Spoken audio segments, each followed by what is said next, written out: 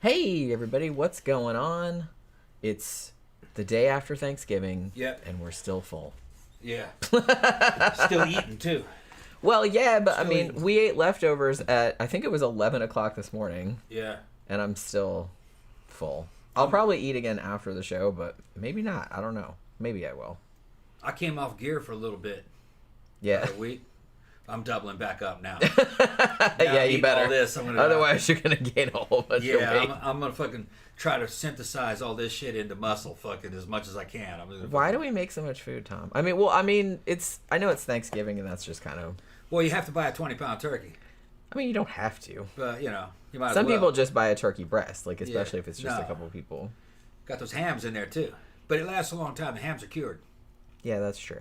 We'll have those for Christmas. Yeah, you know, turkey. Might do another turkey for Christmas too. Potatoes. We'll see how we feel. Yeah. And he made real mashed potatoes too. Yeah, real mashed potatoes. And he hadn't made, because I kind of feel like when we did the Wednesday night show, you said you hadn't made the Brazilian cream corn, but I made some. he made it anyway. Yeah. Yeah, it was worth it. Because he laid it all out, and I was like, "Oh, you made some." Yeah. He was down there being all sneaky, making it. Yeah. Yeah, I hadn't had that in a while. Still got a lot of it left. If you guys don't know Oh, what we're good, talking about, because I want some. if you don't know what you're talking about, in my cookbook, I included Brazilian cream of corn. All right, it's not like American cream of corn where you just take corn and whip it. No, these are whole kernels of corn in a cream sauce. It's unbeatable. I mean, there's nothing in America like it. It's real rich, super creamy, and was it two regulars that bought the cookbook? Served it for Thanksgiving, and now it's like a family thing. I think Tammy said that. Tammy, she was yeah, one of the ones yeah. she's here. Yeah, yeah. Fucking that's a family thing now. God damn it, it's so It's good. great. It's perfect for Thanksgiving, and Brazilians don't have Thanksgiving, you know, but they would have that for like I don't know, maybe Christmas. Yeah. So you know, I kind of feel like a lot of countries have the Christmas meal that's kind of Yeah. like our Thanksgiving Right. meal. I mean, in the UK they do for sure. Christmas in Brazil is in the middle of summer though.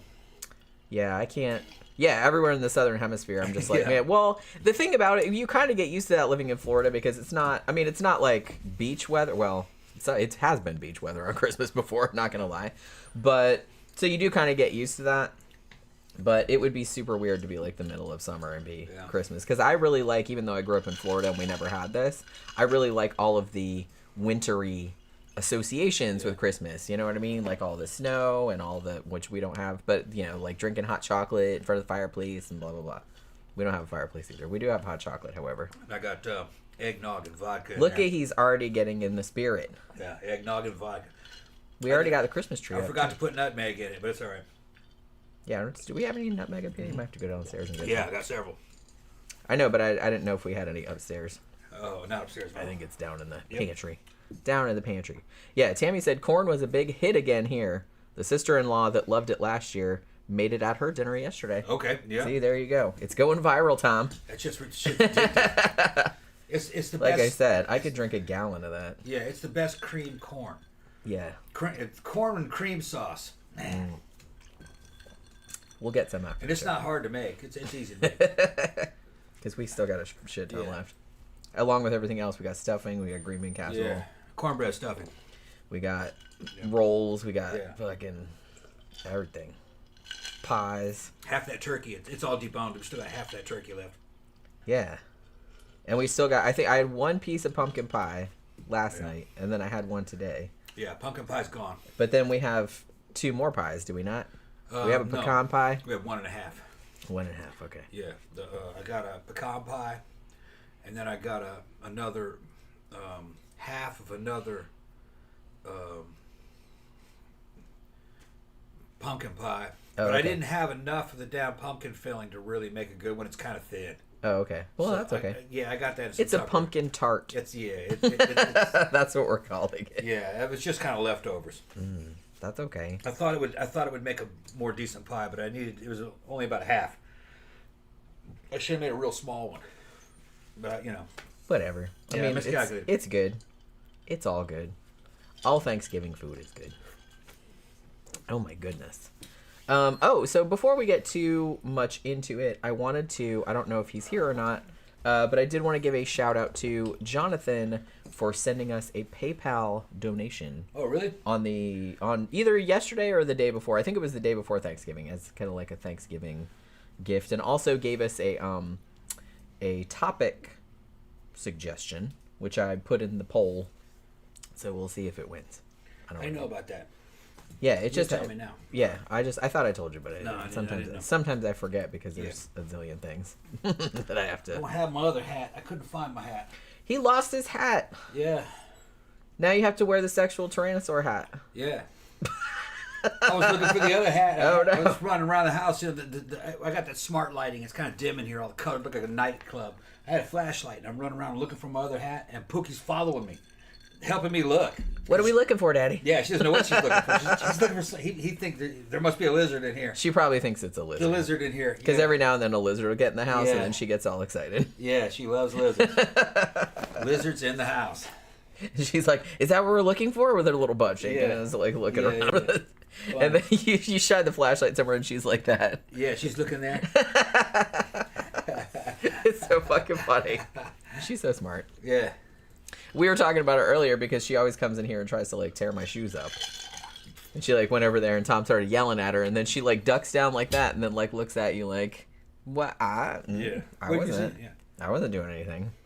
And then she comes over like because she's afraid that you're mad at her, so she comes over and like squats down like next to you like, "I didn't do it, Daddy." Then you gotta pet her and be like, "It's okay, I'm not mad." It's a whole thing. Yeah, so, Tammy, that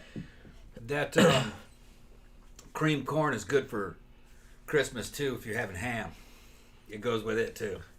Yeah. I mean, yeah, you could just I said, you could just eat that like all on its own. That's what Brazilians would do with it. They don't have turkey.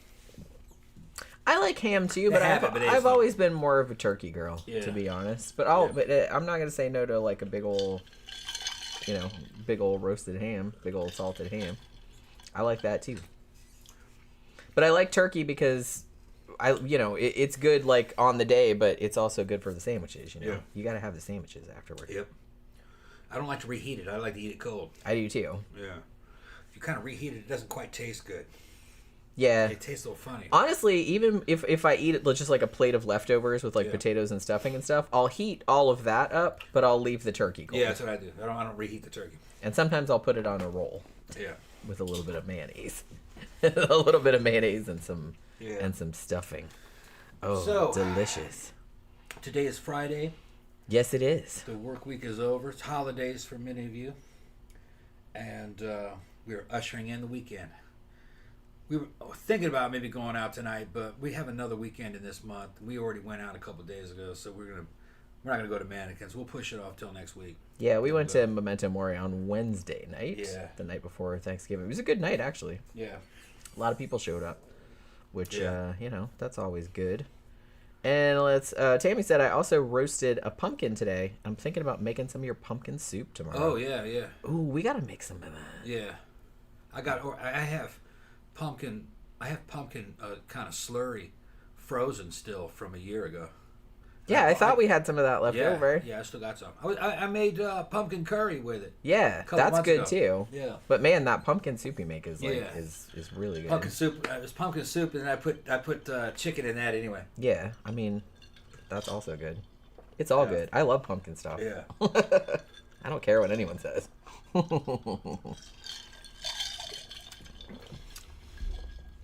John Gore said, watching Francis Ford Coppola's Dracula the other night, funny how he's pushing absinthe on Winona Ryder. How big a thing was that? It wasn't what you think it was. Well, yeah, that's true. But culturally, it was a big fad. Yeah.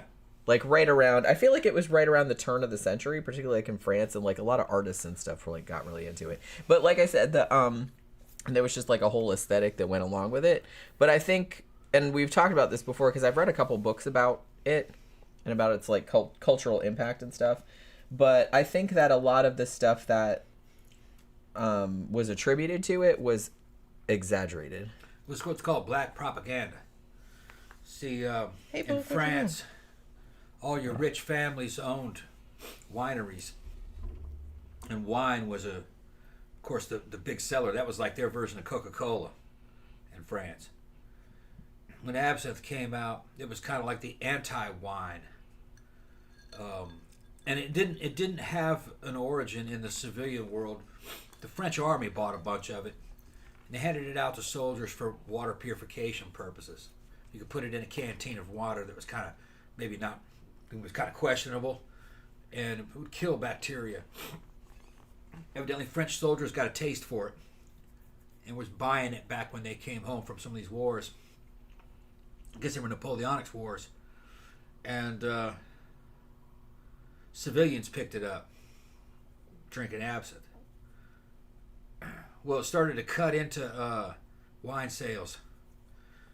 And they had a good connections with the media, the newspapers, and they were bribing the newspapers to print horrible stories about absinthe to get people to stop from buying it. It'll give you hallucinations. Yeah, it'll kill you, make you hallucinate, get you high. Or like whatever. it's way more alcohol content and stuff, which it's really not that much. It is slightly higher, I think, the alcohol content, but it's not that much higher. Yeah, it's just a liqueur. Yeah, it's not that crazy. Yeah, it was just kind of, nobody really knows what it tastes like either. Nowadays they're going to have it kind of anise flavored or like black licorice flavored. But they thought that may be what it would tasted like. They had some, because nobody knows what the original's like. Yeah. Well, I guess it's about 15 years ago. They found a bottle of the original shit sealed, and evidently in okay condition. So it went up for auction, and two of the biggest absinthe makers fucking started bidding on it, and it went into the millions. They were trying to get their hands on that. And they had it on. They had a program about it. The number one company won the auction. It was many millions of dollars for that bottle. They took it back to their laboratories, and they had one of their best tasters and stuff crack it open and taste it. And he goes, "Oh, okay, yeah, we were very wrong." Not what we were expecting. And I said, "What's it like?" He goes, "It's very buttery." Buttery. See, that sounds good, actually. Yeah, it's very buttery. It has an herbal taste to it. And there's a, does it have any licorice taste? Oh, no, not at all. See, I'd probably like it better, like in its original iteration, I feel. And they were passing it around going, yeah. And Whoops. they said, well, you think that would sell? And they were kind of like, no, that wouldn't sell. I'm kind of interested how absinthe became associated with that black licorice flavor. I'd have to reread that book. Probably because I have it on my shelf somewhere. The competitor would have been like ouzo or anisette, but they didn't taste anything alike. I think they just kind of had a similar genesis. They were both kind of herbal alcoholic drinks. I think they were used. Culturally they were similar, from different regions. Right. It was like southern Italy and stuff. I kind of feel like there's two kinds of people in the world, like people that enjoy black licorice and people that think it's disgusting. And I'm kind of more of on the disgusting end. So I don't hate it. Yeah, like Tom really likes it. Yeah. I don't hate it, but it's not my favorite flavor. So I love all the iconography and I love all the cultural like stuff around absinthe. Like I made a whole board game based on that called The Green Hour. Because I love all the like imagery around it, but I don't really like the drink specifically. When I was in high school in Brazil, there was a bunch of Swedish guys and guys from Norway and Denmark. And one of the guys, I think he was either from Norway or from Sweden, he was eating some of this stuff out of a damn bag. I said, what's that? And he tells me the name, but I didn't even recognize it, something Swedish. And he goes, you call it licorice. I said, can I have some? He goes, nah, you won't like it. This is real licorice. This isn't like this shit that they sell here. Not like Twizzlers. This is real licorice. I said, let me try it. And I fucking tried it. It was fucking fantastic. Yeah, they love that shit over there. It was almost kind of like beef jerky. Yeah, it's almost savory. Yeah, it was salty. It was salty and real herbal and delicious. And I have had some stuff that's kind of like that here in the United States, kind of like knockoff stuff. But it just doesn't, it didn't compare to what he gave me. They were like flat sheets of it. They were kind of like broken up. It looked like it didn't come out of a machine. It looked like it was handmade. I think I know what you're talking about. I think I've seen that. Yeah, and It almost okay. When I first saw him eating it, to me, I thought it was chew. You know, being from the South, Right? Yeah. I thought it was some kind of chew. We have chaw. chewing tobacco. Yeah, we have chewing tobacco here. You know, if you guys have ever chewed before, it looked like something. It tasted kind of like Lancaster in a way. If you ever had that, it's a black chew. Imagine if Lancaster was kind of salty and meaty with black licorice. That's how good it was. But you can swallow it. You can't swallow chewing tobacco. You'll be throwing that shit up. I mean, you better not. Yeah. Just a pro tip. Yeah. Ew. But now in the Army, you better learn. When I was a kid, we would dip a little bit. But when we went in the Army, you had to dip if you were a smoker, because there was no smoking at night, not in the infantry. So you had to carry cigarettes and Skull. We carried Skull or Copenhagen or Lancaster. Or you could carry Red Man, Chew. Yeah. Also. Do you remember back in, I don't know, I'm sure they don't make this anymore, but do you remember back in the old days, they had that candy, it was like bubble gum. Yeah. Big League Chew. Big League Chew. It was great flavor. Yeah, and it was supposed to be, and it was supposed to look like chewing tobacco. Except it was gum. And it's, like I said, I don't think they make that now. Just like they don't really make the candy cigarettes anymore. I think some people, I mean, you can still get them probably, but it's like they don't sell them just like at Walgreens or whatever. What's that? Big League Chew? Candy cigarettes or Big League Chew. Yeah, I think candy cigarettes are bad. You probably have to ask for those. Yeah, I feel like there might be, because you know how there's some online like candy stores that make all that like the old style candy. Yeah, like you could probably get them there. You just get the candy cigarettes and you put it in your mouth, blow it, and she makes some smoke come out of the end of it. Yeah, they were just like tasted like chalk. Though it was just pretty. It was pretty much the same shit that they made like the fucking. What are those horrible like little Necco wafers? Kinda. Yeah, it was like Necco wafers. Kinda. Which just tastes like I said, it just tastes like chalk to me.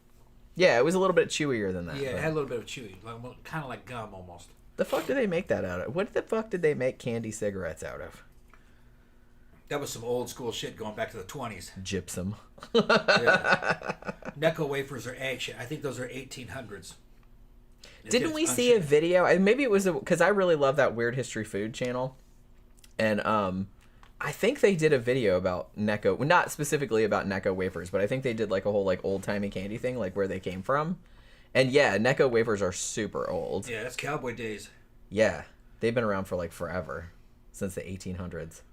Yeah, they're kind of bland by today's standard.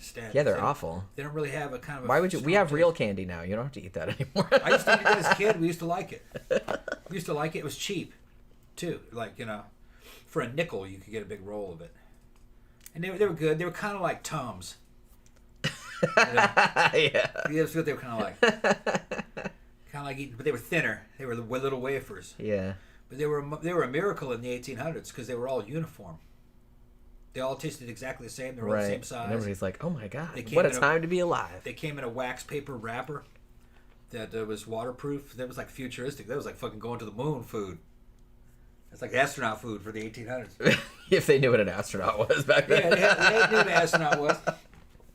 They had fucking Jules Verne, man. Isn't it sad? In a way, like, it makes me kind of sad that, like, well, I don't know, because they didn't really know any different, but it's just like their lives were so shitty that, their day could just be perked up by a Necco wafer. Yeah. Oh my god, what a treat. Yeah. And I'm like, oh, that's so sad. I think candy cigarettes were like... they didn't even have, like, fucking Snickers bars or nothing. Damn. Well, the food wasn't very good.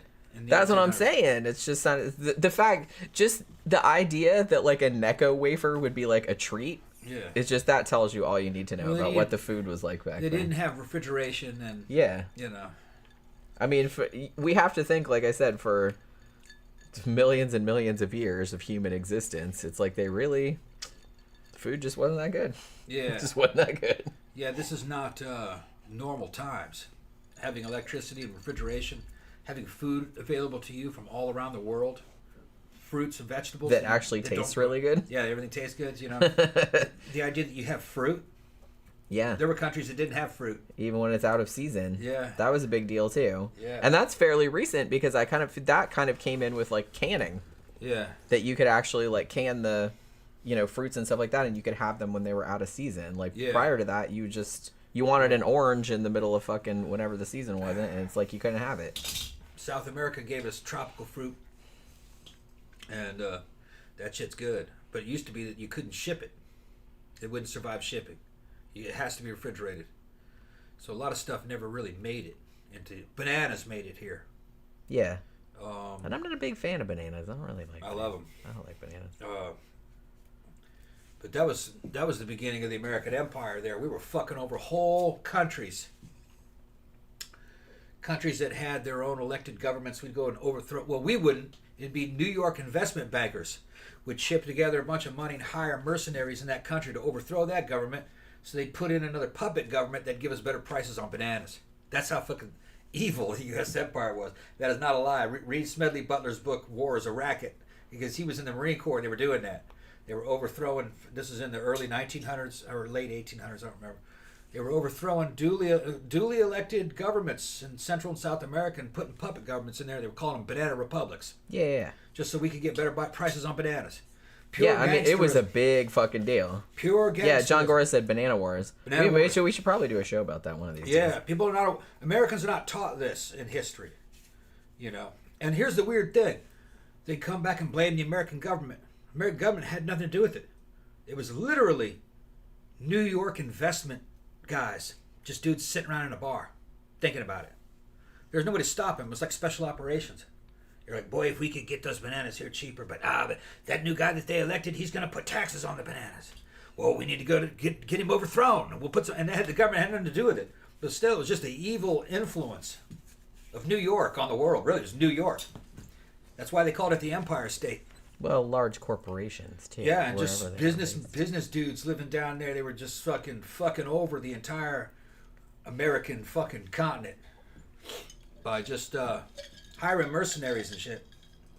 Gramthars says Big League Chew would turn into a big hard wad of no flavor gum within a minute or two. That's right. Kids today don't know the struggle. Yeah, I remember that. I kind of feel like a lot of the older gums were not like, look at Juicy Fruit, which as far as I know, I haven't chewed Juicy Fruit in a long time because why would I?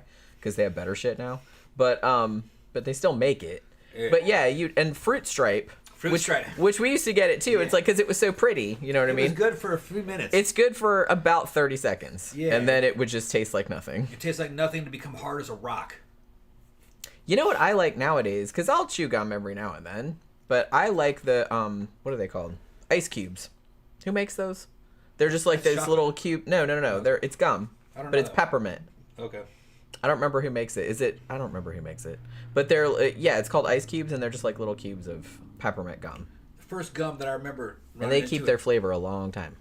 First gum I remember as a kid running into that was good was Bubblicious. Bubblicious and Hubba Bubba. Yeah, I remember those. Those were really good. You remember the one... They would hold their flavors a lot longer. You remember, like, I don't remember if it was Bubblicious or... Wouldn't get hard. Yeah, sorry, I couldn't let that pass. But was it Bubblicious that had the one flavor inside the other flavor? I think it was. Because I remember those. I remember like a lot of people having those in high school. Like I had a friend that was a real big gum chewer, and she would always have those. Like it's just kind of like, oh, it's watermelon and cherry or whatever the fuck. Yeah. I don't remember what the flavors were, but there was like one color inside another color and like one flavor inside. Yeah, Bazooka Joe had a comic strip inside. That's right. Yeah. I remember that. Blast from the past. But like I said, I don't know. Like they had good candy back then, but I feel like the candy's a lot better nowadays. You can get better shit nowadays. Yeah. Back then we're just 70s and 80s, man. Candy wasn't that good. It really wasn't. It started to get good, but it wasn't. It really wasn't. Finished, yeah. That's what I mean. I don't really like to look back at the past with like rose-colored glasses because when I think about it, I'm just kind of like, well, a lot of the candy they had back then, it was passable. It was edible. Yeah. But they have much better shit nowadays. Much better. And now that I'm an adult, I can just have it like whenever I want to. You didn't have to. No, you can't. Well, no, you know what I mean. It's like back then, it's just like, you'll rot your teeth or you can't eat that now or something like that. Although my parents didn't really care, but you know what I mean. Yeah, America has good chocolate too. The Europeans would think that all American chocolate is Hershey's. No, Hershey's is just Hershey's. That had its own history. And a whole reason why it tastes like vomit to Europeans. Yeah. Which it doesn't taste like that to me, but I get it. It's got a slight sour flavor. It does, I get it. But they did that on purpose. Yeah. And like I said, there's a whole reason behind it. Yeah, there was no set way chocolate was supposed to taste in the day that was made. and they wanted it to have a distinctive flavor. But the main selling point of American Hershey's chocolate bar is that you could take a very expensive candy, candy that was usually very expensive and unaffordable to the average working American person, and you could turn it into a candy that everybody could buy, and then deliver it all over the United States. It would survive shipping. Yeah. And it was a hit. It was like Coca-Cola. It had a weird kind of sour flavor to it, but people liked it. They could afford it. The other chocolates they couldn't afford. Well, Americans then started to get a taste for that Hershey's chocolate. Because you grew up there's a taste for eating it, it, so it doesn't taste weird to you. Right. Which, like I said, it didn't occur to me that it had like a sour taste until I tasted chocolate from from the UK and stuff like that, which actually does taste quite a bit different. Yeah. But, I was like, oh yeah, now I see what the Europeans are complaining about now. It's like their chocolate is much better. But like I said, we have a lot of American chocolate companies like Ghirardelli and stuff like that that make chocolate that doesn't have that taste. That's just Hershey's. Yeah. That tastes like that. Well, yeah, and also, there were candy shops. There were candy shops in California when I was a little kid. There was candy shops there was one in Harvard Square in Boston. It was fantastic. They make chocolate bars. They were making Reese's peanut butter cups of different flavors. It was some of the best chocolate you ever had. They were making the chocolate in there. But you see, that's not chocolate that's being shipped everywhere. It's local chocolate. Yeah. You could go in there and get a box of chocolate bars. I would do it. And it came in a box, and it would be assorted chocolate bars. I think it was $35. And it was heavy. The heavy box of unwrapped chocolate bars just stacked in there. Every one of them different.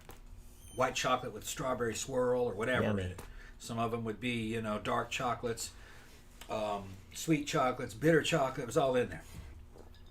Well, shit, every time I go to St. Augustine, including the last time that I went, there is a very famous, fudge and chocolate shop there, and it's been there for, I don't even know how many years. I mean, it was there when I was a kid, and it had been there for a long time since then. And it's tiny, tiny, tiny, but they make all their own fudge, and they make all their own shit. Yeah. And you can go in there, and you can just buy it by, the half pound or whatever. They have big chunks, and they have, dozens of different flavors. They got butter pecan, they got mint chocolate chip, they got, all the fudge, and then they got, all these candies that they make and wrap up. They got, chocolate covered espresso beans, they got cake pops, they got all kind of shit in there. Yeah. And it's all really, really good. I always get fudge when I go there. Europeans always talk about what shit American beer is.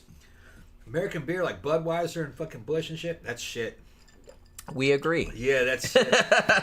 You got good beer here too. You got microbrew beers. Yeah. It's fucking you have all that. But the reason why Budweiser and those beers tasted that way had nothing to do with it being beer, had nothing to do with it being American. The priority is that it had to survive shipping without refrigeration. Yeah. That's all it was. And this is 1800s. They're trying to do this. They're trying to supply this entire huge empire that was fucking carved out here through the train networks and roads and shit. They didn't have refrigerated train cars. So that shit would be shipping for, maybe a week and a half, 2 weeks. And then it might sit in a store for, another couple weeks. And then you took it home and you put it in an ice box, a damn box that had a fucking block of ice in it. A block of ice in it. That's what your literal ice That box. was a literal ice box. So that was your refrigerator. And that was because my grandmother... Yeah. Wasn't that long ago. Remembers. Yeah, my grandmother remembers ice boxes. When the Iceman would come along and put the shit in your box. Yep. Put the ice block in your box. Yeah, big money in making ice blocks. Which is crazy. And then selling you a block of ice. Yeah. And then bringing milk. Yeah. In a. When I was in the UK in the 90s, they were still doing that. Yeah. They'd bring milk to your house. Bring milk to your house. Put it in the ice box. One thing I thought was crazy, and maybe this was just them, the family that, my ex-husband's family. But they would, you get the milk delivery every morning, and then they'd have their cornflakes or whatever, and they would not put the milk back in the refrigerator. Just leave it out? Which I guess it's cold over there, so you probably didn't have to worry too much about. I was there in the wintertime. It's not like Mississippi where it's fucking 102 out here it's immediately you have to put everything back in the refrigerator. Yeah. I don't even like leaving something out for like a few minutes. Yeah. I'm just like, put it back in there. It's like fucking. Yeah. I would say, the house is air conditioned and stuff, but still. Yeah, but back in the days, a lot of houses weren't. Yeah, you can't leave shit out.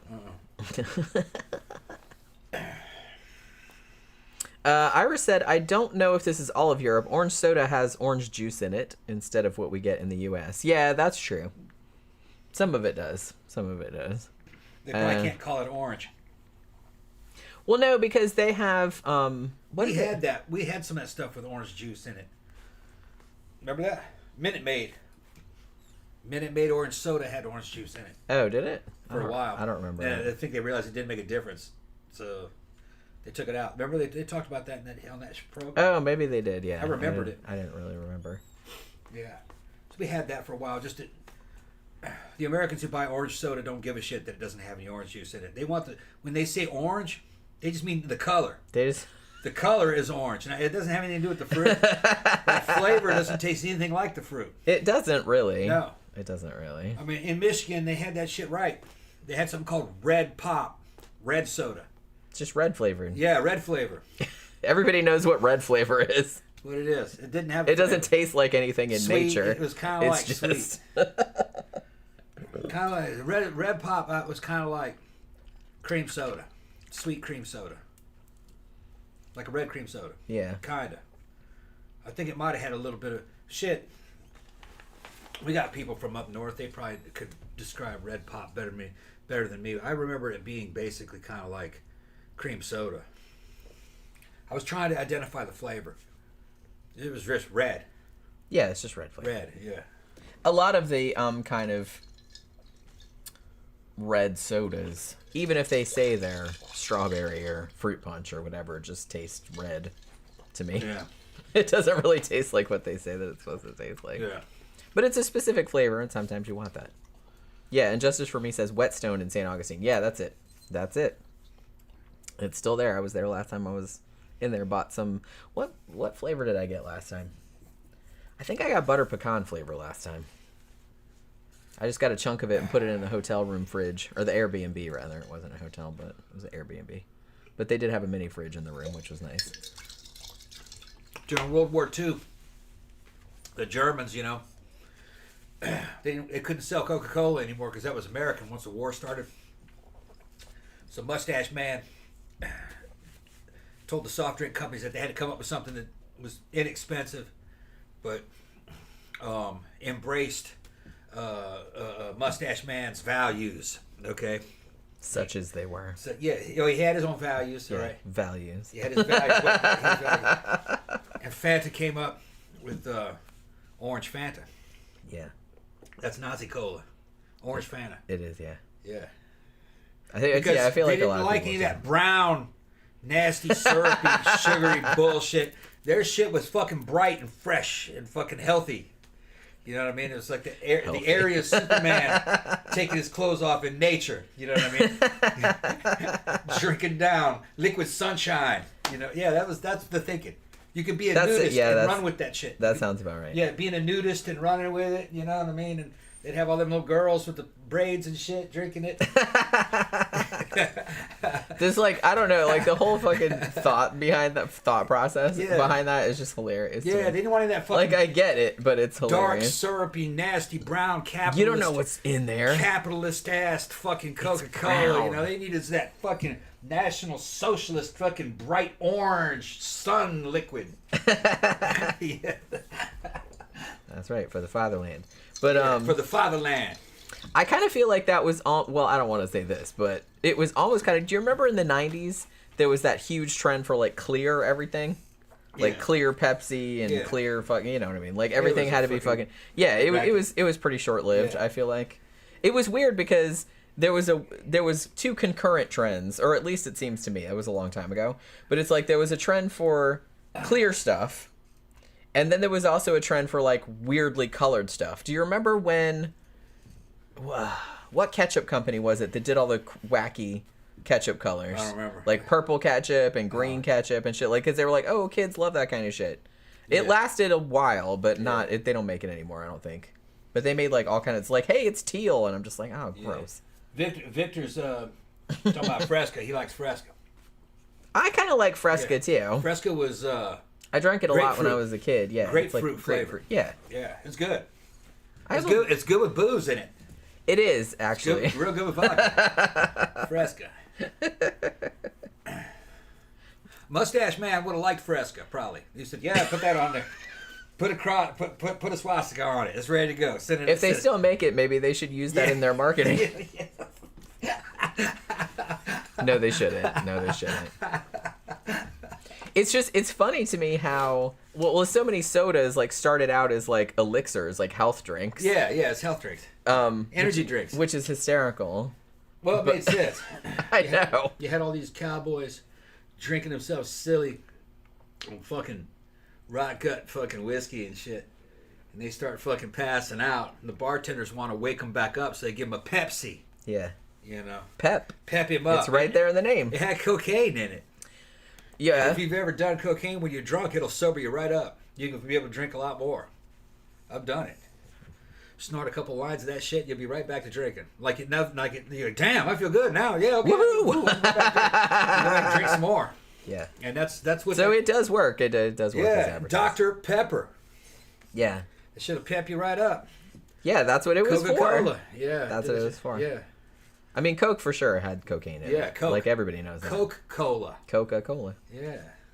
Cola with cocaine in it. Yeah. But, you know.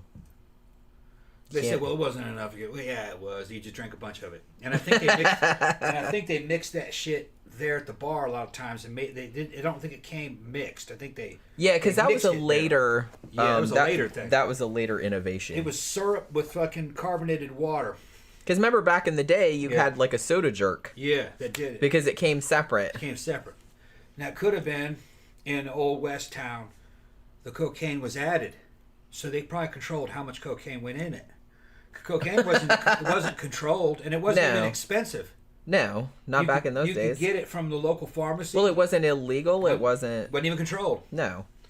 And you could get it from the pharmacy, or you could get it from a dentist. And a lot of people did it. A lot of those cowboys were junkies too. They were taking morphine. They took morphine regularly. No wonder they died so early. Yeah. Well, if they did. Well, they were like hardcore though, because I can't even imagine. They'd get injured and they'd start injecting themselves with morphine and stuff.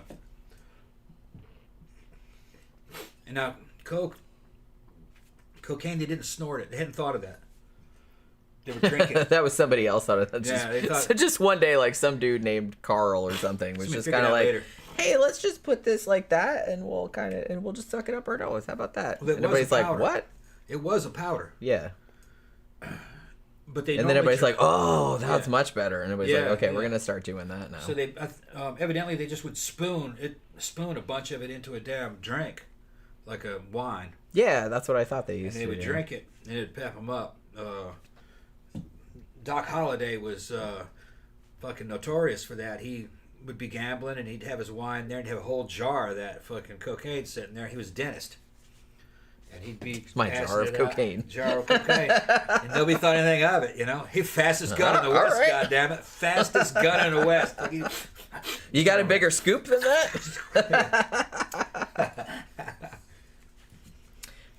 Yeah. I'm not well, I mean you've done good shit, probably. Yeah. But not a lot though. No. I've done it exactly. Never bought any of it. It was always given to me at I've done it exactly one time. Yeah. And it didn't really do much. Yeah. It wasn't that good, and it was very little of it. It was, yeah. And again, I didn't pay for it. It's just somebody gave it to me. But you know what I mean? And I was just kind of like, okay, whatever. Yeah. I was telling Tom I had a dream last night that I was at a party. And Henry Rollins was there. I said, but it looked like Henry Rollins from the early days of Black Flag when he still had long hair. And I think David J. from Bauhaus / Love and Rockets was there. And maybe Iggy Pop, but I can't really remember. And then... So David J. busted out some cocaine, and then when we were all about to do the cocaine, then I woke up. So there was that. Zach says, what talk from Tom about roids and Jenny's boobs did I miss? We haven't actually talked about roids or Jenny's boobs. Why am I talking about myself in the third person? I don't know. John Gora said, I never tried snuff. Should try someday. Snuff, yeah, I've done snuff. Tom's done pretty much everything. Yeah. Snuff is... Well, not everything. There's some things, some places he won't go. But when tobacco was big business, and they would making chewing tobacco and some of it smoking tobacco in the bottoms of the carts and all the bottoms of the warehouses where they kept all this shit, a fine tobacco dust would clear up, and they would fucking sweep it up. Guys that worked there would end up getting addicted to that dust because they're working and the dust would come up and they'd breathe it in, they get addicted to it. So at the end of the night, they started sweeping all that shit up, snorting it. Then they started selling that. Yeah. Which is called it snuff. Yeah. It's the lowest grade of tobacco. Yeah. They're like, hey, we just don't waste it. Yeah, but I had a friend in the army that we had all the different kinds of tobaccos. He was like, man, you ever had that snuff? And I said, and he goes, watch this. And he had a little snuff with a little bitty snuff spoon. It's like a fucking Coke spoon. And it snorted up into your nose. And I did it, man, and immediately sneezed. And That's probably what would happen. He laughed. But then you get this tobacco buzz. Real lightheaded. Like, oh, yeah, okay. I'm already lightheaded all the time. Yeah. I don't know if that would be a pleasant experience. Because my blood pressures were low. Did it a couple times in a period of about 20 minutes and started to feel a little nauseous. Yeah, I kind of feel like that's probably what would happen. Dip will do that. Chewing tobacco will do that to you, too, before you're used to it. But snuff is just, well, you probably can't get it anymore. I mean, I think everybody who snorted snuff is dead now. Probably. They'd be 120 by now, 130. Those guys that was another generation. I imagine you can probably get it somewhere, but I imagine it's kind of like really hard to get hold of. Yeah, I would think. It came in a little tin. Yeah, I remember with a that. lid on it. I remember them selling it in like 7-Elevens and shit when I was a kid. It was about as big as a quarter. Yeah. And the tin, and it was maybe like as tall as 7 or 8 quarters. No, about 5 or 6 quarters stacked up on top of each other. The little lid would come off, and then it had this little green dust in it. Snuff. Yeah, I don't know. That's the thing. Like, I used to smoke. Like you did. Yeah, I didn't smoke for as long as you did because I started a lot later. And you do get kind of a buzz off it, but I don't know if it's enough of a buzz that I would be like, oh yeah, let's do some snuff, like to get that buzz like quicker. I don't know. I was smoking at the time that I snorted that and got a buzz off of it. Okay. Maybe the thing still. is, it kind of wears off. The effectiveness of that buzz wears off. And now you still have another habit now, snorting that. That's, yeah. Just another way of getting tobacco into your system. I used to like to smoke because it was almost kind of like, it would kind of like, you would be like real stressed out about something and you could just like, you know what, I'm just going to go have a smoke, and you could just go like chill out for 5 or 10 minutes. Yeah. That was my favorite thing about smoking, was that you could just like kind of like take a break from life for a second. You know what I mean? Yeah. American Military 100 said, in episode 153, you covered UK's Blackout Ripper and Australia's Brownout Strangler. Will you do Nazi-era Berlin's Blackout Ripper, aka the S-Bahn Strangler? Actually, yes, I did put it in the topic list because I think it was German either killer? it was either you or somebody else like asked about it before. So I did put it in the topic list, so it will probably turn up in a poll at some point. So if you are a patron or a YouTube member, then you can go and vote on the topics that we do. I put 5 different ones every week, and I put them up on Friday mornings and leave them up until Sunday afternoon so people can vote on them. Yeah, Zach says, why is Jenny talking about Jenny's self in the third person? Yeah, I don't know why I talked about my boobs in the third person, but you know what I mean. Let's see. Yeah, Zach says I made the mistake of getting into vaping a couple years back. Yeah, honestly, I'm not going to shit on vaping too much because Tom smoked for 30-something years, right? 30-something years? I smoked for off and on for probably 10 years, something like that. Because I didn't start until later. I didn't start until I was in my 30s, probably. But vaping got us to stop smoking. I mean, if you weren't here at the time, you know, I think in some of our earlier shows, like Tom's vaping on there. I might be vaping on there too. I can't remember. So, because some people complained about it. But as soon as Tom started vaping, he quit smoking like the next day. which is crazy.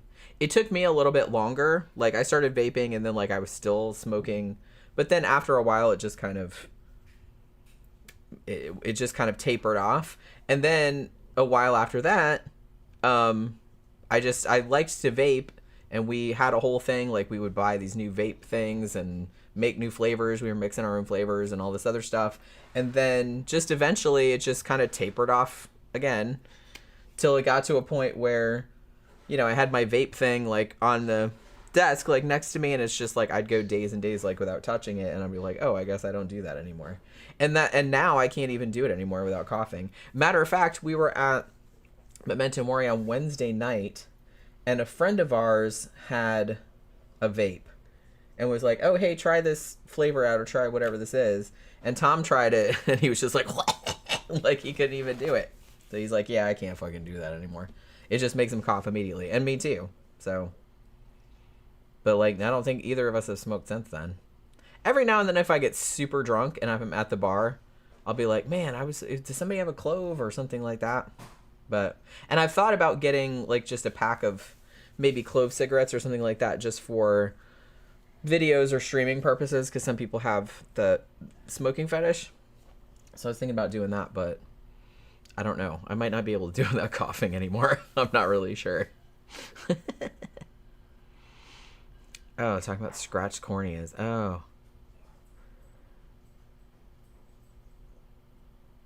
Oh, man.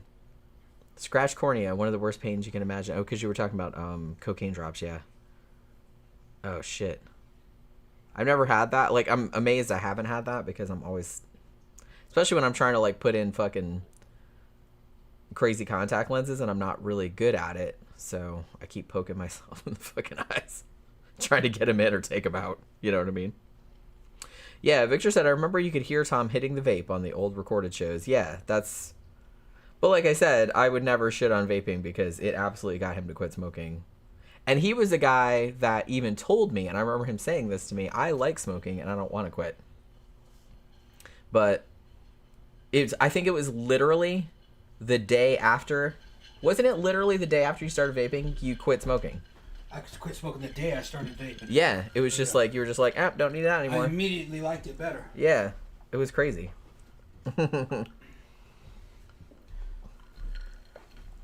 So. And eventually I just started taking the nicotine out of it.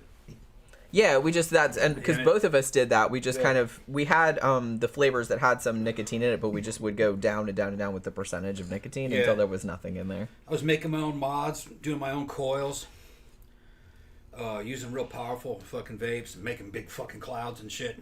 And I was doing it with zero nicotine in it.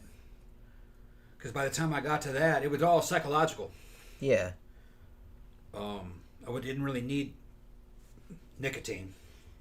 I just needed that psychological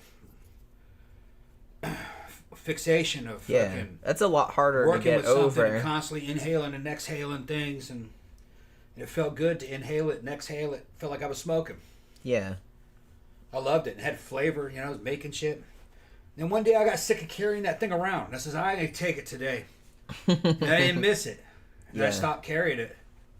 Stopped taking it to the club. Yeah, it was just real gradual. Real gradual, yeah. I got them sitting around in here.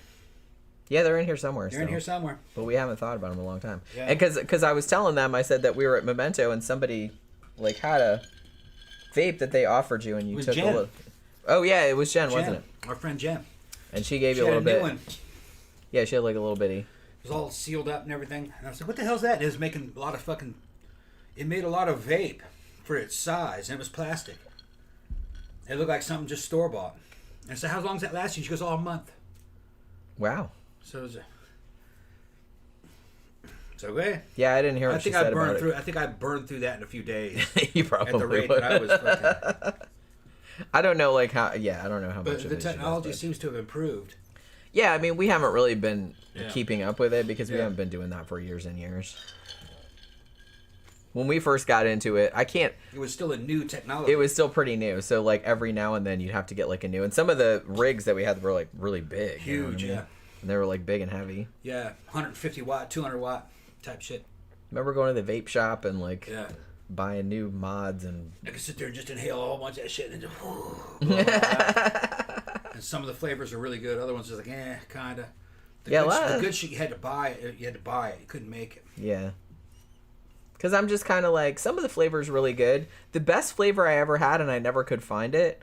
That Thai one. Yeah, some guy. Yeah. I can't. What the fuck was his name? I know what his name is, like, but I can't think of it right now. Thai coconut. He soup. had like a Thai coconut soup flavor. Yeah. This was at iBar when it was still at the old place, and he gave me a hit of that, and I was like, oh my god, that was delicious. It tasted just like you put like a thing of Thai coconut soup in your mouth. Yeah, it was coconut with lemony. Yeah, and it was like super rich and like chili. really savory. Yeah. Oh man, it was so good, and I never could find it. No, he showed me where it was. It was a fucking big money. Yeah, because he got real expensive ones. Yeah, it was real expensive. Well, it was worth it probably because that was the best one I ever tasted. I still think about it. I think a bottle of it, like a fairly large bottle, was about like $40. Yeah. So it wasn't cheap. Which is that's a lot. Yeah. For that kind of stuff. Victor says unicorn milk was a good vape flavor. Yeah, I used to like that one. We had that sometimes. We had that. Well, like I said, I can't even remember the name of that. The Neapolitan ice cream one. Oh yeah, that one was decent too. Yeah. I used to just get kind of like basic ones like fucking cherry and stuff like that. But I liked kind of creamy ones. Yeah. Didn't you have one that was like a creamsicle flavor, or you made one? Or am I high? You're tripping. Oh, okay. It wasn't creamsicle. What was it? Neapolitan. Yeah, I remember that one. And then there was like the unicorn type milk. Yeah, unicorn milk was good. We got that more than once. Yeah, well, that one company made their version of it. That's right.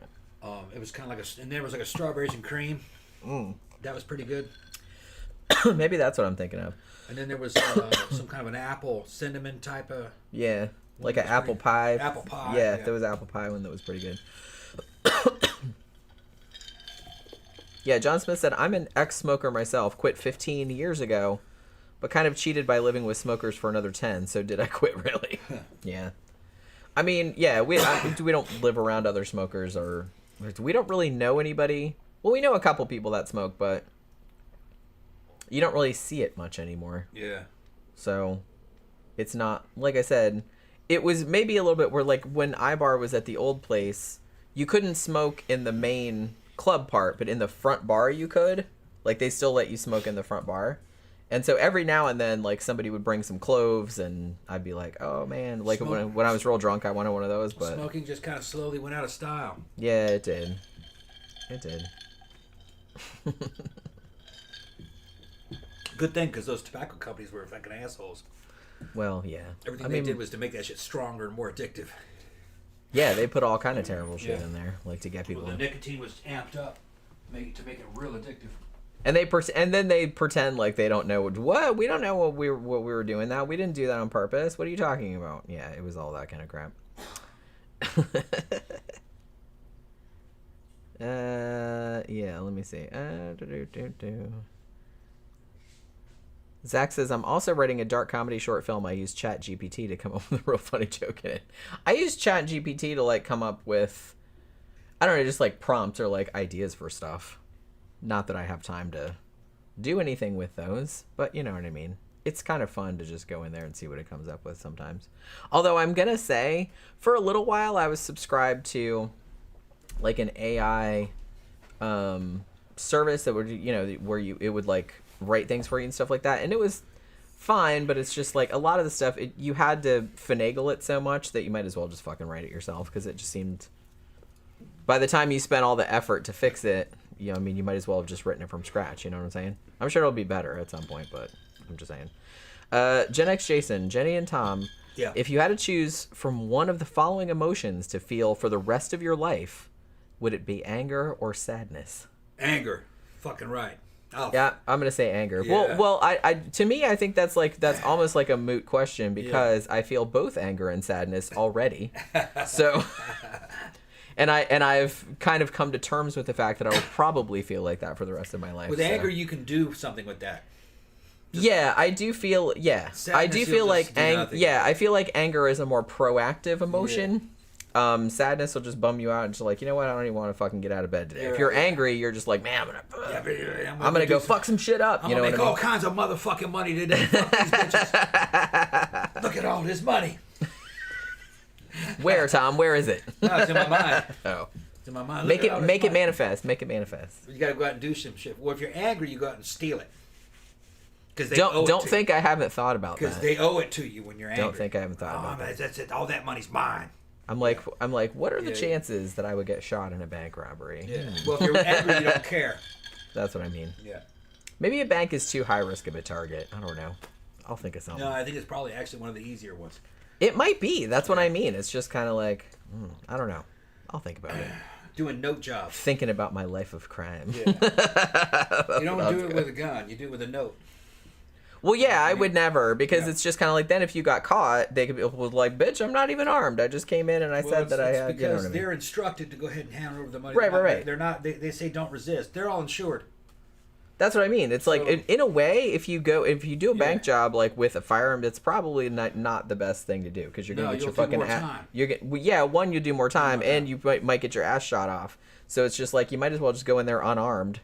You can get shot. But either say way. You're armed. Well, yeah, but I'm just saying that it's less likely. But when you get caught, and you eventually will get caught, you'll do more time for an armed bank robbery than you would for an unarmed bank robbery. And like I said, banks are insured. They got money. And I don't know if we've done any. We got to do a show on some of those guys.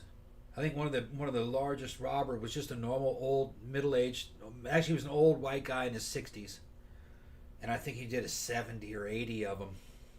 Well, he was probably to the point where, man, I'm too old to give a shit. He give a shit. I just want some money, man. His wife had no idea, and he had all this money. You know. Well, she's probably like, he thought he had, and he didn't live rich. He just had a whole bunch of cash. He's like, oh, I just do online trading. That's what it is. No, this. They didn't have online then. I know. This was 90s, 80s, 90s. He was. I think he said that he was getting his retirement. It was his retirement money. So I think that's what he told her. But he had a lot of shit, and I don't think he was even spending it. But he was just real methodical. And his getaway vehicle was a bicycle. What? Probably smart. Yeah, bicycle. Never got caught. A lot less noticeable. Mm-hmm. Nobody's looking for a dude just like an old dude just on a bike. Yep. You could just blend in. And he went in there with like a wig, I think, and a mask. Took him a long time to figure out who he was. He did eventually get caught. Yeah, eventually. But he did like 60 or 70 of them, if I remember. Okay, so that's probably a winning strategy, though. Yeah, and he did. He was doing it for a long, long time. Just don't do it that many times. You know what I mean? Just do it until you get enough money, and then just like drop off kind of the face of the earth. He didn't get very much on each one. He only got like $6,000 or $7,000 each time, but it added up. Well, yeah, if you kind of like sock that away, yeah. Yeah. And that's my retirement. Because I think he only hit one teller or something, or maybe a couple tellers, and then and then would just walk out of there. And he had it all slit. I've got to go. You know, he'd hand him a note. Yeah. Don't scream to my partner's watching you. That kind of shit. You know. Yeah. And because of the way he carried himself, with like an old white guy who was in charge. Right. You know, so they just all right, might be a real deal. No, this guy's dangerous. You know, well, that's the thing. It's not worth. It's just money. It's not worth getting killed over. So you can see why a lot of banks will be like, "Hey, don't let your employees get shot in the face." Even though I'm sure the CEOs and shit of the banks don't care, but I'm just saying. The biggest clusterfuck was what's his name, Emil, and the other guys, the fucking Hollywood, was the South Hollywood fucking bank robbers, the guys with the full auto fucking AR-15 dissipator, and AKs and shotguns, and they fucking shot. They held off the entire fucking LAPD. Wasn't it the LAPD? Yeah, I think it was. did. I think we did do a show about that, didn't we? That was like, I think, the only big bank robbery thing that we did. That was like a stupid way to go about it, though. Yeah, it had a lot of bravado to it, but it didn't make any sense what they were doing. It No, was like I said, overkill. the whole point of robbing a bank is to get the fucking money and get out of there. And keep the money. Yeah. Ideally. Yeah. That's kind of why you do it. Yeah. So just going in there with your dick swinging, shooting up the ceiling. like, why would you do that? You're just, I mean, that's really stupid. Yeah. It's better to do a low key. Yeah. Better to do a low key. Wearing fucking body armor that they'd made. Yeah, dumb. They'd be out there fucking in a parking lot shooting at the cops for fucking a half hour. I think they just wanted to get killed. They had a bunch of cool weapons, though. Yeah, but But, you know, their getaway car got all shot up, and they couldn't... It ended up just being a clusterfuck. I just feel like they lost sight of the goal. Well, they got all that money, but it wasn't as much as they thought, and then they wasted a bunch of time. Yeah. And stupid. And they saw some random cops saw them coming out and they're dressed like that, and it attracted all that attention. That's what I mean. How they got caught. Dumb. Just, you can't, like, if you're gonna do crimes, don't fucking draw attention to yourself. Yeah. Jesus Christ, you come out with fucking body armor out of a bank. Yeah, fucking. Obviously, They look like fucking everyone's gonna notice your ass. They're like something back in the fucking good old days of Sinn Fein with fucking, you know, the fucking the IRA and shit with the like fucking. I said, be low key like the old guy on the bike. Just go in looking like a normal old dude. They had the fucking ski masks with the fucking holes in it and shit. And fucking, stupid. And they were big, man. Fucking, they were bodybuilders. They weren't pussies. They were on a bunch of steroids. They were idiots, they were fucking big. They were idiots. Yeah. They were idiots. Well, they were also on muscle relaxers, which tells me that they were on gear. They were on cycle doing all this shit because they were afraid of getting cramps. Were they on trend, Tom? No. That sounds like some shit you might do on trend. Maybe. Trend Bowling's been around a long time. I don't know which one they were on. I could probably find out. They may have been on trend. I mean, I feel like if you had been on trend much longer, you would have done some shit like that. Yeah. That sounds like, turns you into the fucking... That sounds like some shit you would have done. And then I'd be like, why? You could have just gone in there low-key and got the money, and we could have just, like, retired, but no. Trend turned me almost... And I was doing shows on Trend. I wasn't really saying much about it at the time, though. Like I said, I didn't know about it till later. You could probably go back and fucking see me doing strange shit on the shows. Maybe. But I was on Trend at the time. And, or saying crazy shit. Yeah, because you did say a lot of crazy shit. Trend turned me into all of the DC and all of the Marvel super villains. Yeah, all you're at like the a same super time. villain. Like a super villain. Yeah, I was the Joker. I was the Goblin. I was Dr. Jekyll and Mr. Hyde. I was. Well, mostly Mr. Hyde. Yeah, not Mr. So much, Hyde. I was not Mr. so Hyde much Dr. Jekyll. But, oh, Dave's here. Said, "Hey, it was really great seeing you." Yeah. Yep. He said we saw him at Memento Mori on Wednesday night. He said that was the first time he had been there to Barbarella to the new place. He's like, it almost looks like a high school prom in here. Is that what he said? I'm like, yeah. I'm like, I thought that too at first, but I was like, now I kind of like it because it's kind of secret. Because like I said, it's kind of in one section of a sports center. Yeah. Which the owner of the club, like, he owns that. Building. He owns the whole building. So he just does the club like in that, and he only does it like 1 or 2 nights a week. So, but yeah, I was like really surprised to see it because I'm like, oh my god, I don't think you ever. But they still do Saturday nights too, like they do 80s. So you should come one Saturday night. I don't know when we're gonna go on Saturday night again, but John Smith said in the UK, it's damn near impossible to smoke anywhere but your own home now. I mean, pretty much here too. I think there are still some places, like bars and stuff, that will let you smoke. Like I said, iBar is not there anymore. They moved. But in their old place in downtown Orlando, they would let you smoke in the front bar. You can smoke weed anywhere you want to. Well, that's kind of an... well, they're not stopping anybody, that's for sure. Anybody, yeah. And particularly like mannequins and stuff like that. Shit, man, you go out on the back patio and it's just like weed smell. Yeah. Like everywhere. Actually, we went out in the parking lot at Memento Mori too, and I was like, weed smell. It's like the whole parking lot smelled like weed. Yeah. But you know that's where everybody's going. You know what I mean? They're all going. It's like, hey, we're just gonna go out to the parking lot for a minute. Yeah. They're either going out there to smoke weed or they're going out there to drink alcohol out of their trunks. Yeah. Because everybody brings alcohol in their trunk and have like tailgate parties. Technically, weed is not legal in the state of Florida, but they don't care. They're not. It's legal for medicinal purposes because there are medical weed facilities that you can go to. You could probably get that license to get it easy. But yeah, I don't think it's that difficult. They don't care.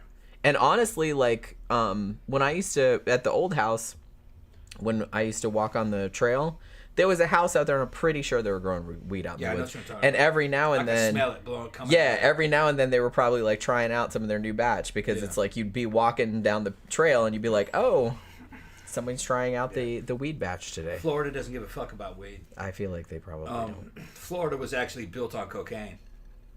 Yeah, so it's like why would be? I mean, weed is just they don't give a shit. All of South Florida, that whole Miami skyline was built on cocaine. Being smuggled into here, and the governors knew about it. I wouldn't say that they're directly involved, but I think they got paid to look the other way, type of deal. I mean, some of our biggest cocaine cowboys. That's a good series. If you guys want to see it. That was old Florida. It's still like that though. It's just more low key. Florida's more interconnected with the rest of the states, so. You can't get away with the kind of shit that they... Well, I guess probably you could get away with a bunch of shit here in Florida. I'm going to go ahead and take that back. But... depends where you're at. Yeah, depends on where you are. And depends on how sneaky you are. And who you know. Yeah. Well, that too. And, they would lock a cocaine cowboy up, a powerful cocaine cowboy up, and then a year later, they'd lock him up for like 20 years. And a year later, they fucking... catch him at a traffic stop, driving a car. What the fuck are you doing? Wait, why are you out? You're supposed to be in prison. Aren't you supposed to be in jail? They never explained that. Because he was never recorded. They never explained that because he was never recorded as being missing from the prison. But that's the way. Because somebody was like... They were like, oh, no, he's here. He's present. He did. Yeah. So just get out. They could, they just snuck him out the back door and said, no, he's good. And they just pretended he was there for 20 years. Yeah. And then later on, they pull him over. Yeah. Like, hey, what are you doing here? That was the same guy who, years later, somebody moved into a house, bought a house, moved into it, went up into the attic one day, they'd never been up there, and found a huge pallet of cash, millions of dollars, just sitting on a pallet. Man, I wish I could. And they fucking called the police like a bunch of dumbasses. Oh, no way would I fucking do that. Oh, hell no. Yes, I've seen Shallow Grave, the Danny Boyle movie, and I know what happens in it, but that would not happen to me. They call the police. I am not calling the cops. No way. Please come and look at it. I'm like, oh, money for me. They did a long investigation, found out, oh, yeah, this house was owned by people. We don't really know who owned this house kind of deal, you know?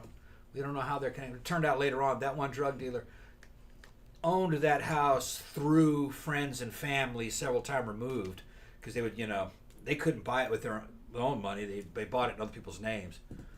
They used it as a safe house just to bring girls and hang out. And they had a bunch of those. And they had a bunch of those safe houses. They'd bring girls over there and fool around on their girlfriends with other girls in there. And if they needed a place to stash money or drugs for a few days, they'd stash it in those houses. Well, that was just a little bit of money that they had. They had more money they could keep track of. And they forgot they put that money in there. And it was like some kind of incredible, like $4 or $5 million. I wish I could come across in cash like that. Like I said, I would absolutely not. That dude called the cops because he thought. I think he knew it was gangsters. But I think he thought they knew where it was. Man, they'd forgotten all about it. Well, see, that's the thing. That would be the only thing that would give me pause because I'm like, maybe motherfucker is coming after this. Like, you know what I mean? It's just kind of like if you guys like read or saw A Simple Plan, where the plane crashed and they found like all that money in there. And they're like, well, this is obviously drug money, so, we should keep it, but you're kind of like worried that whoever it is comes back for it. And in the book and in the movie, spoiler alert, that actually does happen. But I kind of feel like, I don't know, it depends on how long the house had been abandoned. If the house had been empty for like a really long time, and I kind of feel like I'd probably risk it. I'm for sure not calling the cops, that's for sure. I would have done my math and said, man, I've been in this house for 18 months. And nobody's come looking for it. Right. So it's like it's probably safe. Probably good. Whoever put now that there, I would take precautions. I said that dude's probably dead. I would assume that he was dead. That the dude who he's either dead or in prison. You would have to take precautions because you don't know. Right. Because sometimes easy.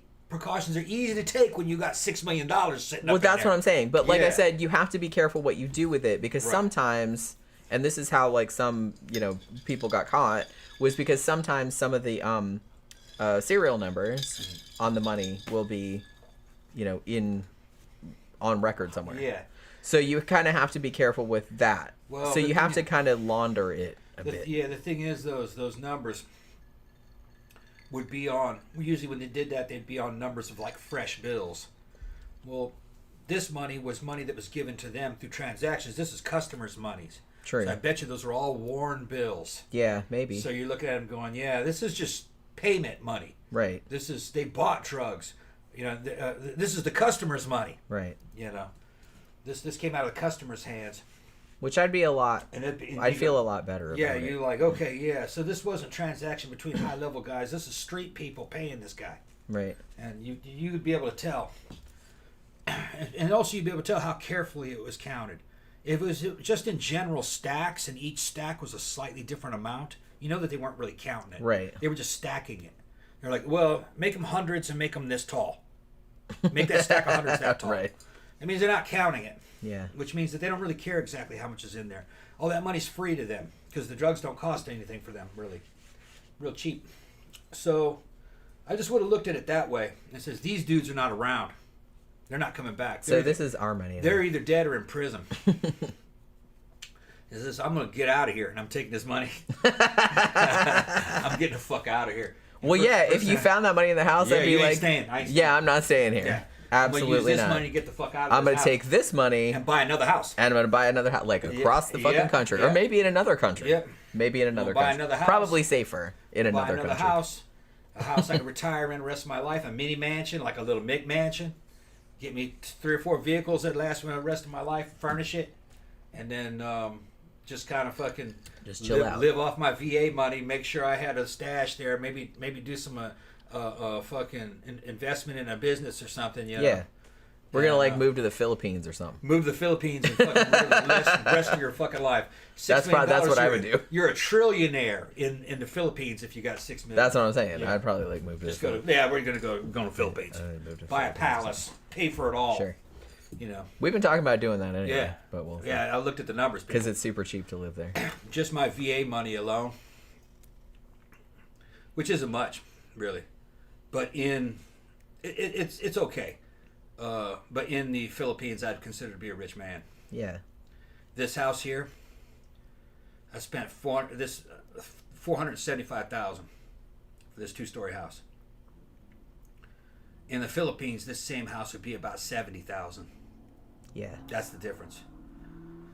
Yeah, we've kind of talked about it, like after we retire. Well, you're already retired, but I'm not retired. We can still do the show. Well, yeah, that's what's kind of cool. Is all like of our we businesses could online. do shit from anywhere. Could do shit from everywhere. So we were thinking it's like maybe we should move somewhere like cheaper. Yeah. Like I don't speak Tagalog, but I could learn. They mostly speak English there too. Yeah, well that's fine. But the thing is you got to find out what the club life is like. Yeah, I mean I would need shit to do. Yeah. But I mean the food's good there. Yeah. And it's cheap to live. So. Get you a couple Filipina handmaidens. Oh, come clean up behind. Oh, you'd like that, wouldn't you? Yeah. Get in bed, girls. Come on. Oh shit. Tom, you're the worst. You're the worst. Seriously. Let me see. Zach was saying something about. Depressingly, there's drama going on down in the ex-Scientologist community. That guy Aaron Smith Levin got ousted by Mike Rinder and the Headleys as the VP of the Aftermath Foundation. Okay. I haven't been following that, but I need to look that shit up. Attention to them lately. I need to look that shit up. Yeah, because Tom used to follow all of that stuff. Used to follow and it's like, a lot, yeah. we haven't like kept up with what they're going on. I feel like the cult's not as exciting as it used to be. Maybe it's picking back up. We'll see. Yeah, just, I'll go and look. Okay, hold on. Somebody asked Jenny and Tom, what's your favorite go-to frozen pizza brand? Oh, I don't eat frozen pizza. If I did eat frozen, Red Baron probably. Red Baron's pretty good. I like DiGiorno. That's probably pretty good, yeah. But because the crust puffs up, I like that. Yeah. But they're all okay. Even bad pizza is still pretty good. But I'm kind of partial to DiGiorno. You know those cheap like dollar store pizzas? Yeah. I would eat those too. Yeah, Tom's like a raccoon. He'll pretty much eat anything. The cheese on them was kind of like Elmer's glue. It wasn't even like real cheese. I mean, we gone to Circle K and he's bought like some of those burritos and microwaved them and ate them. It's like we were drunk though. You got to really bring out the white trash in you for those. You sure. know, man? Yeah, and you do things like put Tabasco sauce on them. Oh shit. Sometimes you just want trash food. Like I said, sometimes we come home from the club, and we did this Wednesday night too. Yeah. Just trashy ass food. We did a Wednesday night, just coming home. Just like, man, I'm kind of drunk. I wasn't super drunk, but you know, I was a little bit. I like drunk. trashy underwear on women too. I got these underwear I'm trying to buy for Jen. She won't. It's a big old. It's some underwear. Little Oh my booty God. Shorts. It's a whole. It says juicy fruit on the back of it. He's trying to. No, that wasn't the one. Okay, so he's trying to buy me. It's on Shein or Temu or something. Yeah. Okay. I'm gonna say. Go ahead, tell. It's a whole. It's not just underwear. It's a pajama set. Yeah. It's like kind of like a half. It's a half shirt, right? Like a half shirt and like so little booty shorts. And booty shorts and yeah. And it says thick fillet. Thick fillet in the Chick-fil-A. Yeah, font. it looks like a Chick-fil-A uniform. And I'm sitting there looking at it. I saw that it. shit. I started busting up. Tom's like, I'm getting you that. So we're gonna get you that. We're gonna make. And I'm just kind of like. We're gonna make a porn video with you in that, in it. With you in that. The Chick-fil-A, a thick fillet. He loves like trashy shit. I love trashy shit. He loves trashy shit. That's find it erotic. Yeah. Which I think is like so funny. Like he'll like show me some shit. He's like, I'm gonna get you that. I'm like, please don't. Yeah. One of them was a little pair of booty shorts that said juicy fruit on the back of it. Yeah. The other one. What else did the other one say? There was a couple of them that were like that. Yeah, there were that looked like they were either candy wrappers. They're like candy wrappers. Yeah, they were either the actual candy wrapper or like a like a parody of the candy wrapper. Because like I said, the thick fillet one was obviously, but it looked like the Chick-fil-A logo, but it said thick fillet. Thick fillet. Like with 2 C's, obviously. Yeah, it's hot. And it's just like he just saw that and he just busted out. That was on Temu. He's like, oh my God, I'm gonna get you that. And I was like, yeah. Am I ever gonna wear it? I don't know. I might wear it to bed sometimes. With sneakers and knee socks. And they get with a do-rag on. Like you're working in the kitchen back there. Seriously, Tom. You're gonna make a booty video. And we're gonna do a porn scene like that. Oh my God. Thick fillet. I do have some knee socks. With a fucking dildo that's fucking shaped like a corn cob. Oh, all right. So you've got a whole theme in mind already. I'm just pulling this out my ass though. That was where I was going. That might kind of be a good idea. It's gonna be white trash and shit. You can eat popcorn while we're having sex, eating popcorn. Well, keep in mind this is going to be on the internet forever. Yeah, it was. Yeah. Do you care about my dignity at all? You're gonna have fucking furry slippers on, huge furry fucking slippers. Oh, okay, so you have a whole thing. Yeah. Okay. I don't have any furries. Well, I do have. I'm gonna buy you some furry slippers. I do have a pair of furry slippers that look like badgers. No, these are gonna look. Yeah, these are gonna look like just white furry slippers, like 2 bunny rabbits. Do you think that I should have curlers in my hair? No. No. Okay, that's going a little bit too far. Okay, that's going a little bit too far. I gotcha. But the thick fillet thing, I had to admit, I was like, okay, that is pretty funny. Yeah. I don't know if I would ever wear that. It's just something you wear to bed. You don't wear about it. I'd probably just wear it. Thick fillet.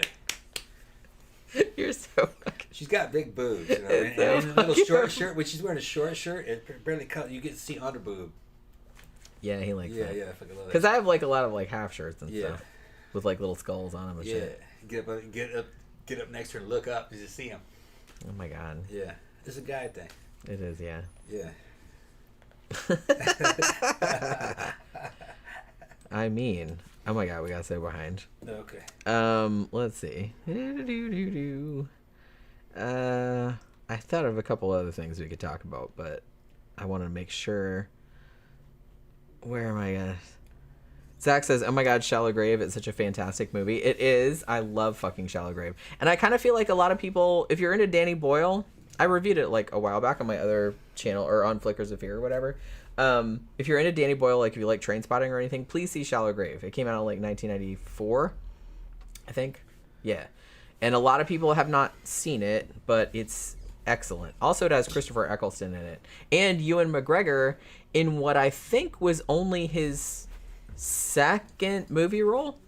And actually his first major movie role. So he'd only had like a... Our neighbor's getting drunk again. Well, it's Friday night. Yeah. So I don't know if you can hear that, but he's... Man, he's got his fucking He's rap drunk going. and he's got like He's the drunk. fucking... It's going to be That's rap and okay. country all fucking night. I mean, I can really only hear the bass at this point. Yeah. But we'll see how it goes. It's coming out of his monster truck. It's not coming out of his house. Yeah, he has the monster truck in the driveway. Monster truck's in the driveway. It's not the exact name. It's not the dude next door. It's the dude two doors down. Okay, it's 2 doors down, actually. And he's on the HOA. He's on the so we can't even so we can't even complain. He thinks he can do what he wants. Because he's like, whatever. He stopped now. I own this bitch. Yeah. That's probably what Let me tell you guys something. I'm going to give some advice to you youngsters out there. You young guys. Oh, here we go. Thank you, Grandpa Tom. Used to be back in the day when I was a kid, you wanted to go to college. If you go to college, you can get this good job. Where you can live in. You can do some paperwork in the air conditioning. Okay, so you didn't have to work outside with the dumbasses pumping gas, that kind of shit. That mentality still is pervading, but those dudes aren't making any money, and they're fucking heavily in debt. The chicks superficially still love these dudes, though. You know what I mean? I got my investment banker boyfriend. You know, they're reading the Chuck Tingle books and shit. The dudes that are really making the money is that motherfucker right there, and I guarantee you he's an idiot. But he's got a huge fucking house. It's gorgeous. He's got his monster trucks out there. I guarantee you his wife looks like a porn star. I have not seen her. She probably, yeah. I've seen him. He's probably about 6'2". He's fucking stacked. He's jacked. He's a big old white dude. Word has it he's got a work crew that he recruited from prison, and they build houses, and that dude fucking makes a shit ton of money. All right, he's a millionaire. He never went to college. He went and did trades. I think he's a carpenter or a construction. I think he's basically a carpenter that has a construction company. He makes big fucking money, and he can be an asshole. He doesn't even have to pretend to be intellectual. He doesn't. Like, fuck y'all, I got my monster truck out here, but turn it up, god damn it. They should have never gave that motherfucker money. Well, But that's the game now. Guys in the trades are making a lot of money because there's not very many of them. Everybody went to college. I can hear their stereo. Yeah. Yeah. So that's the ticket. If you were a good-looking dude and had style and class and had the trades and had all that money, you'd be better off than that guy. Look at him. You hear it? He's still noisy, though. He's like, fuck y'all, I'm going to do whatever the fuck I want to do. I hate people like that, to be honest. Yeah. Well, he probably didn't come from anything. Well, neither did I. But I don't do shit like that. Got money now, bitches! I don't do shit like that. And even if I had all the money, I still wouldn't do that because I'm not an asshole. Yeah, I'm just not.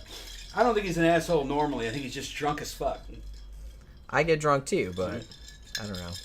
He thinks everybody's having a good time listening to his music. I guess. Yeah. Hey, I'm DJing the whole neighborhood. I'm DJing the whole neighborhood. I'd really rather you didn't, but okay. He plays the worst fucking music. Yeah, I know, it's terrible. I'm like, you don't have any musical taste, though. It's the worst synthesis of fucking rap music and country western happening in the same fucking song. I mean, the thing about it is, like, even if he had or he'll just go straight country for a while. Even if he had good musical taste, that's still, like, really obnoxious. Right, yeah. Because it's like, you know, it's like, maybe I like that music, but I don't want to listen to it right now because I'm doing other shit. You know what I mean? Jeffy Art said, have you watched any of Mike Flanagan's Netflix series? Yes. All of them except I didn't finish Midnight Mass yet. That's why our landlord moved from here. Our landlord never lived here. Yeah, this was just a house they owned. Our landlord had about 20 houses. I think that was 12, right? 12, yeah. I think they had 12 houses. Yeah. And there's another one in here. And they owned them all outright. They owned them all, yeah. They weren't financed. Like, they're not all in here. Some of them are, because like I said, they owned the one that we lived in about, how far away is that? About 15 miles from here? Yeah. And in Sanford. They weren't Americans. He was from Poland, and his wife was from Spain. But I think they're naturalized Americans now. But yeah, they owned a bunch of houses outright and rented them out. Yeah. Really nice. They're really nice. Yeah, people. nice. Yeah, nice guy. He was fucking jacked that I bought this house. You got the house. Thank you. Thank you. I looked at the money. The money's there.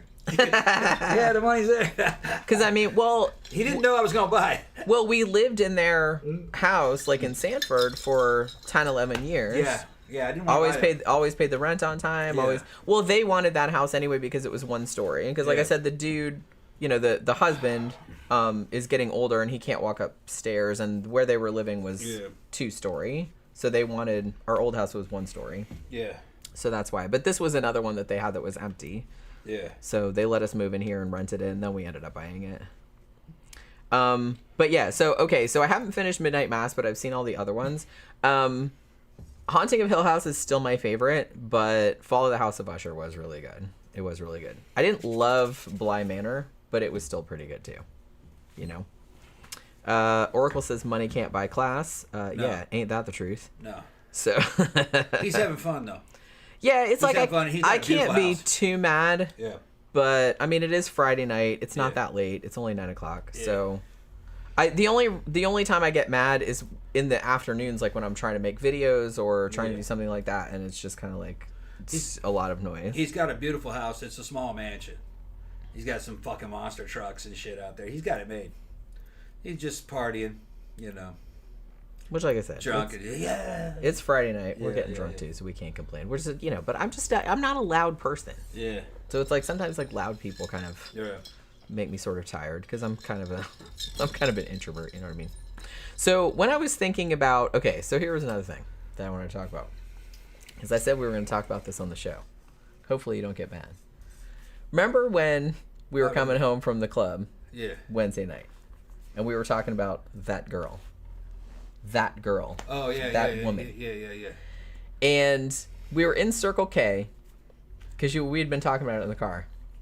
And we were in Circle K, and you went in the bathroom in Circle K and came out, and you said you'd remembered something else from that night that she said to you. Yeah. And I was like, oh my God, you never told me that before. I'm like, now I think she's even weirder than I thought originally. Yeah. So, and you said, oh my God, we should talk about it on the show. And I was just like, okay, so I just remembered that we have to talk about that. Because I was thinking about her because Jenny gets upset. Well, I think we talked about. Didn't we talk about her on the show last Friday? We were talking about her on the show. About the girl who's well, I didn't kick her ass, but you know what I mean, like the girl that that I was gonna kill her. She was kind of like my stalker. Like the stalker. Yeah.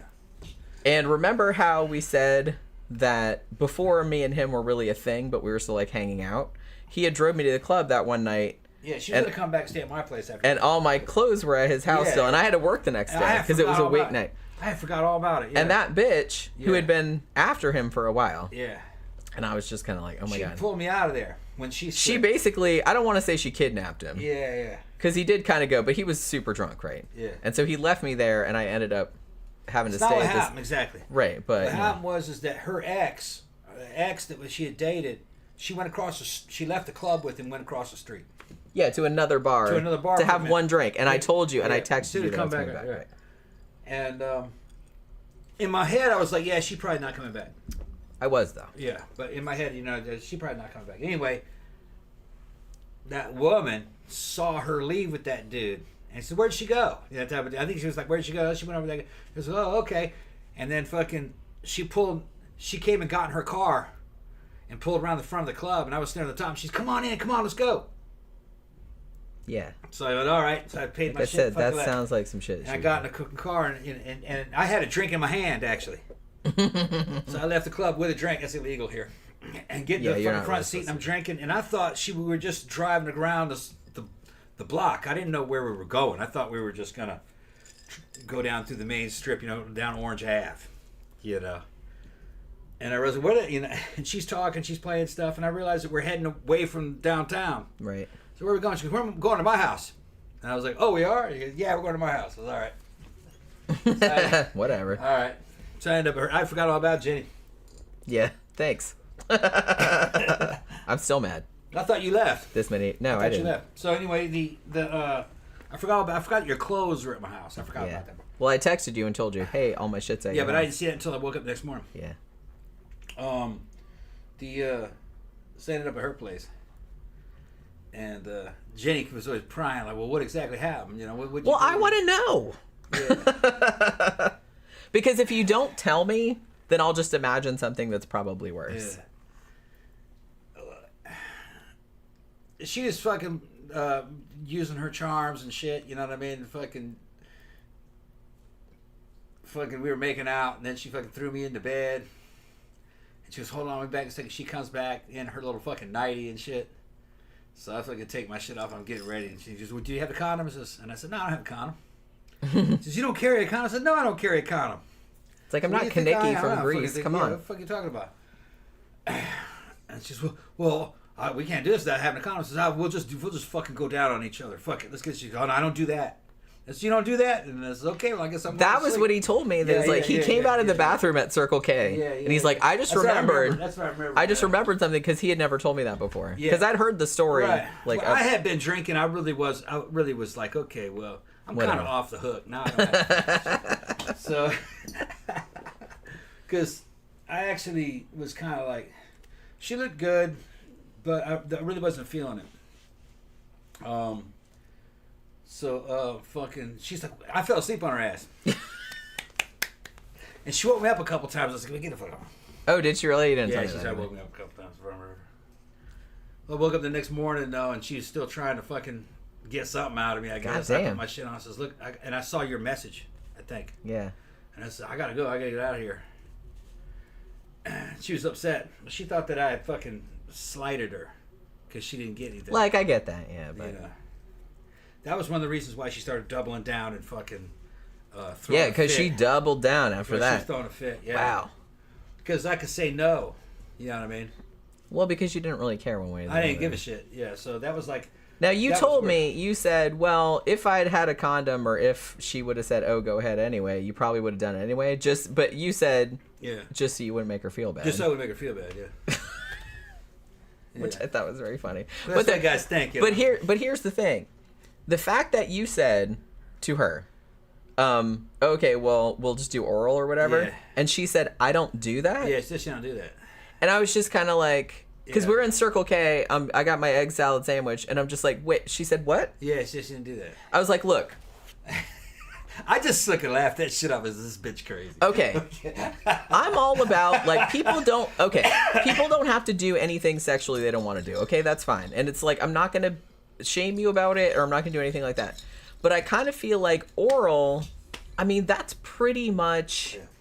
99.9% of people will just be like, that's like a given. Yeah. Like I can get like, I can get like people are just be like, oh, I don't do anal or I don't do like, okay, fine. No. But I kind of feel like somebody like a dude, like a dude that won't go down on a girl or a girl that won't like give a blowjob or something like that. Like, that's your right and everything. But I feel like that's a little bit out of the ordinary. That's all I'm saying. She was just. I was like, who doesn't give head? Come on. That's not what she was just straight. She wanted to go straight doggy. That's just like that. She got into the fucking position and everything as soon as you didn't tell me that either. Oh yeah. See, I told you keep adding new details that you never told me. You had to before. be there to understand it. Well, I don't want to be there. Like that. No, she's got into the fucking supine position and fucking. It was inviting, but fucking, you know what I mean? What am I going to do? I can't do anything with this. I can't do anything with this. Yeah, I can't do anything with this. I just got hung up on the whole, like, I don't do oral thing. Yeah. I don't know. Yeah. Well, once I heard that, I was like, oh, okay. Yeah. All right, well. That's odd. My job is finished here. I'm going to go to sleep. You know. She got mad. Yeah, I shut down on that shit. All right, well, just wake me up in the morning. Like I said, I'm not going to shame anybody for not wanting to do particular things. Yeah. Okay? Like, if you can find somebody else that doesn't want to do that either, then that's cool. But I just kind of feel like... I was like, it's late, man. Let's go to bed. She's like, we'll talk about it in the morning. I fell asleep. And she shook me awake a couple times. You fucking fall asleep on me? I said, yeah. Yeah. Bitch got to sleep sometime. Yeah. Bitch, you don't want to do nothing. I mean, right? Oh my god. Yeah, you didn't tell me she got in the position. You didn't tell me that. Everything I fucking add to it, more details, the more hung up she gets on that. Don't worry about that chick. Well, no, because... Don't get hung up on that chick. It's not so much that chick in particular. Yeah. It's just that you tell me things... And then I'm just like, oh, that's what happened. But then, like, later, if you tell me the story again, like, there's more detail. I'm like, well, you didn't tell me that before. Well, it wasn't a big what deal. Else are you holding back? It wasn't a big deal. You know what I mean? So it's that kind of... No, she put on little dances and shit. She put on See, I didn't know that either. So it's like, so... She goes, you don't want this? And it's like, so yeah, but, you know, I don't have a fucking condom. You're saying no condom, so nothing I can do. You know what I mean? You got a condom. I said, no, I don't. It was that kind of shit. Yeah, I'll just pull one right in my Go get some saran wrap. You know? So when you put like a plastic bag on it? I was kind of mentally running out of time. I was like, I just want to get some sleep. You know, this bitch crazy. You know her. You know how crazy she is. She got crazier. She got crazier. It was funny though. It was kind of funny, but not in a good way, really. She's not fun crazy. No, she's goofy. Goofy, but in a bad way. Wasn't much of a turn on. I just thought that whole fucking situation was so weird. Everything was very much a half measure. You know. Right. You know what I mean? Like, oh, I'm such a hoe. You know, if I'm a slut for you, but oh no, you gotta have a condom. Oh, you have a condom. Oh no, we can't do oral. Oh well, what kind of hoe are you then? What kind of hoe doesn't do What oral? kind of Come hoe on. doesn't do oral? I gotta go. I'm Like going I said, to I kind of feel like that's bitch. Yeah. like baseline. Yeah, basic. I feel like that's pretty. She's baseline. basic, yeah. Like I said, I'm not shaming people that don't want to do that. I'm just saying, if you don't do that, there wasn't nothing there. Wasn't anything there. Yeah. Yeah, because I could see where this was gonna go. I was like, nah. Well, and like I said, after that happened, That bitch was set on novice, and I'm set on expert. You know what I mean? Sure. So, you know, nah. I don't think she was too experienced, actually. maybe that's what it is. Yeah. Maybe that's what it is.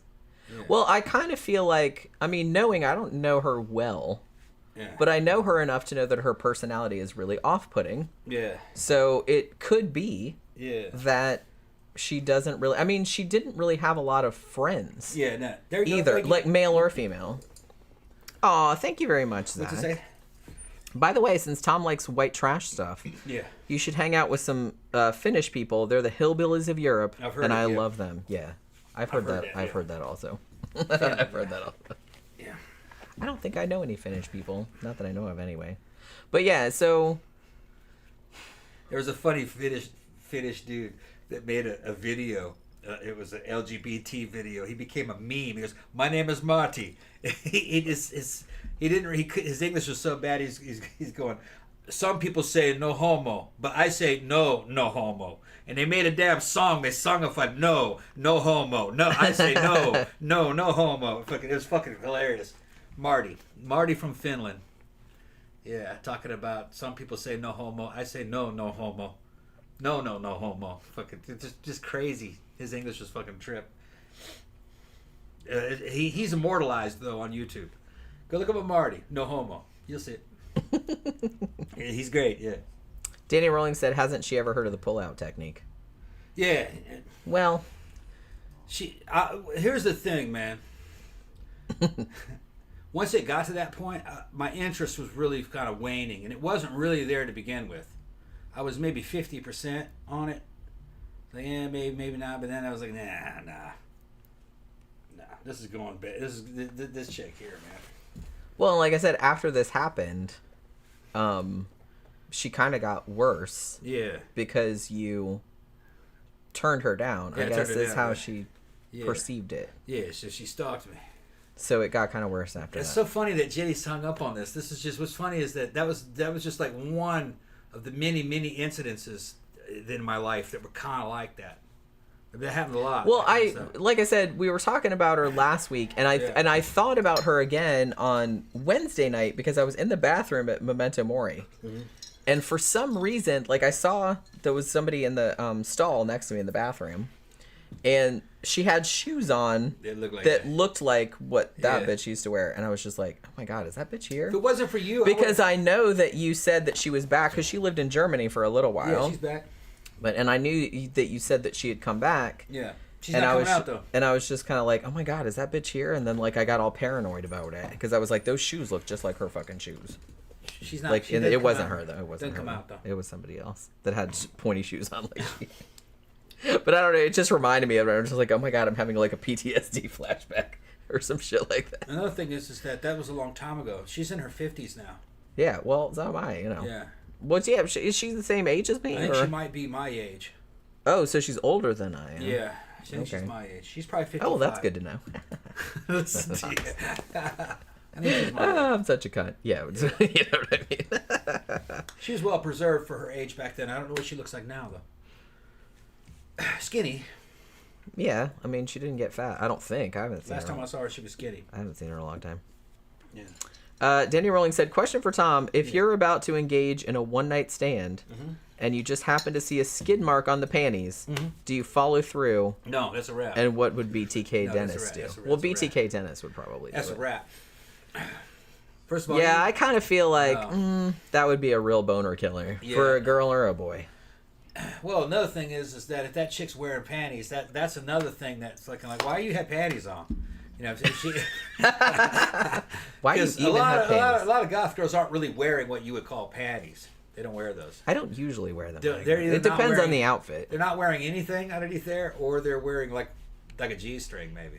Can't leave a skid mark on that. But those girls are clean, man. Goth girls are clean. All right. They're fastidious. That's one of the reasons why I liked them. They got real good grooming.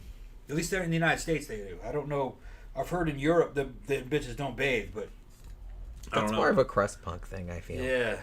But in the United States and in South America, Central Americans, man, fucking, even if they don't have any money, they fucking bathe quite a bit. They're water people. Everybody in the American continent. And the temperatures here are higher, so you know, you're sweating a lot. So well, I grew up in Florida, so it's just kind of like you have to have at least like 2 showers a day. 2 or 3 showers a day you're going to get in there. Or more, like depending on what you did. You wake up in the morning, you jump in the shower real quick just to fucking get ready for the day. Then you go to work. And then you come back and shower. Yeah.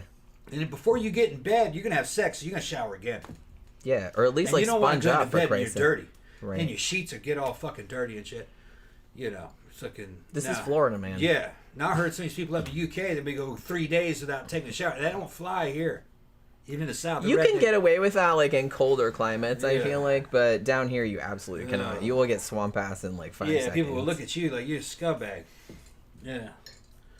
Because you'll smell bad. Yeah, you'll smell terrible. Your fucking hair will just like a ball of grease. And that's the thing, like, even if you take a shower in the morning, like, by the time the evening comes or, like, dinner time comes around, I'm just like, man, I need another shower. Yeah. You know what I mean? Yeah. It's like, that's what it's fucking like here, even if you're in the air conditioning. So. Yeah. And Southern culture was always like that. Always. Even before running water. They always had, like I said, ice buckets and buckets of water that came out of the damn thing. And they didn't get into tubs all the time, but they always took whore baths. You know, where you're clean rag and water and... Or what they call the PTA shower. Yeah. Pits, tits, ass. Yeah. Well, I think they clean the whole body with rags and stuff and water and dried everything off, put their clothes on. You have to wash your clothes almost every day. You'd have to wash your clothes every day in the South. You just stink to high heaven. Yeah, like I said, I don't wear anything for more than a few hours. Yeah. You can't. Yeah. I mean, it's just, that's what it's like. Football Pharaoh said, Tom, out of curiosity, what are you drinking? I noticed you're always drinking really nice looking stuff during the videos. What's your go-to? Well, the last one I had was... He did have eggnog. Eggnog with vodka in it. But I ran out of eggnog. That was the end of the eggnog. This one is... cranberry juice? Cran pineapple juice. And vodka. I gotta pee, but I also need another drink. Okay, well here. I'm gonna go to the bathroom first. All right. Can I go to the bathroom first? Go ahead. Okay, but you have to stay and like entertain people. I am. Okay. All right.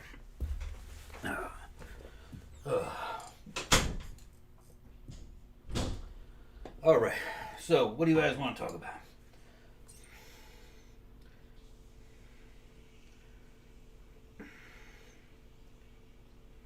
Who will live longer, BTK or the Night Stalker, or D'Angelo?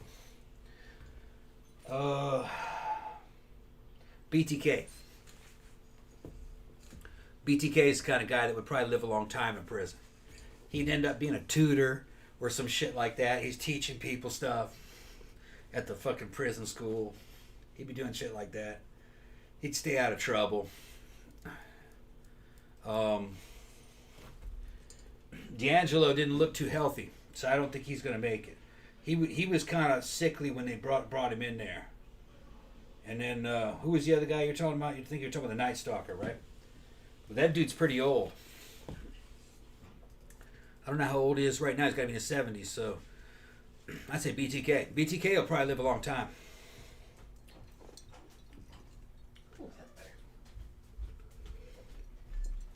All right. Let me go ahead and get there. Yeah, it's empty. And it's Friday night. Yeah. Murder Hornet says, I'm here. Well, hey, how are you doing? Oracle says there's always food to talk about. Football says, oh, okay, I thought they were alcoholic drinks. They are. It's vodka and cranberry. Vodka and cranberry. But like I said, he had some eggnog earlier that had vodka in it also, but he drank it all. I'm not a big fan of eggnog. I know that might be sacrilegious to say around the holidays and stuff. I'll have like a little bit of it, but And he was trying to give me some because he's like, it's okay with vodka. Because, normally people put rum in it, or bourbon. Don't they usually put bourbon in eggnog or rum? It's pretty good, but I don't really drink it that much. But yeah, it's vodka. It's basically vodka with... We're almost always drinking vodka and something. Vodka and orange juice, or vodka and cranberry, or vodka and whatever soda we have in the refrigerator. You know what I mean. Let's see. Eggnog and Goldschlager. See, I don't like Goldschlager. I don't like anything. I like cinnamon, like, on things, like actual cinnamon, but I don't really like anything that has that cinnamon flavor to it, like Goldschlager, or it's like, it gives me like instant heartburn, Oracle said, my husband's an eggnog fan, but he's picky about the kind he drinks. Tom loves eggnog. Yeah, I make my own. Yeah. Too. Eggnog's easy to make. I forgot the ratios, but it's just milk, eggs, sugar, and I think vanilla.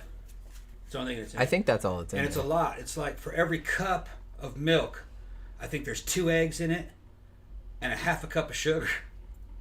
I think it's like a half. It's like, a 1/3 It's basically cup. like melted ice cream. It's like melted ice cream, yeah. I mean, that's what it tastes like to me. Which there's nothing wrong with that. Right. It's just I don't know. There's something weird about it. I like ice cream and I like milkshakes, but there's something about eggnog that's like, it's a weird in-between texture that I'm kind of not into. You just add those together. It might be 1/3 of a cup of sugar, or half a cup of sugar, and I think it's a half a cup of sugar, a cup of milk, and 2 eggs, and a teaspoon of vanilla, a little bit of nutmeg if you want, and then you blend it and chill it, and that's eggnog. To be honest, for Christmas, I would rather have hot chocolate with some fucking Jack Daniels in it. Hot chocolate with Jack Daniels. Hot apple cider and rum. Or that's good too. Yeah. That's good too. I'll drink that all day long. Yeah. Oscar says eggnog sucks. Eggnog is fucking awesome. Eggnog is fucking awesome. And I wouldn't say it sucks. I'm just not a huge fan. And if you're on gear, man, fucking, you can drink all the eggnog you want. You won't gain any fucking fat. Fucking, that's because bodybuilders of drinking milk and eggs. The sugar, you can probably make a lower sugar version of it, but sugar's just carbs. What fun is that? That make a good energy drink, Okay, go ahead and plug mini vids. Jen made a fucking new video today. I did. I forgot all about that. Is it up on mini vids? Yeah, it's on mini vids. It's fucking great, and man. It's on streaming. It's real hot. It's done right from here. Yeah, I did it in the same. Right here in this area. She did a little solo thing. She's got it down. Rubber fucking dick. She gives a whole fucking blow job, titty job, and everything. And it's mostly a hand job. Mostly a hand job. She's looking at the camera, and then the shit squirts at the end. So we had to get a squirting dildo. Yeah. It's hot. It is fun. It is good. Fun. Yeah, she had a good time doing it. So that's up on mini vids. And how long is that video? About 11 minutes. So it's about $10 for video, probably. Yeah, I think it's Okay. I think it's almost 12 minutes. And got our first paycheck today from Mini Vids, which took us about 2 months prior to get a first paycheck from them. Well, we hadn't put up that. We hadn't put up that much, yeah. Right. Because most of the videos that we made, like I said, we had trouble with StreamMate because even though Tom and I can stream together, we can't put up a video with both of us in it. Yeah, weird. So if we make a video with both me and him, we can put it up on many vids because he's, I've got all the, his driver's license and the release form and everything are all up on many vids. But for whatever reason, like StreamMate won't let us do that. Yeah. So we were thinking about, we should probably do some more videos because I have been like selling some videos on many vids and I think that we need to put a lot more up. Yeah. Like I can do a lot of solo ones, but they're fast and easy because they're fast and easy to do because it's like, I can just do like a good one. Well, the one that I did today, I had to do it 2 times because the original setup that I had didn't work out the way I wanted. When I watched the video back, I'm like, I can't use that. Yeah. So for various reasons. So I had to like do another one, but it came out good. But we want to do some more. I want to do some more this weekend. Yeah. I want to do some outdoor stuff. We can work some out. We'll think about it. Think about what location. Because you got to plan lighting and what kind of cameras we're going to use. how gonzo is it going to be? I mean, do you want it to look like, do you want a camera set up, or you just want to do it with a cell phone? I mean, there's a bunch of different ways we can do it. Yeah. But the problem is that we got to get the camera situation nailed down. That way we can do it on one take instead of two. Yeah. Because the action cams, we have to have the resolution set up and the frames per second set up correctly for the amount of light that I have. It might be easier just to do it with the phone. That's kind of what I was picturing. Yeah. Because my phone actually takes pretty decent video, Yeah. even though it's old. Yeah. Another thing I was going to say is... and it takes good photos, too, because I took, like, a shit ton of really good photos. I can appear on mini-vids. Yeah. But I have my own Fansly, but nothing on it yet. Yeah, one of these days you need to, like, record some shit The idea for Fansly is that I was going to put solo stuff of me, Jen probably doing recording, and have the Fansly stuff more for the gay bisexual crowd. Yeah. But it'd just be solo stuff. Because we wanted to have like a wider footprint. Yeah, because if you put that on mini vids, if you put solo male stuff on mini vids and on the same channel, I don't know how well that'd fly. Probably not because, well, I don't know. I don't really know, but yeah, usually like what's on our mini vids is either both of us or just me. Right. And on StreamMate, all the videos are just me because more that's all tailored that's to allowed. a straight audience. Right. But if a guy's working solo, you can't make any money going for a female audience. Women don't pay. Men pay. Yeah. So I don't pay for porn. You have to do male friendly content. So we'll see what I can do there. Yeah. So I want to see some of that Yeah. too. Maybe we'll do some of that this weekend also. We need to like do some more videos. Football Pharaoh said, "What episode of A Haunting genuinely creeped you guys out the most?" Got him today. Got him in today. Oh yeah, like Tom ordered the two pilot episodes. Yeah. Because remember you guys were talking about that the other day. Yep. The Haunting in Connecticut and Haunting in Connecticut and Haunting in Georgia, right? Yeah. Haunting in Georgia, Haunting in Connecticut. Yeah. Haunting So in maybe it's the Snedekers. So maybe should we do like a revisit on that for the Monday movie Yeah. review show? Because those are technically movies. Yeah. Maybe we should talk about that. The two pilots. Because I haven't seen those in a while. The two pilot episodes are the creepiest ones. They're the best ones. And they're movie length. Yeah. But the best one is Haunting in Connecticut. That's with the Snedekers. Even though I don't think the Snedekers are legit, really. Probably not. We've done a couple shows about them. Yeah. I think they're exaggerating. I don't know. It's a great I wasn't story, there. though. But it's a good story. And it's a great episode. It's a good story. That episode had me going for a long time. Going, wow, that's a wild shit. Because I remembered the Snedekers from the Geraldo show. Yeah, that's when they were on there. And that scared me when I was younger, listening to them on the Geraldo. That was after I had that poltergeist experience. So I thought there might be something to it. But I didn't really know the patterns to these cases. And I really wasn't sure how to pick through credible cases and incredible cases. It took a while. And the Snedekers kind of fall on the incredible. I'm not sure. It's a little out there. Yeah, I think they invented a lot of that. And I'm not sure anything happened. Well, Tom's favorite episode of A Haunting is Haunting of Summerwind. Summerwind. And that's the one we watch the most often. And that actual case is kind of made up. They've kind of blown into nothing, too. That's kind of made up out of nothing. There's not much there. But I think that's one of the creepiest episodes. Whether it happened or not. Definitely one of the best episodes. But I think it's one of the best episodes, for sure. Yeah, so I would say Connecticut and Haunting of Summerwind. Summerwind fucking spooked me. Yeah. Summerwind kind of reminded me of that house that I lived in, that bad house. Yeah. Where it never did anything, but you could feel it in there. Watching you. Not just me, everybody. And that house was over 100 and something years old. It's a New England fucking colonial house. Had a basement and everything. It was fucking spooky. When the wind would blow, that whole house would just move. It was a 3-story house. And me and Eric were living in the whole fucking thing. Yeah. Eventually, somebody bought it. And they got us out of there. They said, you guys got to go. But we lived there for probably close to a year. And we only paid for 1 month's rent. Like I said, man, we didn't know where to send the rent. I wish I could find a place like that. Yeah, we didn't know where to send. We didn't know who people to send just the rent like to. forgot. Forgot that I was living there. Yeah. Okay. I don't have any bills. Awesome. As long as they don't cut the fucking power or water off on me. It was being sold. It was in... Right. It was like in... some kind of escrow or some shit like that. I don't know. What it was in an in-between phase. Right. It was kind of a temporary place where, you know, they said, you guys could probably be... They said that it was changing hands. But there's no telling when it would sell. It could be 6 months, could be a year, it could be 2 or 3 years. Right. So they were just letting you live there until... Right. So we were kind of living there as the caretakers. But they expected us to pay rent. We paid the first rent to the real estate agent that asked us for it. You guys got to pay the first rent here. You know? Okay. And I said, okay. Well, we never... He said, after that, you pay the landlord. And you'll be hearing from them. We never heard from them. Type of deal. They forgot all about you. Yeah. So we were in there for like... That's awesome. Might have been 10 months. Wow. Might have been 10 months. 10 months rent free. And didn't know who to send the rent to. And we were like fucking thought we were like getting away with something. That's one of the reasons why we didn't move. But that house was fucking creepy. And that added to the air of strangeness.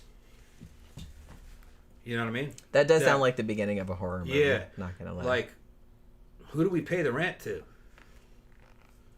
Maybe I'll write a horror story about that. That does sound like the beginning of a horror story. Yeah. Like you move in somewhere and it's just kind of like, hey, pay the rent. And then like everybody forgets about you. And you're just in there and you're just like, who am I supposed to pay? I don't know. The real estate agency wanted their shit. Sure. They're the ones that put us in there. Mm-hmm. They said the landlord would be getting in contact with you. How they want the payment. We never heard from them. Right. That's the kind of problem you want to have. And I don't know who they were. You know? Right. They might have been old people or might have been young people who didn't give a shit about the house. They might have been very rich and they didn't really care. Yeah, they had a lot of properties. That's kind of probably what happened. Probably what happened. They probably owned a lot of properties. They probably were like, well, we got them in there to keep the place from being vandalized. It's probably more what they were thinking of. They never contacted us and asked us for any money. That's just funny. Yeah. Zach says, oh yeah, the Fansley Tom said he'd violate me on. Who said that? Yeah, that sounds like some Who said that? Zach did. Oh, Zach, yeah. You gonna violate Zach on your Fansley? Shit, man, I'll fucking do all kinds of wild shit on Fansley and Zach wouldn't even be a subscriber. How much you want to bet? See, you keep saying you're gonna do all these videos like I never really got around to making it. I could come up with some good shit. You never really come out with some virtual porn where where Zach, where I meet you at the mall. Okay. At the mall. The mall. Meet you at the mall. Meet you at the mall food court. At Sbarro. Yeah, at Sbarro. Then I talk you back into my place. All right. Oh. Yeah. Oh, and Tom can do it too. He can talk anybody. Yeah, just talk you back into my place, and then I show you, but you're just a rubber man ass. A rubber man. And I dive off down into that shit, talking big shit. Jane's got the camera and everything, but she's staying off camera. It's so funny to me that, like I said, when we were looking at the sex doll thing, that it's like a lot of the male sex dolls are just torsos. Like with no heads or arms or legs or anything. That's what those girls are buying. It's just like a torso and a chest. Yeah. And they're not even like quite life size, which again is they're a little bit smaller than life size, which I think is very, very odd. But like I said, I guess it's not that odd because I guess gay dudes would buy them, but it's just kind of like, you know, women don't buy them. Yeah, they are. Well, but it's not. It's women. I would buy one for performers. But they're the only demographic that would buy that. Because I was thinking, well, maybe I should buy one for video to do videos with, but I wouldn't buy one like normally. A lot of those lower echelon Fansly and OnlyFans girls are using those things as male stand-ins. So they can get as many videos out there as possible. Yeah, because you don't have to hire somebody or... You don't have to hire anybody. You don't have to worry about getting anybody cleared in. Right. That chick fucking may have a boyfriend. Or that chick may doesn't want a boyfriend. She's a baby mama and kids in the other room. And she's trying to supplement her income. Right, And she's not going to hire some professional porn actor to come over and throw down on her. Yeah, because it's like, well, you know, you don't... Yeah, because he wants too much money type of deal anyway. One, they want a lot of money, and two, you don't necessarily want to fuck a random dude, because you don't know that dude, so, you know. Well, look, man, I've seen some of those girls, the ones that they do decide fucking... And I kind of don't blame them. These cute little white chicks will fucking hire this alpha as fuck 6'2" fucking black bodybuilder. have his ass over to fucking throw around, and they fucking love it. And videos like that sell a lot of money because sell a lot because one, color contrast. It's kind of got some spice to it. You know what I mean? Fucking, and you look at her and she looks like some little fucking good girl, you know, who's not supposed to be fucking getting thrown around and torn up by a big old fucking huge black dude, fucking dick like that. But you know, she's into it, so it makes a good video. But no, they got girls that pay. Yeah, I'm just saying have that some fucking stud come and just make a video. I'm just saying that it's not super common, and I'm just saying that you are would be in the industry. Yeah. To do that, it's not like it's just regular. The girls that are doing that are in the top 10% of the OnlyFans scene. They have enough money to hire that dude. Right. And I can kind of understand it, you know, because you got this chick, she's got a shit ton of fans on OnlyFans.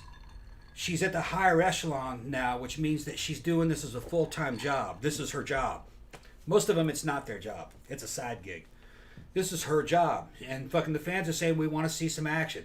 Now she has the money and the power to decide who it is she's going to hire. Yeah. To who she's going to work with. Which, that might be kind of empowering for a woman. Think about it. Yeah. I got this money here and I can pay any one of these bad motherfuckers to come over here. You know what I mean? Right. Which is the one that I like the best.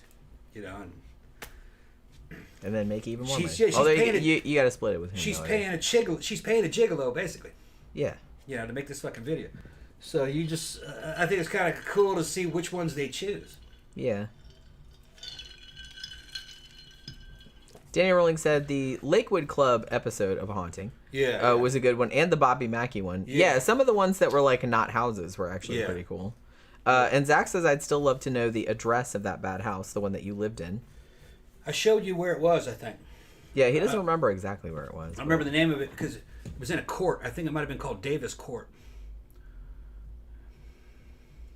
Yeah, I don't remember. Like I could follow the street. I can remember. I was only there for a little while. It was in Arlington, Massachusetts, which is one of the suburbs of Boston. I think it was called Davis Court. It was the first house when you went on the right. And you said it used to be like a cattle slaughterhouse? Or? No, that was the one I lived in Boston. Oh, okay. It was just a house. Oh, okay. Oh, that's right. It was just a house, 3-story house. And all the houses were built around the same time. They all kind of faced each other in a little circle. It was behind some liquor stores.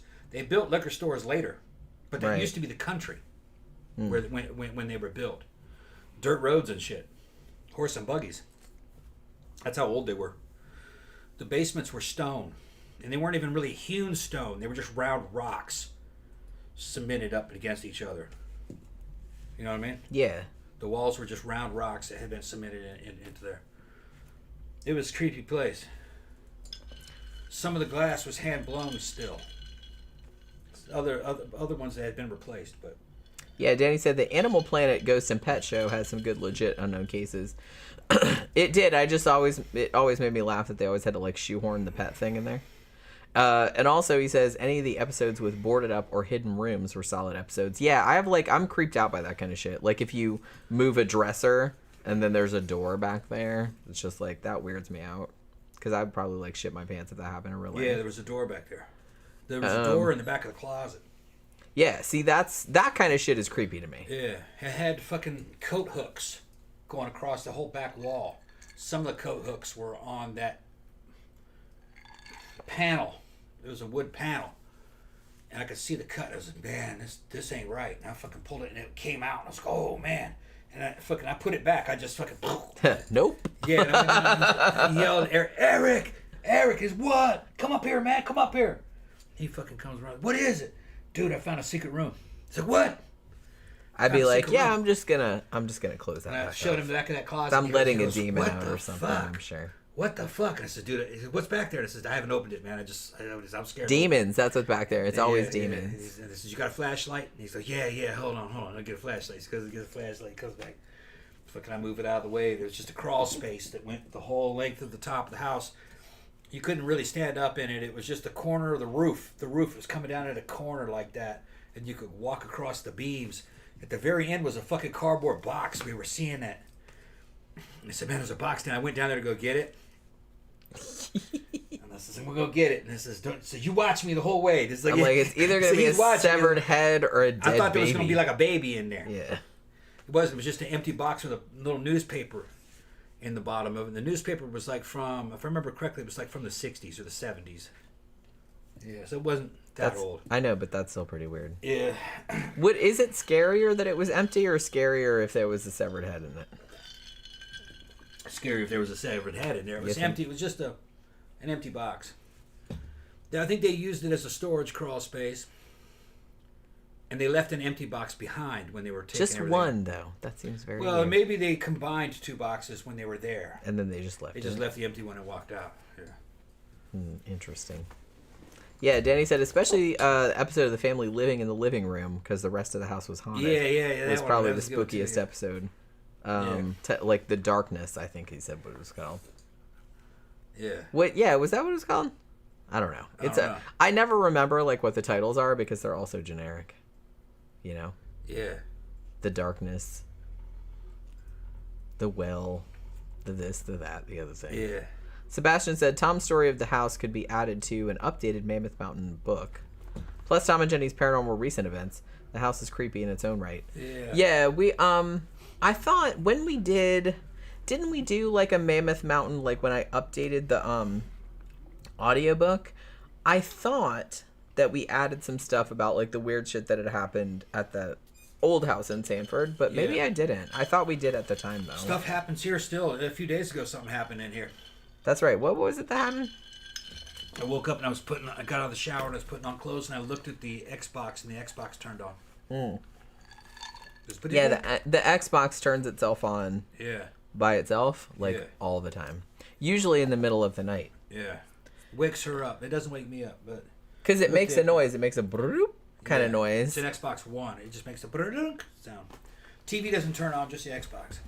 Now, in other times, the TV would turn on and not the Xbox. It's always different. But right now, it's the Xbox. For some reason, the Xbox likes to turn itself on in the middle of the night. So, like, it'll be 3 in the morning, and I'll hear it. You know? And it'll just, like, turn itself on. It's fucking crazy. Tammy says, it's not a mannequin. It's never a mannequin. It's always a dead body. Always. Zach says, I saw an episode of a paranormal show about Bobby Mackey's, and his wife was played by Sheena Easton for some reason. I did not see that. What show was that? Sheena Easton. Yeah. Speaking of Sheena Easton, yesterday I was talking about a Vaporwave song. It says awesome. It's from Macintosh Plus. I don't know the name of it because the title's in Japanese. I went and checked it. But they're riffing. But the sample that they're using is Diana Ross's 1984 song, "Make Your Move." Okay. That's the name. It's Diana Ross, "Make Your Move," and the Vaporwave version that is fucking awesome. You guys can find it. Just go Diana Ross fucking "Make Your Move" Vaporwave or Macintosh Plus. It'll come up. That song made Vaporwave. That particular cut. Football Pharaoh said, what was the episode where a boy was possessed, his dad went to go talk to a priest, and when he came back, the boy named the priest by name in a haunting? Yeah, and then that always scared the shit out of me. He got up to fight the ghost eventually. Yeah, which one was that? Fight the... We've seen pretty much every episode, but I can't, like I said, I can't remember the names of them because they're all so generic. Yeah, he had I think the Warrens showed up in that episode. Oh, well, of course. Fucking Warrens. They showed up for everything. The Warrens showed up. They showed up for everything. Yeah. Lorraine was, this was a powerful demon. Well, it's never just one demon, though. They always, show up and it's like, well, you probably have, 20 demons in here. So we need to, hang out at your house and we need to, write a book about this and go on a lecture tour and make a bunch of money about all the demons that are in your house. There's a lot of disagreement about what a demon is. Okay. In the Old Testament, a demon is a fallen angel. It has the power of an angel.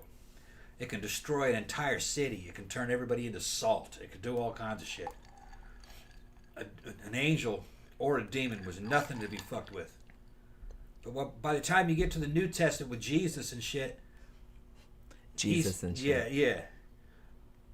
Jesus is casting demons out of pigs. And the demons had come out of a cemetery. Well, no... A man in a cemetery was fucking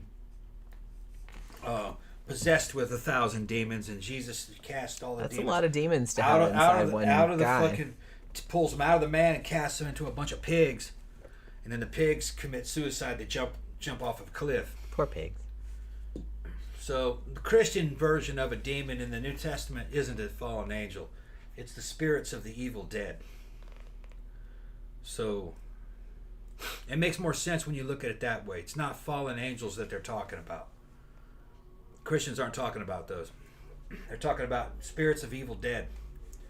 Almost kind of like in Islam, their version would be jinn. But a jinn isn't the dead. A jinn is an extra dimensional being. But they're demonic. They kind of have demonic abilities. A genie is a jinn. You can enslave one and get it to fulfill wishes, but it turn on you. But it'll always fucks with you. Kind of bad. Well, because that's kind of the whole point of that whole genie story. Yeah, but not all the jinn.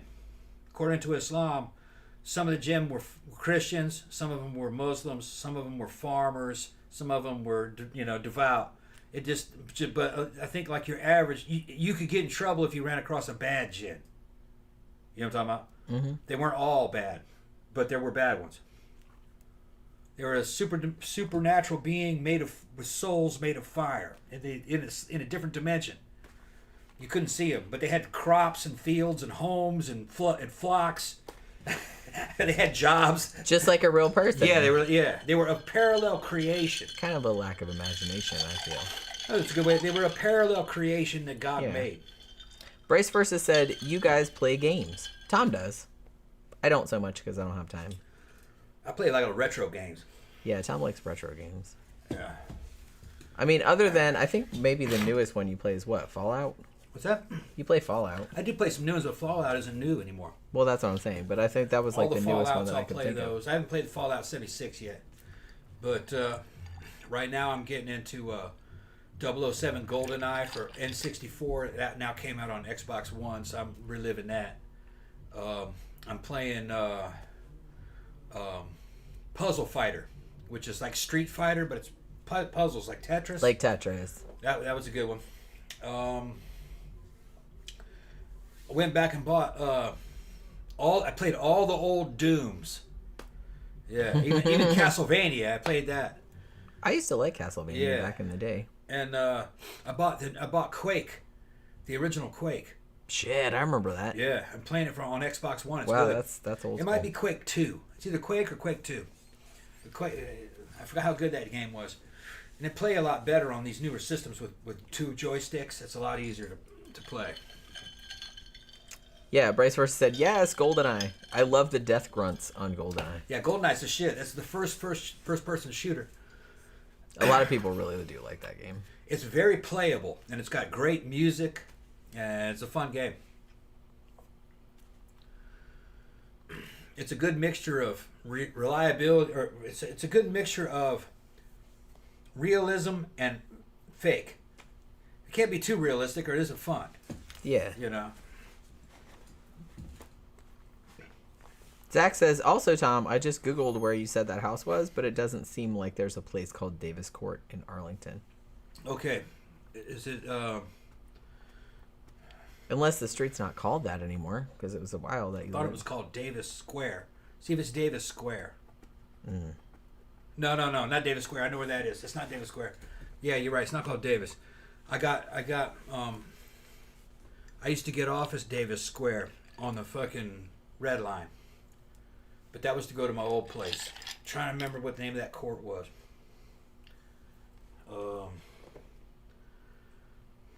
Man, I could get on Google Maps. I could find it. It'll come to you. Yeah, I know where it is. Zach's like I just looking. don't remember the He's name checking of the up on you. He's looking up your shit. It's in Arlington. It's in Arlington, and I'm trying to remember the name of the main street that it was off of. I haven't thought about it in a long time. On one of the old episodes, I told you where it was. Because I did that. I got on my fucking Google and I looked it and I found it and I fucking gave you the address. I think it was you. On one of the old episodes. Listen to them out there. Yeah, he's out there rapping. I can hear it. It's like super loud. Standing alongside his big old fucking monster truck. Man, I saw a fucking clip on Instagram. It was a TikTok clip. They had this fucking big monster truck. And some girls were up on top of the wheel of the monster truck. You know how big those wheels are? Yeah. It's in the middle of the day, and they're on top of they're in a city somewhere. And they're on top of the wheels of that monster truck, and they're fucking dancing. Two fucking white chicks, you know. They're like basic white chicks. And they're like fucking booty shaking and shit on the fucking truck. And somebody's taking pictures of them, taking a video of them. And in the background, you hear some dude going, "Who the fuck are you? Who the fuck are you, whores? Get the fuck off my truck! Who the fuck?" And they go, "What? Get the fuck off my truck!" Oh my! Whores. Yeah, called her whores. You fucking whores. They're like, "Well, we're just dancing on screen." Get the fuck off my truck. It didn't fly with him. He was defensive of that. They're truck. like, "But we're cute." Yeah, it didn't work. It was fucking funny. Yeah, they were cute little basic white chicks trying to gain fucking TikTok fame off of his fucking truck, and dude fucking loses it. Yeah. Get the just call them shows whores. Call them whores. If you're you young whores, and get cute the and fuck off my white, truck. you can't get. I mean, if you're young and cute and white, you can get away with a lot of stuff. Not gonna lie, but you can't get away with everything. He couldn't get away with that. Couldn't get away with that. Dude called him whores. He loved his truck yeah, more than he loved more than he'd ever love any little white chicks. little white chicks. Yeah. Sure.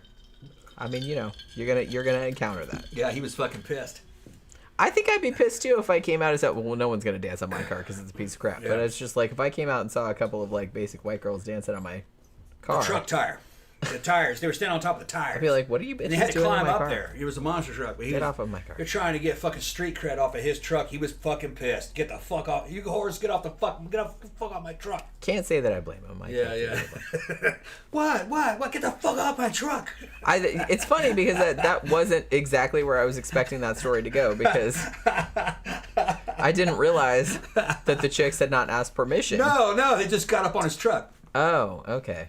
They got up in his So truck. that's some entitlement right there. And I He don't went like off that. on him. I don't like that. He went off on him. Well, then, well played, dude. Well played for calling that out. I thought it was funny. Call that fucking shit out. They just got That's up not on your that, fucking got truck. up on that dude's truck Stop to it. make a fucking TikTok video without his permission and shit. Looking cute as shit, dancing on the truck. They thought they could just get away with it. He fucking said them shit right. He fucking Well, the insulted thing them about to get the fuck off my the truck. thing about it is that they'd probably done that lots of times. Oh yeah. And like dudes were like, all right. Leaning up against dude's fucking Ferrari and shit. Like, get the fuck away from my car, bitch! Get your slutty ass off my Ferrari. So now I'm kind of curious if you came out of somewhere, I don't know, Starbucks or the Oasis or whatever, and saw some young basic white girl Sitting on my taking bike? a TikTok, sitting on your bike, and being like, yeah. "Hey, what is that?" Like, what would Tom do? I'd actually do that. Get the fuck off my bike. Get your skinny ass off my fucking bike. You put a dent on that, you can be paying with it, that pussy. Yeah, that sounds like some shit you would do. I'd chase her ass with that bike, yeah. Exactly what would happen. That's what I felt it with the guy. I was like, yeah. That's what. Yeah. He paid all that money for that truck. Right. You know what I mean? And then they're trying to fucking clout chase on his truck. Well, that's what I mean. You don't want other people like touching your property, like It's his something property, that. right. Right. That's what I mean. Right. I would never in a million years.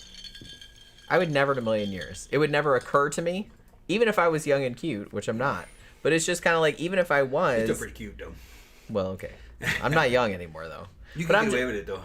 You think I could get away with it? Probably could, But I wouldn't do it because that's shitty. You just do a titty It's drop. not. It's not my shit. It's not my stuff. It's just tacky. I don't It's touch tacky. other people's stuff. It's tacky. Now, you could ask the guy. I don't want people touching my stuff. Right, yeah. Yeah, like if you just could like, ask hey, can I take a TikTok? Like, yeah, I would ask the dude. Yeah. And if he said no, then I'd be like, all right, cool. Yeah, no, you But hear just the dude, doing it without asking, you hear the holy dude shit. yelling from a distance. Get the fuck out. Yeah, I get it. You get off my fucking truck, you whores.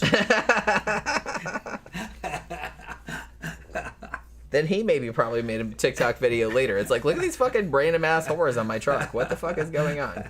Somebody posted it anyway. I guess there were several people fucking. They making a probably video. thought that shit was hilarious. Probably thought that shit was hilarious. Yeah. I mean, I get. They got down though. They got down. Well, okay. They're like, what? Get the fuck off my truck. Okay. They got.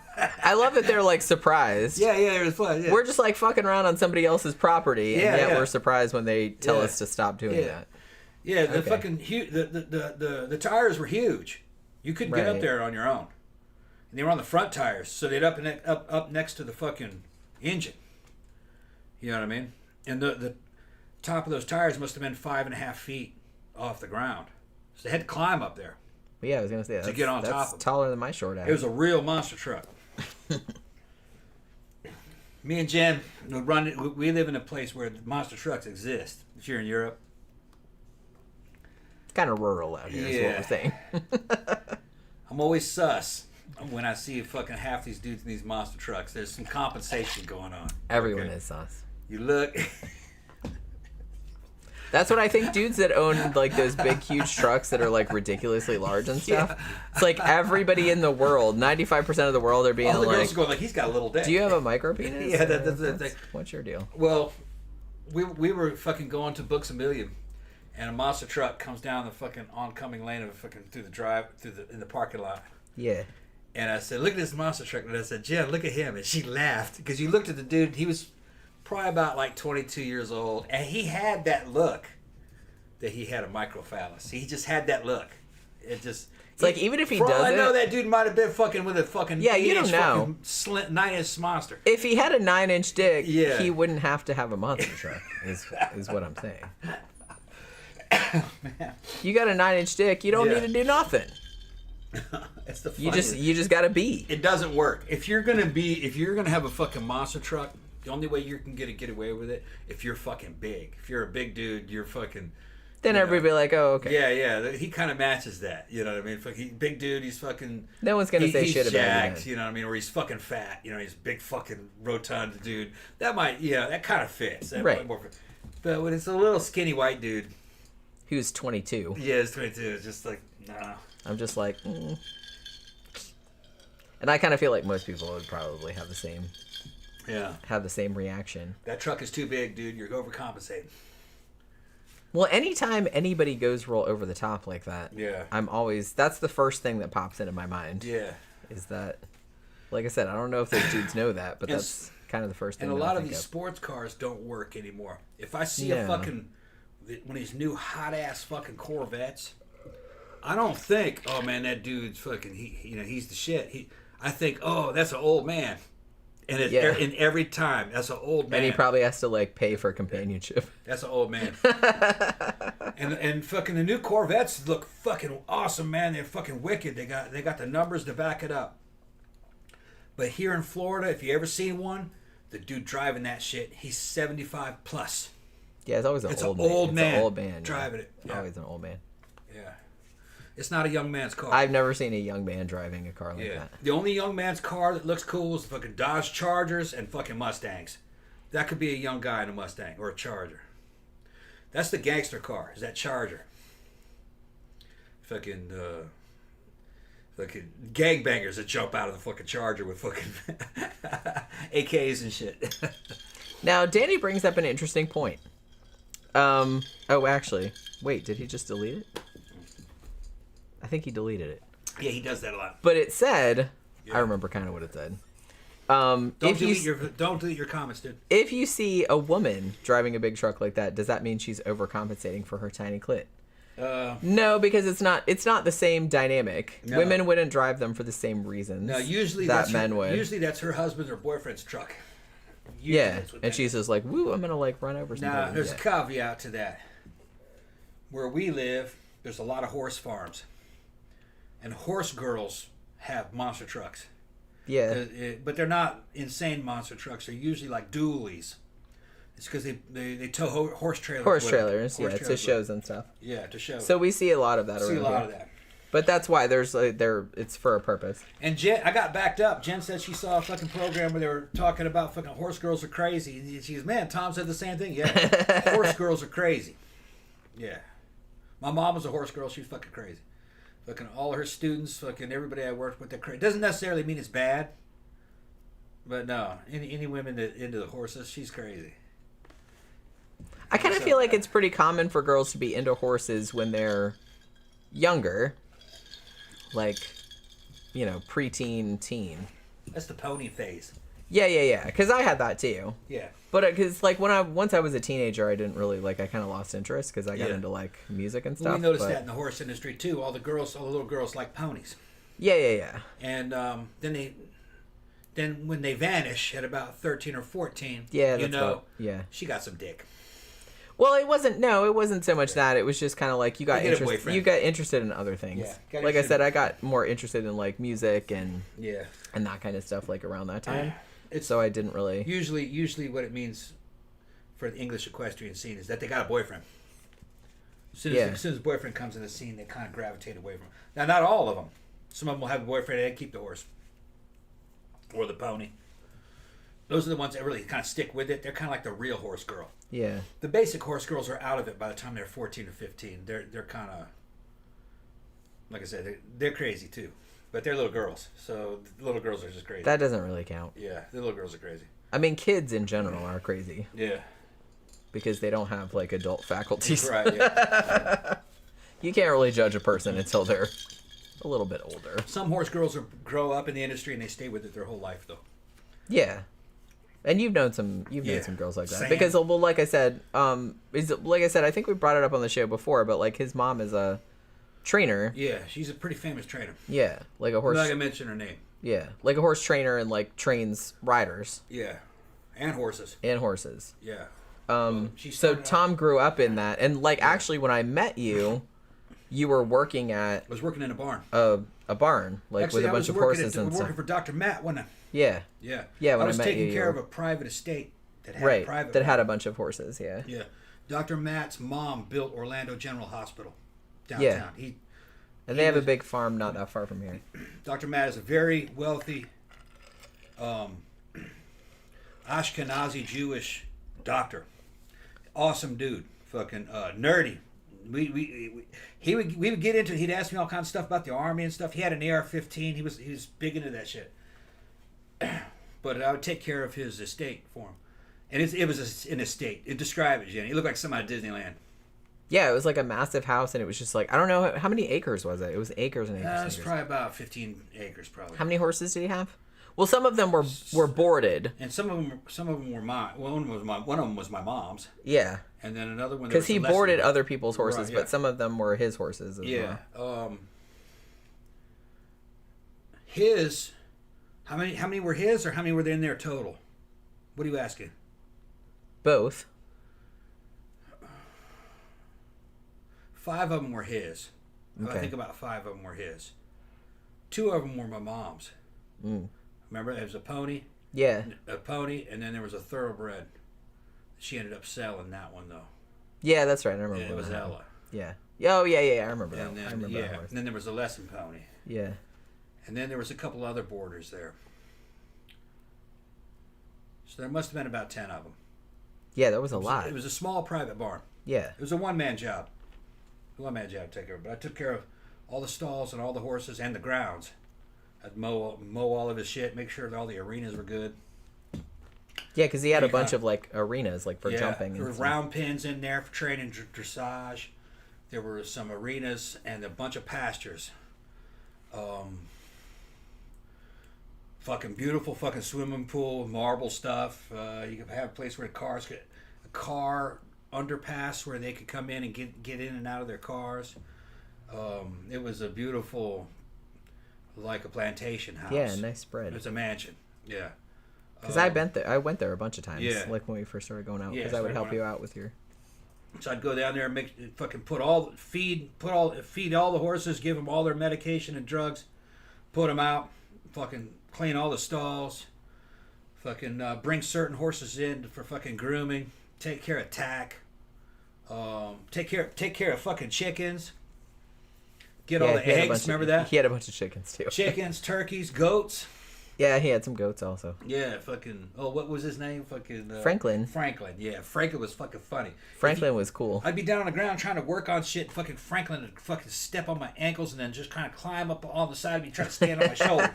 Franklin weighed about 60 pounds. I'm like, "What are you doing?" And he's shaking his head. Come on. He was cool, man. He was that funny, goat. man. Fucking goat. And he I kind of got in the habit of like bringing some peppermint candies for him. Yeah. And he knew that, so when I would come there, like he would stick his nose in my pocket. Yeah. Because he knew that it's like, ooh, you got candy in there? You got candy.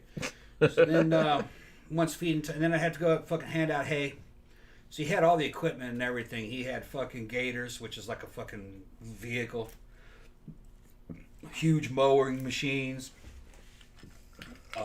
Ride-on mowing machines. So then I had to bring all the horses back in for evening. Fucking, if it was wintertime, I had to put blankets on them. Feed them all up again. Try to get feed buckets for the morning done. I'd have some of those fucking pre-done, so less work in the morning. And then they'd be down for the night. But if storms came, I lived close to there. I was living in the old place. I'd have to, because remember our old house that we were at, we used to do the show from? Yeah. Dr. Matt was only a few miles from there. Yeah, it was really close. So I'd have to fucking ride up to the barn every now and then when I was doing that gig, fucking check on all the fucking horses during the storms. Because they can't be in there by themselves if you have flooding and shit. And Dr. Matt owned all that stuff, but he wasn't a professional. Neither was his wife or his kids or anything, you know. So they were not professional horse handlers. They didn't really know how to run barns. They had people that did that for them. Yeah, they're like, well, we paid people to do that. Right, yeah. And, you know, that's what happens when you have a fuck ton of money. He was a doctor, but he didn't have a practice. He ran hospitals. He had teams of doctors working for him.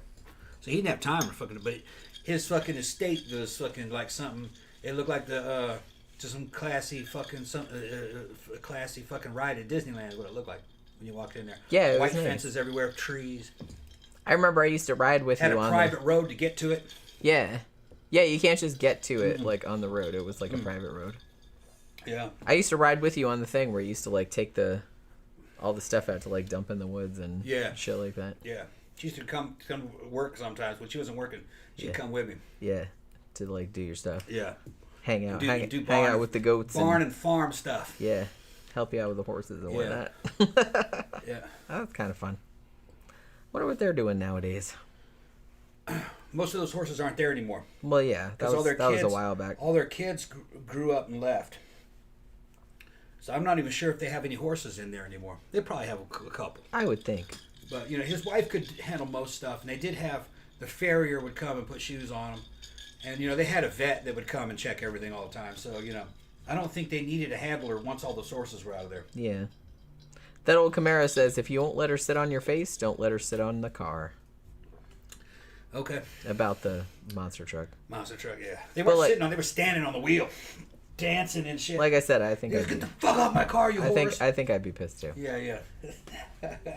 Like I said, if they'd asked, yeah, the guy might have said, okay. But don't just do that without permission. Hey, here's this random monster truck that I found.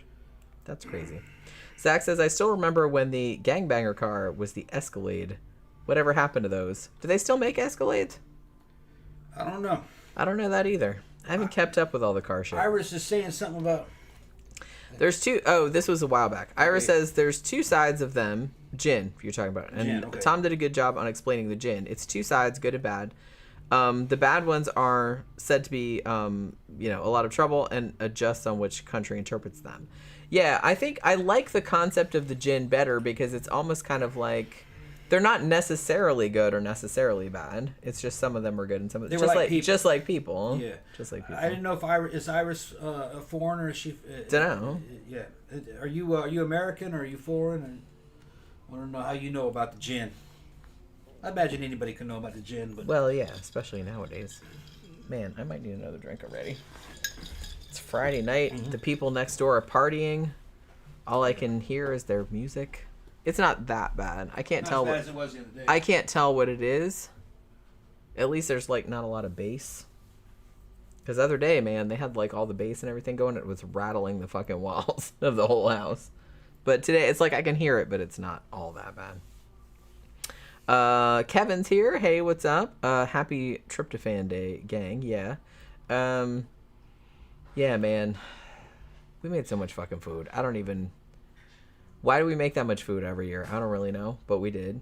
And we ate a bunch of it yesterday and ate a bunch of it today. Although, honestly, we ate a plate of leftovers at like 11 this morning and then had some pumpkin pie, and then we haven't eaten since then because I just wasn't hungry. It was just too much. But we might eat some after the show. We'll see how it goes. Maybe make some sandwiches or something, but it's just so much. It's so many carbs. So many carbs. Let me see.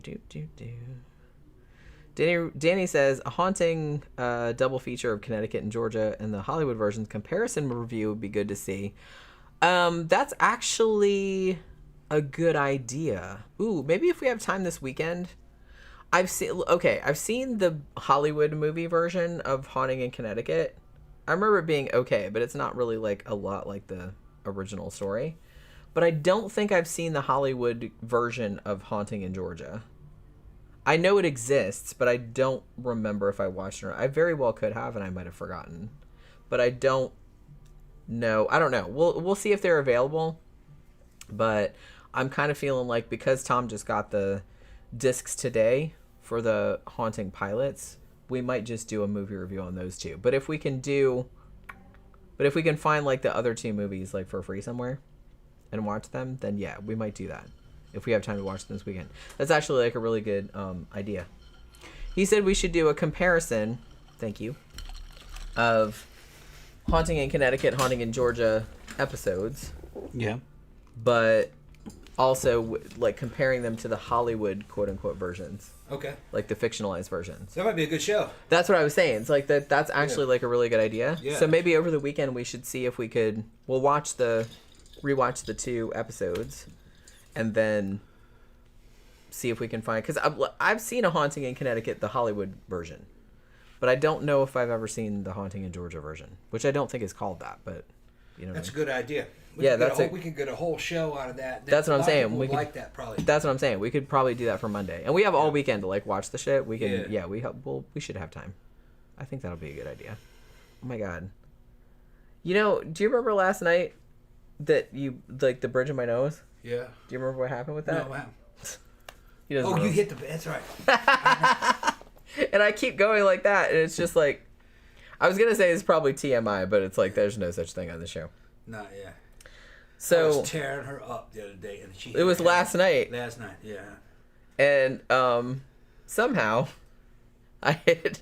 It was right at Let me see if I can find a delicate way of putting this. There's no delicate way of putting it. Yeah. Right when you were coming to the apex. Let's put it like that. I whacked the bridge of my nose on the footboard, and like the headboard and footboard of our bed are just like metal. They're metal squares, yeah, and they're kind of like square. It's very like modernist Japanese looking stuff. And we need a new bed. And I whacked the bridge of I thought I broke my nose for a second. I was like, I think you broke my nose. That was some doggy shit. I think it was. Went back there, fucking yeah. And it's like yeah. And the funny thing about it too is that whole headboard. Yeah. We fucked up that bed so bad that the other day, like we finally it was making such horrible like squeaky noises that it's like we pulled it out, and Tom was like, "Oh my god, the screws for the thing were like all the way out." Yeah, they were like fucking like all the way out. A quarter of an inch of slack. We'd been fucking rocking that bed. And then we gotta stop fucking in the bed. We gotta start going out in the living room and start doing that shit. We did it here, like on today. Well, yeah, earlier we had it, so we just fucked on the floor in here, but yeah, but it's gotten to the point where now all these hormones were on. Well, yeah. Yeah. It doesn't help. Yeah. But yeah, the bed was so bad that like the shit was so loose that it was just making horrible. I'm like, oh my god, will you please fix that? It's just like we're gonna like fall in one of these days. Yeah. I was afraid it was gonna like break and like fall onto the floor. So we have to like fuck on the floor now. Oh well. Well, like I said, we fucking on the floor in here earlier. Tammy says, "What? You two have sex?" LOL. Yeah. Yeah. And he almost broke my fucking nose. Like right there. I know. He didn't mean it. I didn't even know it happened. Well, I wasn't like expecting it either. I was just kind of whack. Yeah. I was like that. And I was like, "Ow, god That's damn it." Some good dick, man.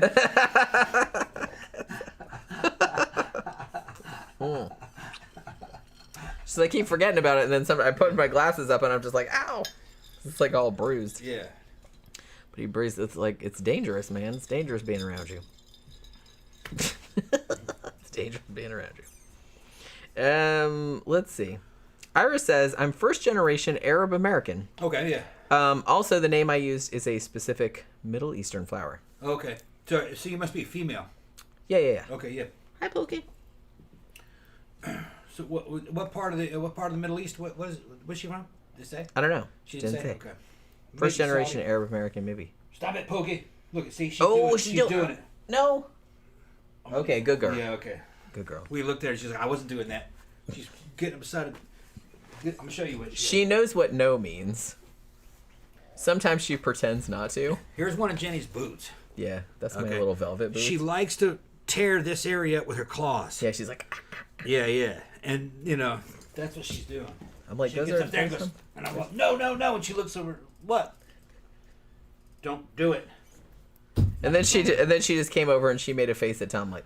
Yeah, she knows I'm talking about her doing that. She scrunched up her little face all angry. Don't do it. And she was doing it to this one too. What? Oh, she fucked up my other shoe? She tried to do it. This was one of my favorite. Jenny's little. That shit is so cute. He loves those shoes. I've got a shoe fetish. Yeah. It's like sandals with high heels. You see, right? Her feet look so sexy in this shit. If my toe. No, look, she's getting. I told you. Oh no! No. She goes, don't hit me. We're not gonna hit you, Pookie. We've never hit you. You can't do it. You can't do it. Don't tear up the shoes, Pookie. Yeah. You have so many things to claw on. I gave you claw stuff. You have a whole 3-story thing out there to claw on. Yeah. Although I have to say that Bambi, our other cat, has torn the shit out of that. She tore all the rope off of it. Yeah, she's wicked. Rah! But at least she knows where she's supposed to do it. Yeah, she might be clawing on stuff when I don't know about it, but I don't see her do it. Right. You know what I mean? Tammy says, Pookie says to stop lying, Tom. She would never mess with shoes. Yeah. Yeah. Oh my God, she loves shoes. You know my fetish about shoes. She loves shoes. Yeah. And feet. Yeah. So much. I think that's kind of why she tries to get in the closet in the bedroom all the time. Yeah. Because she knows the shoes are in there. And she's super sneaky about it too. Tom will be in the closet trying to find some clothes or something, and she'll come in the room and she's kind of all hunched down, and she'll kind of do this circuitous la la la going over here, not going in the closet. I'm not even looking over there. And then she's like, phew. Did Iris ever answer where her family was from? No, I don't. Oh yeah. Which no. Okay, sorry, I saw another. If you didn't know, Iris, my grandfather, my grandmother, my mother's side, and all her sisters left the United States to go to Isfahan, Iran. And my grandfather was friends with the Shah of Iran before the Islamic Revolution. My granddad at that time was working for Grumman Aerospace. I think it was Grumman. And they sold a whole bunch of F-14 Tomcats to him. And my granddad went down there to make up the training program to teach all the Iranian Air Force how to maintain the engines on the airplane. My granddad made the fuel injection system on the F-14. He did all kinds of cool shit as a contractor in aerospace. He worked for McDonnell Douglas. He worked for General Atomics. That was he was on that Project Orion. If you guys know what that is. Nothing to do with the Elvis impersonation. Nuclear powered rocket. Yeah, nuclear powered external combustion rocket to go to fucking deep space using miniature atomic bombs. Did all kinds of weird stuff. Every time you say he was atomic, on the Saturn project. Every time you say atomic, I just think of that Blondie song. Atomic. Fuck nuclear. We're gonna talk about atomic. We're gonna take it back to that era. It's like the 50s. Yeah, and he Bride of the Atom. Yeah, and he was also. Already got pee again. He was also on Saturn project, which is going to the moon. He helped make that fucking engine on that Saturn V rocket, and he did the electrical systems to blow the explosive bolts for stage separation. He did that. My granddad was half Middle Eastern. His mother was an Assyrian Christian who'd gotten driven out of the Middle East in some kind of war. They were Catholics. I don't remember where he said they were from. It may have been Iraq. But when you looked at my granddad on my mother's side of the family, he had kind of a Middle Eastern look to him. I got pictures of him around here somewhere where he was making rockets back in the early 70s. Behind him, they got all these fucking Saturn rockets and all this shit. And he was tripped, man. He was just this nerdy, real devoutly Christian guy. Nerdy, though. A short sleeve dress shirt and a tie with a pocket protector and glasses. And he looked just like something out of the 1950s. Like They all look like They that. all look like that. They look like somebody from fucking Mission Control. Mission Control. This is They're all Houston, kind of Mission dumpy, Control. and they all have Yeah, like those shirts tucked into the slacks and like the it's big one of ass those. glasses. And Yeah. they Didn't know always how to look- use a computer. They didn't even know how to use a computer. Everything was done with a slide rule. You had to. That's how fucking smart he was. And then they could do fucking advanced mathematics and use the slide rule and engineer some shit. And goes, yeah, that should survive. Yeah, we should just have combustion at Mach 6. Yeah, they could fucking come up with all kinds of crazy shit just by... I mean, you had to. Yeah, Because there imagine it. wasn't like another option. Which is, that's the key element, is understanding mathematics. See, the young guys that are coming up today in the American space program, like in SpaceX and shit, they're using software. They didn't write the software. They're just using the software to make rockets. Which you can make a rocket that way. Yeah, you can. But you can't make a hypersonic missile that way because they don't have the theory, the mathematical theories in there to keep that fucking burn going at Mach 8. Only the Russians figured that out. The Russians figured that out. They got hypersonic missiles now. It's because they didn't use computers. Well, I think it They is. use math. I'm an advocate mathematics. of like I said, I kind of feel like just school in general Yeah. should teach you like the shit that's going on right now, so you can like get a job and stuff. But also, they should teach you like fundamental stuff. They don't know the fundamentals anymore. Like. Yeah. Yeah, so I kind of feel like, yeah, you know, you can do math with calculators or whatever, but it's just like you really need to understand how the shit works. Yeah. Or you can't really like. I think it really kind of handicaps you in a lot of ways. With hypersonics, you can't make a hypersonic missile with a computer program because that computer program does not know the mathematical algorithms you need to know to understand hypersonics. You have to imagine that in your head and then figure out the fucking theory, the mathematical theory to get it done.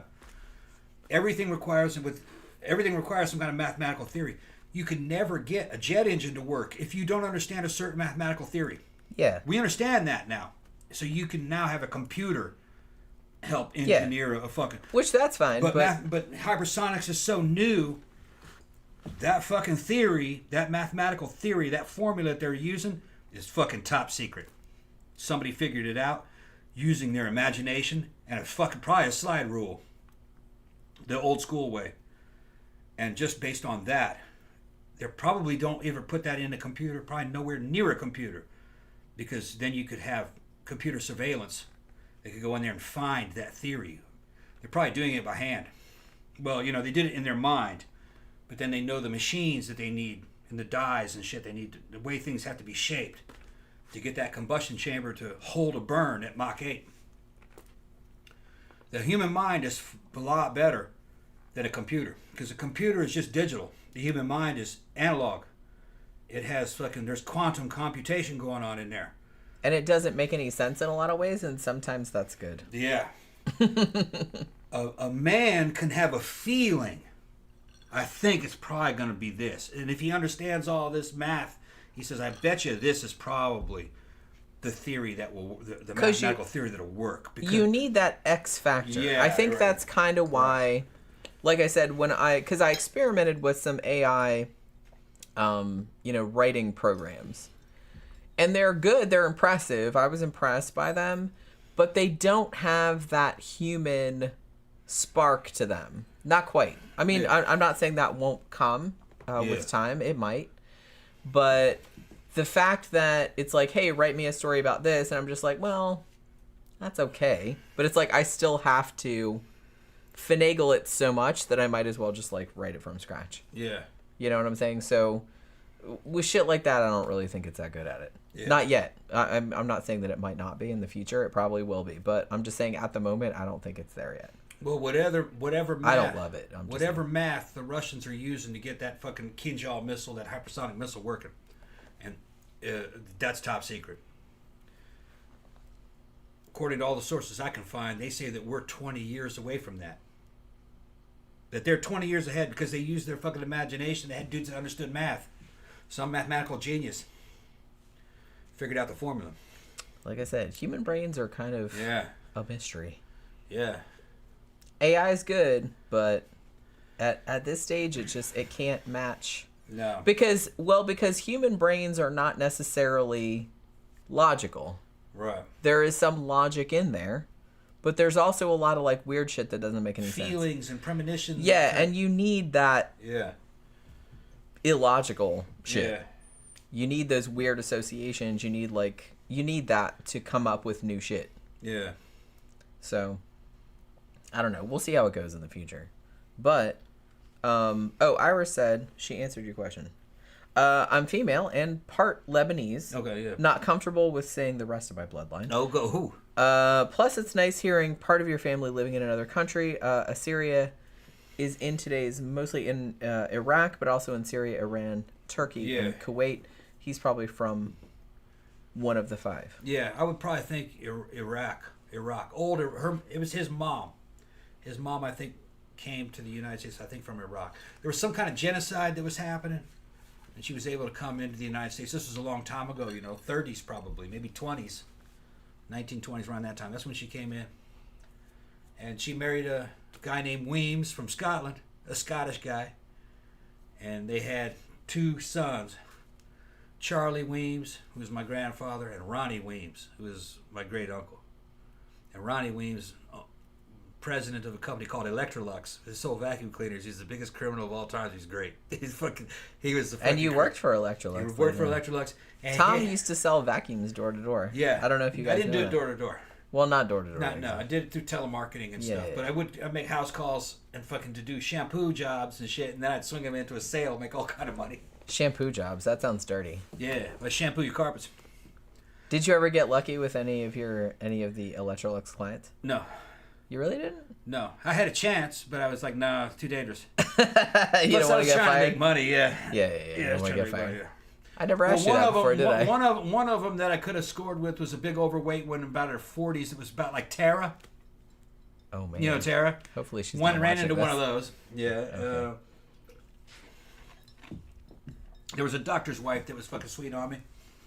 And that's usually you were so cute when you were younger. I mean, she referred me to all her friends. You're still cute now, but I'm just. She referred me to all her friends. I sold them all machines. I'm just saying, like, I was their favorite guy. When you were young, yeah. I can see like all the middle-aged ladies would be all about that. Those weren't middle-aged people though. Those girls were middle-aged they were 30s. In relation to how old you were at the time, because you were much younger. I was 20s. Yeah. Yeah, you were in your 20s. Yeah. And these were women in their 30s, and a lot of times the doctors aren't around. They're working long hours. And she'd hand me off to her friend, and that one. Girl's got to entertain herself somehow. A whole bunch of fucking. Yeah, I'd be in there for a fucking whole hour, entertaining, put on a show. Because you have to admit, you are charming as shit. Well, I wasn't really. I was being very professional. Yeah. I was being very professional on the job. Man, stop trying to get me talking. But I was just professional on the job. No, it's fun. And I had a professional manner about myself, but I had fun with them. Because you don't know what could happen. You know what I mean? You might get in trouble. You don't know if you get tested. Well, yeah, I wouldn't really. Yeah. Yeah, you might be being tested too. You don't know if this is, for all you know, this person works for the company. That's what I mean. I'd be suspicious. Especially if they were kind of like throwing themselves at you, kind of like very obviously. Like they answered the door just wearing a bathrobe or some shit. I never had anybody throw themselves at me, really, other than the one that was like Tara. What'd she do? Did she answer the door wearing a bathrobe? She was just, everything she ended with was, look, I'm not trying to make a move on you or anything, but I'm just trying to, look, it's not like I'm trying to come on to you. It's that kind of thing. It's kind of Except I am. Yeah. It's one of those. I was like, okay. Like, what'd she say that would make you think that? Oh, no, I was vacuuming doing a thing. You're like, look, I'm just vacuuming your shit or just like cleaning your carpet or whatever. She had a painting of some chick in bed. It's a painting of a chick in bed. And I said, and I was looking at that and I said, who's that? And she goes, I'm not trying to make a move on you or anything, but that was me when I was in my 20s. Oh, she's one of those. She's one of those. I was like, oh, okay, all right. Oh, my God. She goes, she was like a club chick. I don't know. I feel like not like no. Yeah. I'm not dissing anybody, but it's like I feel like I would have too much self-respect to do that kind of stuff. This one didn't. I guess not. Some people don't have any shame. Like I said, that's cool. Get what you can get. But I'm just saying I would be too like embarrassed to do stuff like that. She was definitely coming on to me. Definitely. There's no way though. No way. No chance in hell. You aren't risking getting fired? No, I couldn't get it up for that. Fuck well, no. Was there anybody? Okay, now here's another question. Was there anybody whose house you went to that you would have risked getting fired? No. No? Okay. No. Well, that's good to know. No. No. You did make a lot of money doing that. Yeah. It was all business. Yeah. All business. I was in a really good area. This was Wellesley, Weston, Newton, and Dover. Yeah, outside of fucking Boston. Fucking rich. Very wealthy neighborhood. And, they knew where the office was. If I fucking did anything sideways, they'd fucking call up and complain. Yeah, of course they would. So, the hell no. They had complaints. Karens back then too. Yeah. They just didn't call I them got that. complaints. He told my boy to shut up. And I said, I did not tell her to shut up. I said, oh my God, really? Hold it down. Yeah, the kid was fucking yelling, jumping, yelling. And you hold it down, making too much noise. They called it. He told my kid to shut up. She told the kid to shut up. Judy was old gangster too. She was a cousin of mine, really. It's like, no, I didn't say that. I said just hold the noise down. She goes, yeah, fuck her then. Yeah, fuck it. Judy was tough. She was a tough New York broad. People with their kids, man. Look, I used to work in a record store back in the 90s, and an alarming amount of people would just let their crotch fruit just run around in the store. Yeah. And one, we have liability issues. You can't just fucking run around like that. I had one kid run around in the store, and he was just like crawling around like an animal, and he was just like underneath all the racks, and he was just like barking at people and stuff like that. And I'm just like, hey, can you maybe like not let your kid do that? And then I get in trouble. So I don't know. I guess it's okay to like let your kids just act like fucking chimpanzees. Well, I was gonna say chimpanzees, but it's just like that's an insult to chimpanzees. I don't like kids, is what I'm saying. But you know what I mean. But yeah, so that was that whole issue. So, Tammy says Tom was boy band cute back then. Yeah. He had the whole Rick Springfield hair. Yeah. He wished he had Jesse's girl. He got Jesse's girl. Yeah, I got Jesse's. He got Jesse's girl and David's girl Yeah. and Steve's girl and Carl's girl. He got all the girls back in the day. I had boy band cute all the way up until my 40s almost. Pretty much, he did. Yeah. Pretty much, he did. Yeah. Started going downhill in my late 40s. You didn't go downhill. What are you Started talking gaining about? a bunch of weight, man. That's why I started working out and fucking doing fucking hormones and shit. But see, that was I had just to adopt like a new look. You know what I mean? That was just a bump in the road, Tom. Yeah, you and I can't. still liked you during all that time, so that should count. I'm for going back and something. seeing some of those videos from like 3 years ago. Man, I look like shit. No, you don't. I look fat.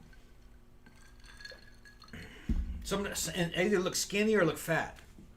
You know what I mean? Yeah. I didn't have as much mass. I didn't have much muscle on me back then. And everything started to fucking slow down, and it starts to get the fucking bloated kind of look in your face.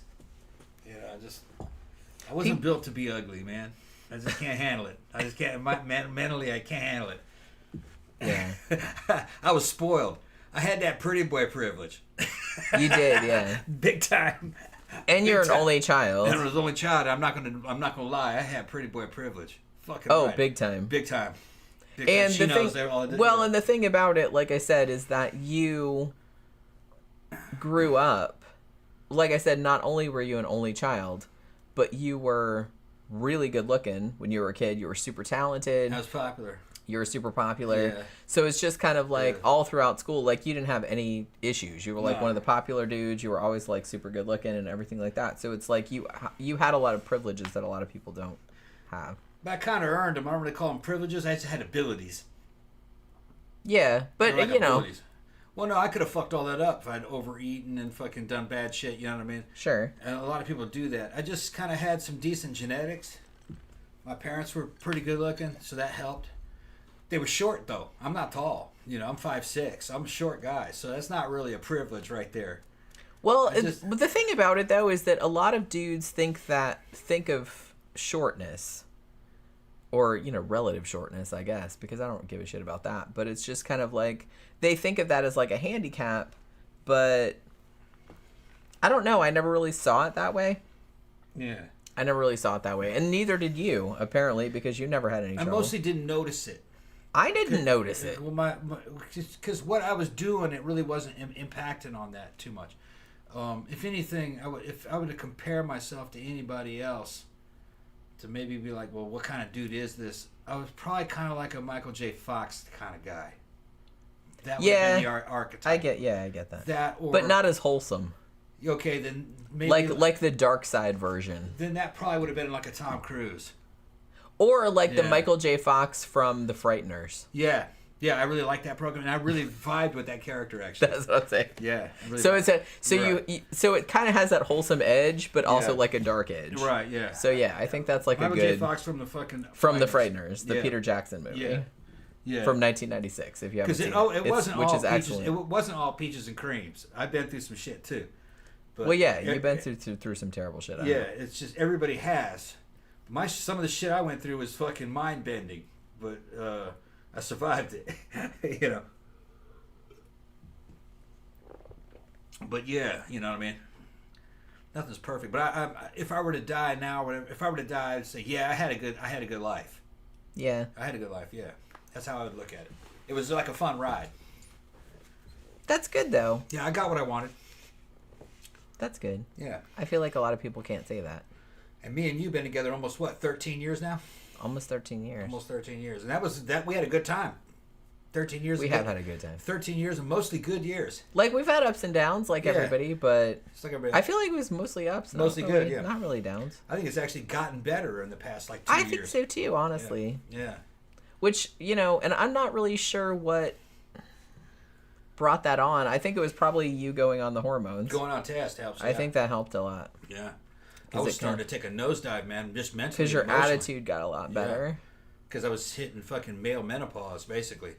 And you just feel terrible. Real negative and listless. And they're like, oh, there's no hope. It's over. Yeah, you did kind of go like that. It's like, I'm through. Life's over now. You have that feeling. Yeah. And it kind of like, I see other dudes in that same position, and I know what it is when they hit that age, you know what I mean? I'm like, dude, man, this is biological. I mean, if we have friends that are that age and are starting to feel like that, like Tom will absolutely counsel them and be like, please go on. Please go on test. You'll feel a lot better. Yeah, you'll feel a lot better rapidly, and you'll shake it off. You go, God damn, man, I forgot, what was I thinking? You know? Because it was a huge change. Yeah. It was a huge change. I mean, you're still you. Yeah. Like I said, you're still recognizable as you. You have but that it's fucking just lust for life, though. It comes coming back. Like I kind of feel like you had sort of lost that. Yeah. You're shutting down. Yeah. It's like a part of biological aging. You're dying. It's part of the dying process. And I was like, dude, and you're like, man, I got a lot of life left. Like when you started talking about that, I was like, dude, you're like not even 50, or you had just turned 50. Yeah. I'm like, holy crap, you could live another 30, 40, 50 years. 50 years. Conceivably. Yeah, but the human body isn't made to be around for that long. And males really weren't designed to be around for much past 40. You know? You were kind of irrelevant in the wild. It's like, yeah, your shit's done. Your shit's done. It's time for you to go. And so things start shutting down. Well, it doesn't have to shut down. Fuck nature, like man. Your teeth fall out if you get old. And in the old days, you died because you couldn't chew any fucking food. But nowadays, you got fucking false teeth. You can put false teeth on there and that extend your life. Or you can just drink smoothies. Or you can have your relatives chew the food for you. That's what a lot of the fucking Indians did. That's what they did back in the 80s. People chew the food for them and give it back to them. And they go, but would you eat food that I chewed for you? Yeah. Really? Stay alive, yeah. And then, but it's the same thing. Your hormones start fucking drying up. There's no reason for you to say, oh, fuck it, I'm through. I'm going to gain all this weight and just become fucking negative and get old like my friends. No, fucking hormones have fallen out. Inject those hormones back into you. You'll fucking get a second wind, and then you start finding out all these other tricks that you could do with hormones, then you may as well. I mean, how do you think those fucking fitness guys lived, like Jack LaLanne? How do you think they lived to their 90s, looking like that? You think that was natural? You're fucking tripping. No, he was probably taking tests. He was probably taking Anavar, little pills. He wasn't fucking getting giant and ripped, like a pro bodybuilder, but he was like a fitness guy his entire life. Even his 90s, he looked good for a dude in his 90s. He looked great at 50. Great at 50. Even in his 60s, he looked good. Today, you can do even better because now they know why certain things happen. Jack didn't know what he was doing. He was just taking pills and doing things and hoping. And it worked out for him because he lived a long time. But nowadays, you can do even better. They got guys in their 70s. Like I said, they know a lot more about it. They know a lot more, yeah. Got to rage against the dying of the light, as they say. Yeah, so at least if you do it my way, you're going to die. Everybody going to die. You're going to die. You'll probably die later. But you will die strong. You will die strong. Something's going to get you, cancer, something like that. Or get hit by a bus or something. You live long enough. Hit by a meteor. Yeah, you live long enough, cancer kills you. That's true of everyone, though. Yeah. But you can't, I don't know, you can't worry about it. You can't worry about it. No. By the time that shit happens, you're through anyway. It's weird because... Most of the time. Some people die of cancer early, like our friends. We got friends that died totally uncalled for, but there was it got to her, and they couldn't fix it. We actually had 2 friends that died of... Yeah. Well, Kaylee died at 34. Yeah. It was a shame, and she was cute as shit. That was our little lesbian daughter. We called her our daughter. Yeah. And she died of cancer at 34. Yeah. And we had another friend named Jen she died. She was 29? Yeah, died of a big old fucking brain She had a brain tumor. Brain tumor. I had an uncle that died of a brain tumor at 32. Yeah. Inoperable stuff. So, you never know. There was also the other girl who just got eaten up, that pretty girl that worked at one that would dance at the club. Oh, yeah. Cancer ate her down to nothing. Yeah. What was her name? That's right. Lorraine? No, that's not it. So we knew 3 of them. Which is crazy to think about. But and they were all prime of life, all of them. To be honest, I never thought. I don't know. I don't think I ever really thought about it when I was younger. But I was just kind of like, I never thought what I would be like at this age. Yeah. It never really occurred to me that I would be 51 years old. Yeah. I guess that never occurred to me. Because when I was younger, I was just kind of like, oh my God, in this year I'll be like 30-something years old. I'll be 40-something. I'll be so old. Yeah. And it's just, now I'm just kind of like, I'm 51 and I'm just kind of like, man, I could live another fucking 30, 40 years. You're awesome. You're in such good shape for a chick that's 51, though. You know what's funny? I saw young guys buying your videos. I know, right? Isn't that funny? Yeah, you're light years ahead of your competition. I saw a fucking comment on what is it, Quora today? Yeah. And somebody's asking, is 51 too old to be a hot wife? Yeah. No. And like everybody was like, they probably don't know what a hot wife is, do they? I don't know. If you guys don't know what a hot wife is a woman who's a swinger, basically. And the husband takes her around to have sex with other guys and he videotapes it. That's a hot wife. Yeah. Yeah. Slut wife. That's another word for slut wife. Right. And they make videos and sell them. The more outrageous, the better. Fucking interracial gangbangs. Yeah, everybody loves pool that. Parties. Everybody loves that naughty shit. Everybody loves that shit nowadays. Just anything that's fucking that they think is outrageous, and the husband's fucking cheering it on and shit. That's a hot wife. 51 is not too old to be a hot wife. No, absolutely. You can be a hot wife at any age. As long as somebody's willing to like watch it, then no, you're not too old. The customer's looking for all different kinds of stuff. What's her name's in her 70s and is basically doing that. Sally D'Angelo. Oh, right, She's right. 70-something. Yeah. But technically that would be a hot wife. She's married. Yeah. She's a porn star. She's probably the oldest active porn star. She looks like the Wicked Witch. But like she's making that work for her, though. She's 76, I think 75, 76, and she looks like wicked witch with big old fake boobs and crazy hair. She looks great for 75, I guess. But she's got the old lady kink, Right. some kinky old witch. What she looks like. Yeah. Um, Throwing down on some younger dudes. Yeah, or girls too, young Or girls. girls. Yeah, it's like it does everything, and that's kind of the hot wife thing, kind of. Well, that's the hot grandma, hot granny, is what they're talking about there. Gilf, yeah, grandma like to fuck Gilf. There's a fetish for everything. It's a fetish for everything. Kind of sells. Everything. You could be just insanely obese, and there's a market for that. Yeah, I mean, some things are going to sell more than others, obviously, but there's a niche for everything. Yeah. Anything you can think of, there's a niche for that shit. Yeah.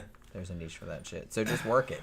One of the original e-girls. This is before OnlyFans. Was some chick, I'm trying to remember what her name was. She was making her own videos, custom videos, and posting them, and guys would send her some money. She'd make some more videos. And she started off very mild. Her in nylons and stuff, walking around in her apartment, riding the exercise bike and stuff, and she'd make videos. And then it kind of got into more solo stuff in the shower, blah, blah. But what was weird about her is that she was very pretty, had a very pretty face, and her upper body was very kind of normal with big boobs. Her ass and her thighs were huge, I mean, big. Her name is Mal Malloy.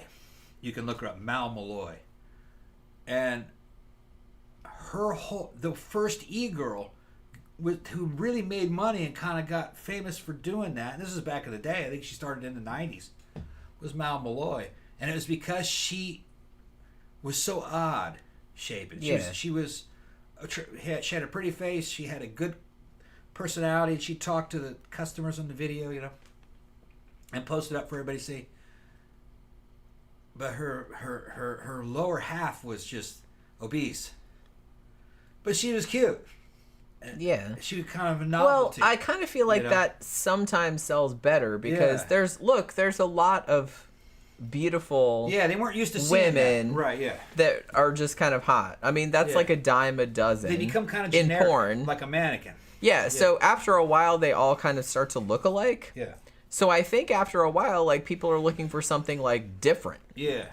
Yeah, now over like time, somebody that stands out. Now, over time, as Mal Malloy got older, she got big everywhere. But when she started, she was just big on the bottom.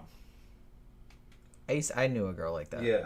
That was skinny everywhere except for her if you butt saw and her from the thighs waist up, you would massive. just think she was kind of a busty. Which was very strange looking. Yeah, but... you look at the bottom down, and it's like, man, is that elephantitis of the ass? Just the fucking ass. It was amazing. Hey, Clara, you want to see a picture of a guy with elephantitis of the nuts? Yeah. It's pretty tasty. Like so, the original e-girl was really more like a ass worship queen. It was dudes worshiping the size of this amazing obese butt on a skinny girl. Yeah, so I kind of feel like, in a way, if you have a unique angle, either with your body or some weird shit you can do, you might have a better chance of, like, standing out, especially nowadays. Like I said, when everybody is making content, like I said, there's a million bajillion hot young women. So much so, and I'm not disparaging because they're hot and everything, but it's just kind of like there's a lot of them, and it's just kind of like it's hard to distinguish yourself. So in some ways, it might be better to go for like a niche market. I think you'll stand out better. I don't know. That's just my advice. That was Mal. Oh, right. Oh my goodness. Wow, that is quite an ass. That's quite an ass. See. This is not nudes. You can see this. That's crazy. That is crazy. That was Mal. In the early days. Like I said, I did know a girl that's built like that, so it's not insane. Like, that does happen naturally sometimes. But I can't imagine it's all that common. Man, you messed up my lighting.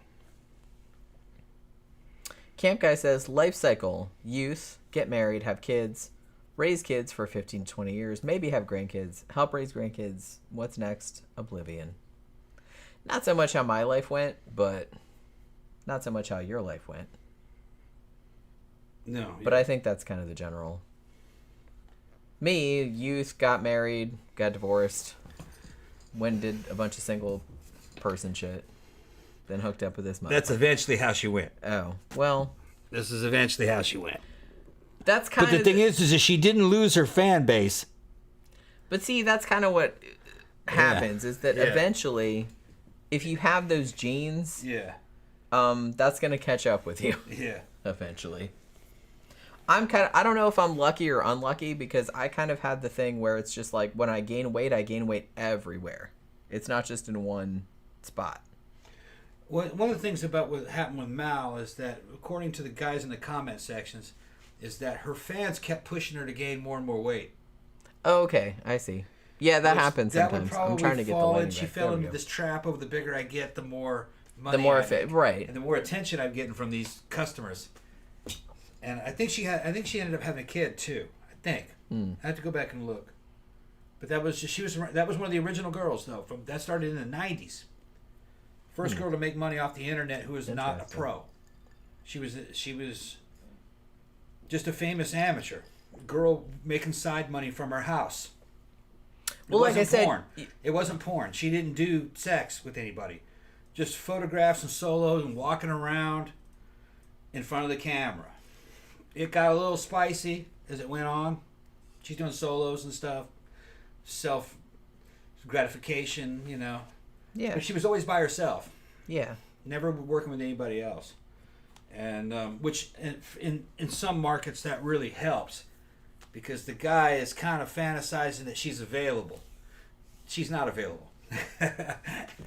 She's got somebody. And if you're a customer, she's probably not interested, unless she's a pro. Like some of these porn stars, like Angela White, she cannot have a dating profile. They'll pull her profile down. They'll say that she's catfishing, that's not who that is. Right. Or if they do confirm, no, this is me, I'm Angela White. They say, well, we can't have you on this platform because you might be trafficking yourself. You're hooking. You might be hooking. So we can't have you. So they can't have any dating profiles. That's another thing you have to consider. They'll film and go to studios, but they don't want to date those dudes. The only way you can actually date Angela White is if you meet her in person in the wild, or if you see her on StreamMate and go cam to cam with her, and she likes you, she'll date you. But she's got real high standards. You got to be a fitness dude. You got to be fun. You got to have money. Well, you can't blame her. Like She's I got said, very high standards. she probably gets like fucking 40 Yeah. bajillion messages every Yeah. day. Shit, I'm just like some nobody on the internet, and I get fucking weird ass messages and random ass dick pics. Yeah. From time to time. But I thought I was listening to one of her interviews. I thought it was fucking. She goes, "Oh yeah, my boyfriend. I met him when I was at work. I was working on StreamMate. He was a customer." She's like, "What?" And he goes, "Yeah." Well, Wow. you were like, and she's like, "Well, yeah, you know, I can't meet guys the normal way anymore." Yeah, you can't. you can't Well, do it's that. just kind of like anything else. Right, It's you know, in a way, we talk about this a lot, but it's kind of like the goth scene, because you're just kind of like you're probably only gonna be compatible with people that are kind of like know what your situation right, is. Yeah. So he I mean, knows who she is. for us, it would be like if either one of us were single, which we're not, but it's just like if we were, it would just be kind of like we're gonna hook up with somebody from the goth scene or somebody from, you know, from StreamMate or something. Yeah. Although I don't think I would hook up with anybody from there, but you know what I mean. No. I don't know. No. But probably not. No. Probably Well, not. you know, you're married. Well, yeah. I mean, if you're I just said if. Yeah. I said if, like hypothetically. No, the I don't really think about it because that would be weird. The thing is, though, is that we're not so notorious that we can't get dates. That's true. She is. She is. That's another thing. It's Those like dudes that. know who she is, and fucking, Right. she can't date any normal dudes because they're gonna say, "You can't do this anymore. I love you. You can't." No, she's gonna be married to some dude who likes the fact that this is what she does for a living. They got guys that fetishize that. Sure. Like, oh yeah, they got dudes with hooker fetishes Sure. where they want to marry a hooker. Yeah. That's some weird shit, but fucking they got that exists. Everything exists. Yeah. Like I said, there's Rule 34 for a reason. Yeah. And Justice for Me said, I know it's natural, but the human condition is cruel. When I was in my prime, I laughed at those who told me getting old is hell. After all, I was invincible. Now I know what they were talking about. Yeah. Everybody kind of gets... a guy that said that or a girl? Yeah, it's a guy that said that. Let me go get my power cord. What time is it? 10:49. It's fine. You're fine? Okay. Yeah. I'm going to run out of power here in a bit, so I'm going to have to... Go get your cord. All right. Yeah, I don't know. It's kind of hard for me to, like, because even when... I don't know. I'm just one of those weird-ass people that, like, even when I was a teenager... I'm just kind of like, one day I'm going to die. You know what I mean? I was like, I don't know. I don't know if it's because I was, like into the goth thing. So I was just kind of like very aware of it. So I've always kind of had this sense ever since I was a teenager. So it never, I don't think it affected me as much, maybe, as it affects other people. And I think that's because I didn't have... maybe because I didn't have I'm not saying that I didn't have a great time as a teenager, because I had some good times and stuff like that, but I didn't really have the whole thing where it's like, oh my god, I'm a teenager and it's so great and we're doing all this other stuff, and then like you get old and you get married and you have kids and you can't do that shit anymore. I didn't really have that. I was kind of shy and bookish like as a teenager. I got married in my early 20s, but we never had kids. We never really wanted them. We still did clubbing. We still went out clubbing and stuff like that. So it's just kind of like we never really got into that rut, I guess. We just never really got into that. So I don't know. So I never really got into that whole, oh my god, I'm old and I can't do this, that, and the other thing anymore. I don't know. I just never got into that mindset, I guess. Maybe it helps that I didn't have kids. Yeah, and also the lifestyle that we had. I think that helped a lot too. Yeah. I think that helped a lot too. Because it's just like, I don't know, I just wasn't really thinking about it. Yeah, we didn't think about it. We were just doing clubs and having fun. Yeah, the whole time, pretty much. Like I said, even though I married fairly young, I was 22 when I got married, but we still went to clubs and stuff. All our friends are young, so we didn't really notice. And then, like, the friends that stayed with us who were our age, they still look great, too. And they still go out. Yeah. Like, some of them have kids and shit like that, but it's just like that they don't really let that, like, dictate their whole life. Yeah. So it's just kind of like a different... They weren't kind of normie people to begin with. Yeah. I think that helps a lot. Yeah. I think that helps a lot. Where life has to be a certain way. If it's not this way, then you're wrong. It's not the way we really are. Yeah, I didn't grow up with that, so I kind of feel like it doesn't... So that's why I'm not really all that bothered about like being 51 and like still going out to clubs and stuff like that, because it's just that's what I've always done. And we know other people that are our age or older that still do the shit. Some of them have kids that are grown and shit like that, but they don't. Part of the reason why it doesn't bother you as much and why you're so happy is because partly is the way you look, and you look the way you look because you're in training and you do stuff. You wouldn't feel this way, say, if you were another 40 or 50 pounds. You know what I mean? And didn't have any friends. It would be different. Things start to kind of fall apart. Yeah. If you're not doing well in the social circles. Me and Jen go to places we still command respect. You know. Well, a lot of people still like know us. And know us. So it's just kind of like some of the younger people are like, oh well, yeah, you guys are basically we know you guys, yeah, whatever. Like they'll know us by reputation. Yeah, so we're kind of like famous in these little circles. So that's part of the I was trained as my first little fucking training that I got, really, aside from being a dishwasher in a fucking restaurant in high school, was also to be an actor. Jen doesn't realize, I don't think she realizes or appreciates over the years how much she's become show business person. Yeah. Okay.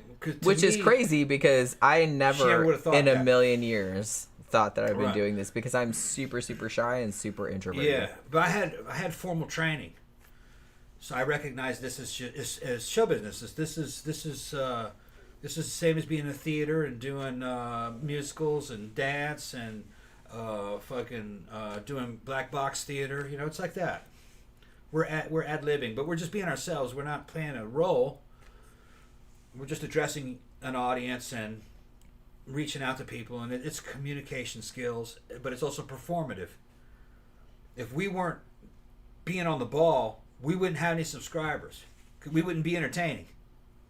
You know, and the idea of the show was almost to be kind of like electronic friends through Bass Media. I wanted, because I like shows like that.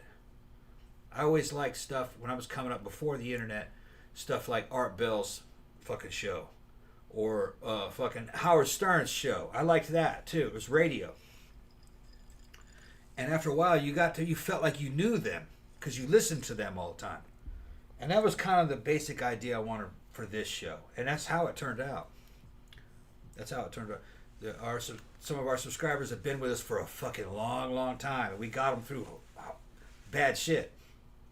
You know, we get private messages, you know. Well, and the thing about it is that another thing is that we never really wanted, because both of us are very what's the word I want to use? Are very forthright. Yeah. We're not good at, well, I'm not good at pretending to be something that I'm not. So we really wanted to have something that was just kind of like us being ourselves. Yeah. So, like I said, even though the show is performative to a degree in the sense that, okay, we got to get in show mode now, but it's like the shit that we're talking about is not... The shit we talk about anyway. Yeah. I mean, holy crap. Like, the shit that we've said on this show... Yeah. It's just like, we just like let it all hang out. And I like that, though. I like that. Because like I said, I'm not a person that's good at like hiding things or trying to be a specific way for decorum or something like that. I'm just like really... One of our regulars, Gramthars Hammer, I don't think he's on right now. Yeah, I haven't seen him. We went to high school together. And he's confirmed it in the comment section before. He's like, no, he's not bullshitting. This is how he is. And he's talking about me because, you know, he says if what you see here is exactly the way he was in high school. It's true. And like I said, I've been hanging around you for 13, 14 years. You are like this, whether the camera is on you or not. Yeah, and Jenny, I've known Jenny for 13 years. She's like this. She's being herself. Yeah. I'm a little bit more talkative on the show, probably, just because I feel like, but we go our own way during the times, you know, because we're not up each other's ass all day. She's in here working, I'm doing other shit. I'll go ride motorcycles. Right. So you know, it's healthy to have kind of, you know, our own time. Yeah. But nah, we've lived together for 13 years, fucking straight. And we're both exactly like, just like we seem. Yeah. Exactly like you see on the show. Yeah. This is exactly the way that we're like. Yeah. Pretty much all the time. If you came to our house and stayed with us for a week or something, this is exactly what we would be like. And Soph, she's been on the show. She just stayed with she can confirm. She's appeared as a guest. We are just like this. And she said, "This is it." Yeah. Well, like I said, the whole reason that we started the show in the first place was because somebody told us that interacted with us in person, you guys should start a show because y'all are funny. Like, y'all's interaction is funny. Yeah. And we hadn't really thought about it prior to that, but we were like, yeah, maybe we should. We are kind of funny. Yeah. Because I always thought we were kind of funny. Like, the shit that we kind of... Yeah. Like, we just sit up in the bed watching movies and, like, say funny shit to each other. So I'm just like, oh, my God, we're hilarious. We should roll. You know what I mean? But it's just, you know... Actually, like, a lot of the funniest shit that we say doesn't even get recorded. Which is pretty sad. A lot of it's like lost to posterity. Top of our heads. Right, it's like a lot of it's like lost to posterity. To be honest, I can't remember some of the shit that we did.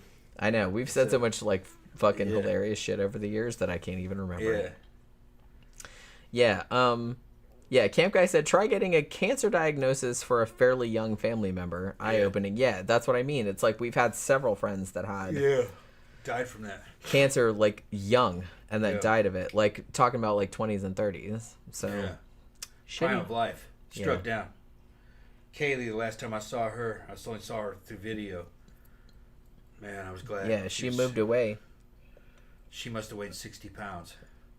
She was the size of a dog. It was heartbreaking. I felt real fucking bad about it. Because Kaylee was cute. I did too. And like, man, we used to take her to the club every fucking week. Bitty. We used to pick her up from her house. Little bitty Kaylee. Yeah. It's weird. It's still weird to think that she's gone. Yeah. because we used to like fucking every Friday, man. We used to pick her up for Venue 13. Yeah. Every fucking Friday. I think I still got the Cady Leatherman tribute video. Tammy said, yes, we already established that you two were actually having the sex. How... Yeah, I know. And Justice for Me said, death is always on my mind. I distract myself, but it's always there. I don't think about it all that much. I do kind of think about it, but I don't know. I'm trying not to worry about things as much because I have like I have a bad tendency to like have anxiety about shit that I probably shouldn't have anxiety about, and I feel like it's probably just, you know, giving me more problems than I need to have. So I've decided to kind of not, you know what? I'm just not going to worry about shit. I'm just going to like one day at a time. I'm just going to wake up every day and be like, yeah, we're going to do this today. And it's just like, if I didn't get it done that day, then that's okay. We can just like do it tomorrow. I'm trying to chill out. You know, I mean, Tom knows. I worry about shit a lot. And the older I get, the more I think that probably I shouldn't, because it just causes more problems than it solves, you know? Yeah. And Justice for Me said, this channel is one of my prime go-tos when I'm wallowing in sadness. Your intelligence, wit, and humor have really made a difference in my life. Just know you're doing that for people. Oh my god, that's fucking awesome. That's fucking awesome. See, that's what I always kind of wanted to happen. I always wanted to happen.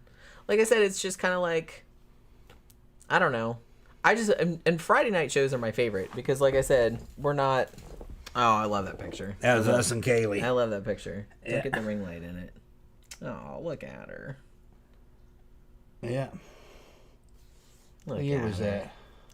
that? Probably 2017, 2018, something like that. Maybe later. Yeah. I can't really remember. That was a while back. Like I said, we used to pick her up every weekend. She didn't have a car. Here's her without the mask. So we used to pick her up every weekend and take her to the club with us. Buy her food after the club. We could just go through the McDonald's like drive-through. Okay. Buy her a fucking Big Here's Mac her or something. tribute video. There's Kaylee. Aw, thank you, Jeffy Art. Oh my god. Thank you so much. Jeffy Art just gave us a very large super chat. Thank you very much. That is so awesome. Thank you, Jeffy. That was That Kaylee. is so awesome. Yeah, you'll miss Kaylee. Yeah, we all miss her. Yeah. Man, you know who misses her a lot? Dave. Yeah. Her and Dave, who's a regular on Dave the show. and Kaylee, he used to Big Little, if you've seen Yeah. him in the comments. That's a friend of ours. That's Dave. We see him at Mannequins and shit all the time. And he was at Momentum More this past Wednesday. Him and Kaylee used to do karaoke. Yeah, that's right. Every week. Look at Kaylee's little short ass. And he's still like, he posts every year and he's just like, I can't believe that she's fucking gone. Yeah. I can't believe she's gone. She was a lot of fun. 34 years old, man. Yeah. She's in her 20s in this one. Like I said, you never know. Early 30s. Look, there's me. Yeah, Yeah, there's me at the club. He got me. Oh, yeah. Little Swole. That's Little Swole. I can't see. It's Kaylee and Little Swole. Yeah. There's Kaylee. She's got her fucking stupid hair on. Her stupid hair. Yeah. That's a bummer, man. That's us at the club. That's Kaylee and Little Swole making fucking ninja videos. Got Kaylee dressed up as a ninja. Yeah, they still all kind of shit like that. Yeah. Man. Like I said, it's fucking crazy, man. Yeah. It's crazy that we're still here and we're like that she's not. That she's gone, yeah. Because we're like her parents' age. Yeah. This is That's a movie insane. that he made with. This is a movie that Little Swole made with Kaylee. There's Kaylee. Those are the boots we gave her. Oh, that's right. We gave her those. Yeah. Oh, I forgot about that. There's Little Swole dressed up as an old man. Okay, Little Swole beating up the damn boxing guy. That's funny. Yeah. Yeah. Poor Kaylee. I know. See where this is gonna go. He's messing with her. She goes, "You stop it. You stop it." Yeah. I don't know what she's doing. Oh, he's threatening her with a fake spider. Yeah. Oh, that's us at the club. Oh, I remember that night. Yeah. I remember that. Yeah. It's probably gonna show me and you in there with her. She's dancing. I know we're in here somewhere. Yeah. Man.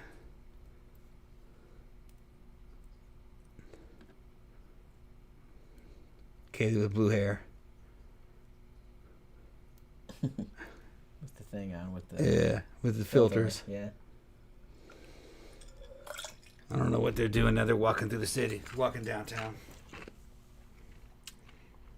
But yeah, thank you very much, Jeffy Art. Jeffy Art says, I thank Ask a Mortician for helping me resolve my death issues. She's great. I love Ask a Mortician. I love that channel. Tammy says, I've said before, my son died at age 11 and my gram at age 102. Where is the logic in that? Life is unpredictable. It's just random. Yeah, you can't really... Man, you messed up my lighting again. You can't really worry about it. It took me this long to don't take it seriously. It's a weird way to say it. But yeah. I mean, well, I'm not saying don't take it seriously. It's not you trying should. to kill you. You should take it seriously. Yeah, but it's. But I'm just random. saying that. Yeah, I'm just saying don't take it personally. Is probably a better way of putting it. You should take it seriously. Yeah, don't take it. But don't take it personally. Because you just can't tell. No one's out to get you. It's just kind of like, the universe isn't out to get you. And even though it feels like that sometimes, I get that. But, shit happens. Shit happens to good people. Shit happens to bad people. It doesn't have anything to do with anything. Yeah. You guys saw Little Swole in the video. Little Swole loved Kaylee. He fucking loved her. And he's still fucked up about it. Yeah, he's still. Well, and the thing about it is that she died, and then his mom died. That's what I was gonna say. His mom. They both died of cancer within a few months. Like it was just, it was like and really. I could feel that he was fucking. Man, he's all right now. We just saw him a couple weeks ago. We saw him a couple weeks ago. I grabbed him, pulled him aside, and said, "Look, man, don't let that get to you. That was random." And he's like, "Yeah, it's just random." You can't. Right. In a way, I think that's. In a way, this is like a weird thing to say, maybe. Yeah. But in a way, it's kind of like easier being an atheist. Yeah. Because you understand that the universe is indifferent. It doesn't really care about you. So, like, when shit happens like that, if you, believed in some higher power or something, you're like, why are you doing this to me or something like that? But I don't think that. I'm just kind of like, oh, well. Yeah. It was just like a random, that was bad luck. He did, yeah. And like I said, and I get why that's... This girl he loved and then his mom. And then his mom. Yeah. Like within... A few months. Maybe not even a few. It like was a very brief time period. He was shaken, I could tell. Yeah. I said, dude, that doesn't mean anything. That's totally random, man. Fucking... Yeah, just don't. You can't take too much of it on. You just can't. It'll fuck you up. If you attribute too much meaning to it, it'll fuck you up. Like I said, I kind of feel like that's why a lot of times it's better being an atheist because you kind of understand that shit's just random. What's funny is that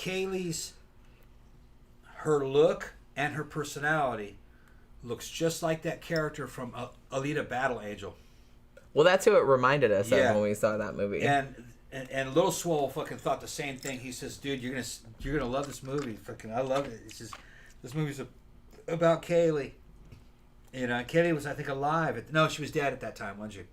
I think she was already dead at that time. It might have been, yeah. And fucking, he watches that movie to relive, to think of her. Yeah. Well, that girl in that movie, looks just fucking like her. Yeah. That was just the mannerisms and her personality. Yeah, it really reminded. Like when we saw it in the theater the first time, I'm like, holy shit, that's Kaylee. Yeah. Crazy. Those exactly like her. Exactly like her. Camp Guy said, and Justice for Me said, a sound policy, try to be present and grateful. Yeah, I mean, you don't know, tomorrow's not guaranteed. So, just kind of appreciate little shit. every day. That's all you can do. I mean, you can't really do anything other than that. Like I said, nothing's guaranteed. Camp Guy said, I tell myself that I'm not afraid to die. I'm just afraid to leave my loved ones here without whatever I can do to help them, and how they would have to get along without me. Yeah, I kind of feel like that's kind of my thing too. It's just like, am I afraid to die? No, not particularly. I'm not scared either. The only thing I don't like the thought of leaving the cats behind. Yeah. Is that messed up? I was gonna say, it's like the only thing that bothers me is leaving people behind. It's like they're like our kids, and I'm just like, who would take care of Pokey and Bam? Well, I would. But, I know, but it's like, But also, I'd be on my own.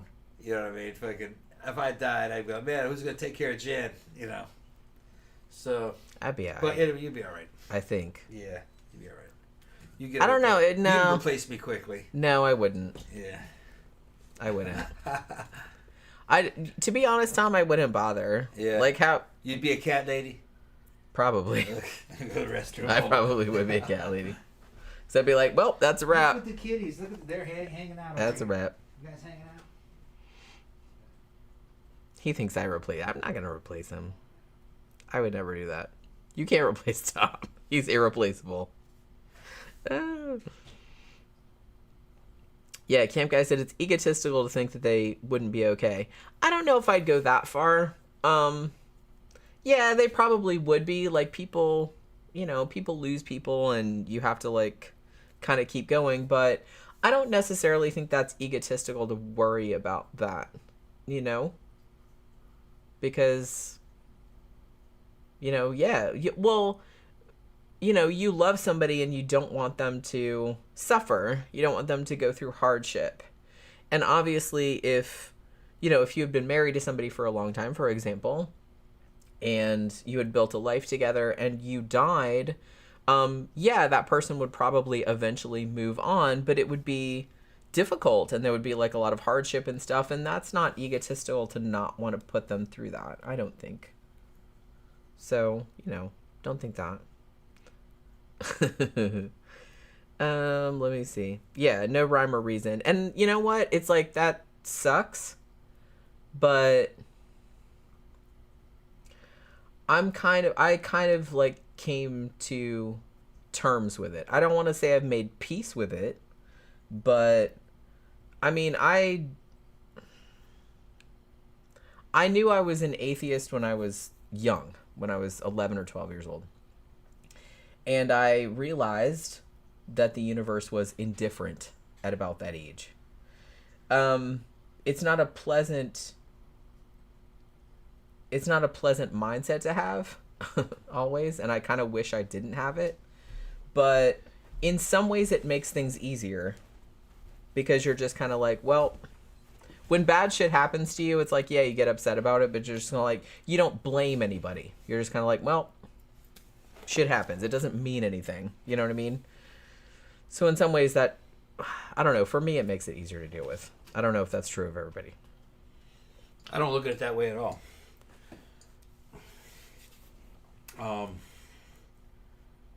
I've had out-of-body experiences, near-death experiences. I don't think death is really death.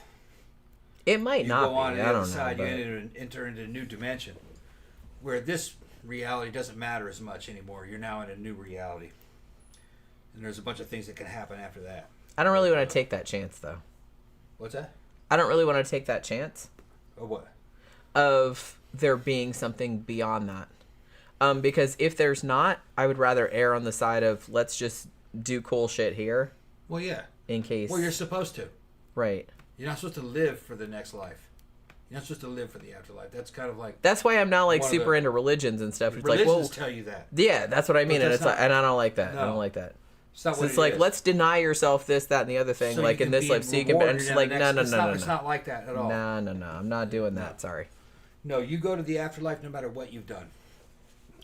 It's just that you may not be too satisfied with this life. You may have to relive it again, or relive another one like it. You're learning lessons and stuff until eventually you don't have to be born. That was what and then you go into the pleroma, places where gods come from and everything comes from, and then that's where the souls are, and it's a singularity. You go in there and you never come back. No, I like that idea better. I don't like this whole moralistic. You're your own judge. Because this is you're playing a video game. Basically, you're not the player. You're the character on the screen. Right. When the game is over, the player that's playing the video game takes over. Basically, that's who does your judgment. And then you got to play another game. You selected this life. Right. Even if some people select horror movies, some people select fucking romances, some people select adventure stories. All right. Each one gives something new. Just because your life was only one story, it's not a waste. There's going to be other lives and other stories, part of the development. And it's because your soul, I guess, has evolved up through all the other souls, maybe just from single-celled life forms and insects and animals in the past, and you're moving up the chain. And then, but I don't know how other planets play into this. I didn't see that when I had a near-death experience. Everything was Earth-oriented. Maybe we're only connected to the souls that were created on the Earth. Maybe other planets have other souls. I don't know. Maybe you don't see them, or you're not in the same ecosystem. Whatever it is, it's not metaphysical. It's not spiritual. It's a reality. It's part of your biology. So I would say that our souls are souls connected to the Earth and in this planet. You could probably experience and see souls on other planets if you wanted to, if you were out of body, but they wouldn't be related to you. That's my thinking. Those are other souls that had other genesis. They're not quite the same as you. Yeah. Yeah, I was kind of wondering about that. Yeah. I've never seen anything like that. Now, they'd probably go to the pleroma also, but they're evolving in their own spiritual ecosystem or extra-dimensional ecosystem. So, based on what I saw, what the Buddhists said were basically true. The reincarnation. Reincarnation is happening. Tammy said, I used to wonder if I was the mustache man or somebody worse in a past life with all the horrible crap I've had to put up with in this life. Yeah, I can get it. I get it. Bryce says, I'm a pagan, like most of my tribe, so dying doesn't really bother me because we believe you come back to the world as another person. Tom kind of believes that too. Kind of, don't you? It's funny, if you watch the movie The Frighteners with Michael J. Fox, that was basically what I saw. Yeah. And I believed that before I saw that movie. When I saw the movie, well, that's why that resonated with it. you so hard. I was like, yeah, that's it. That's basically it. Yeah. Jeffy Art said, I've adopted a stance that the universe is in no way obligated to meet my expectations. Yeah, more people need to come to that conclusion. Things are what they are, and I simply will do what I have to do to get by, provided I'm not intruding on others. I feel like that's probably the best way to approach things. Yeah. I mean, that's kind of what I've come to. It took me a long time to get to that. But yeah, that's kind of the same way I approach things also. When I had near-death experience and out-of-body experience, also I became aware that not only are there heavens and pleromas, which are singularities, that's the end right there, in a way, I guess, that there are also hells. But the thing is, though, is that you go into those hells because that's where you belong. And they're not forever. It's like a place where you go to burn off impurities. That's a big way to put it. You can't stay there forever. They're too low energy. You're in there beating yourself up over things, and then you go, no, I don't need to beat myself up over this anymore. I've done enough of that in my actual life. It all depends on how things turn out at your death, and what you're thinking at the time, and how your life went. But I didn't go to any of the hells. I just knew that they were there. They were just kind of like low energy planes where things were slow and cold. Things didn't happen much there. Like, not like the Christian version of hell where it's just like eternal torment. No. And that wasn't flames. Which that seems pretty fucked up. It wasn't flames honestly. Or anything like Who that. Who came up with that fucking idea? It was just like a real low energy, depressing plane of existence, and you're in there by yourself. Probably. Okay. What it seemed like. It's like kind of like you do it to yourself. You're in kind of like that actually makes a lot more sense. Low energy fucking virtual reality prison of your own creation because you're wallowing in fucking pity. Until you learn to. Until you snap out of it. Right. You can't stay in there forever. There is no forever. To me, like I said, that makes a lot more sense, and Yeah. it seems a lot more, what's the word I'm looking for? Humane. It seems a lot more humane. No, there's no outside force punishing you. You're doing this That's to what I yourself. mean, because I always felt like, I think that was one of the reasons that turned me away from religion when I was a kid, was that it seemed inhumane. Yeah, but there's no outside force doing this to you, punishing you and rewarding you. You're doing it to yourself. The thing is, though, is that you are not the character that you were when you were alive. You're a lot more than that. That was just a video game that you played. You're the player now. You know what I mean? So you're like, man, that was a bad game. Shouldn't have done it. Didn't learn anything from it. Didn't learn my mistakes. Let's start over. We'll do it better next time. You might be in what I would call a hell for a while. But the thing is, there's no time over there. Time doesn't flow the same way. So you'll snap out of it. It might seem like a long time, but it probably wasn't. And then you go back into the fucking higher spiritual planes, and then you make the decision to reincarnate, to come back. You're very simple when you're out. You're kind of squirrel-like. Everything's kind of fun. And you choose what life you're going to live. You go into that fetus, and you're going to live as that life. But you see, there's no time. You see time from the outside of it. So you know the past, present, and future. You know the future of that life you're going to live. You know what it's going to be. Because you're outside space-time. And then as soon as you go into that child, that fetus, your memory's erased. Your spiritual memory's erased. You start over. You know what I mean? So you don't remember any of this when you're born. You might have vague feelings of, yeah, I came from somewhere. I'll go back there when this is over. You might think things like that because you're basically true. If you ask a baby, well, what happens if your dad was different? When the kid was born, would it have been you? And you would say, no, I'll always be born. That's the thinking. That's your thinking. I remember thinking that when I was a kid. It can't, I will always be born no matter what. That you're inevitable. You're inevitable, right. So that happens. Got more money. Who's sending me money? Thank you, Bryce. Bryce is talking again. You're a great contributor, bro. Almost forgot to super chat. Okay. This is going to be controversial, but I really don't like that Jesus guy. He was so up himself. He was a tad. The thing with Jesus is that and again, this might be a controversial statement, but we've said this before. I don't think Jesus was a real person. No. If I've studied it, I've studied under I gotta pee again.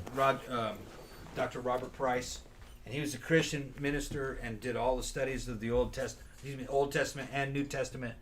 Also studied Islam and a lot of the other, even ancient Sumerian stuff. If there was a historical Jesus that lived, nothing of him remains in the New Testament.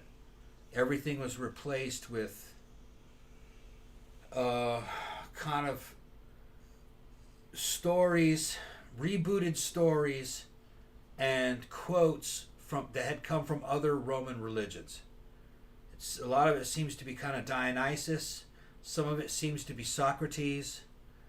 It's a Roman reboot of a Jewish religion because Jews were moving into Rome, and after a few generations, Judaism doesn't really match everyday public life of ancient Rome, so they wanted a more Roman version of Judaism. So they came up with Christianities. There were many of them. The first time they compiled a New Testament was the Book of Marcion. And we don't know what the Book of Marcion had because the Roman Church ended up destroying it and then making a second book that you know as the New Testament. So the New Testament was made in response to an original one called Book of Marcion. You can look that up on YouTube, on the internet, excuse me. The Book of Marcion seems to be not about... Well, we know what ancient Christians said about it. That's one thing. We know some of the books that were in the Book of Marcion. It seems to be that in the Book of Marcion, Jesus' God was not really Moses' God. It was a universal God. Hey, man. There's Bambi. Marcionism, the Old Testament God that the Jews worshipped was a demiurge, which is a devil god. It was God and devil combined. Jesus' God in Marcionism was a different God. It was a universal God that was Christian, basically. It also seems that, based on what they know, in Marcionism, if I remember correctly, it had a lot of Pauline material in it. And the Pauline material from the Apostle Paul seems to be talking about a Jesus that was never born, a celestial Jesus. It was an angel that sat at the right hand of God. It was an angel above Michael. And his name was Jesus. Okay?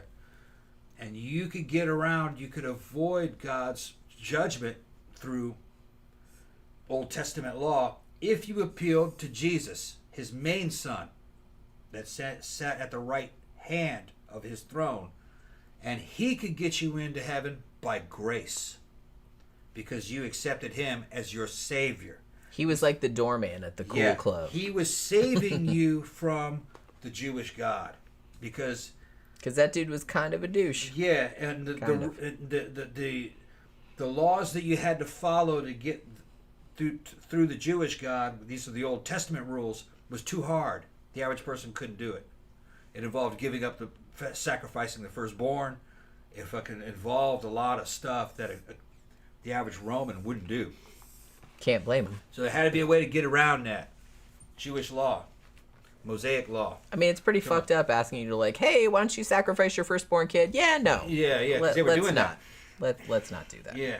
How about you not ask me? Yeah, and Islam knows about That's this. They fucked up. found all that stuff, and they make accusations. Hey, the old Jews would sacrifice their kids. They did. You can find those little sacrificed babies inside jars. And these were old Judaism. It's not modern Judaism. It was ancient Judaism. They still had Asherah poles and stuff. The original Jewish religion was a pantheon of gods, just like the Roman religion, the same thing. You know, Yeah, he that had was a wife kind of... named Asherah.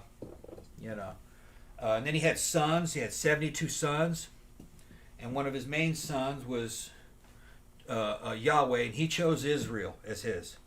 The other gods, like Molech, and which are his brothers, the other sons of God was like Molech and who was the other guy's name? Baal. There were several Baals. Or Baal. Baal. They chose other they chose other tribes. Now the other tribes were not tribes of Israel. Only Israel was chosen by Yahweh. The other tribes were all Canaanites. Okay? And it's because Israel was a Canaanite fucking clan, tribe. And their God, the main God, okay, above Yahweh, was the Canaanite God, and his name was El Shaddai. El Shaddai was it, or also El Elyon was another way.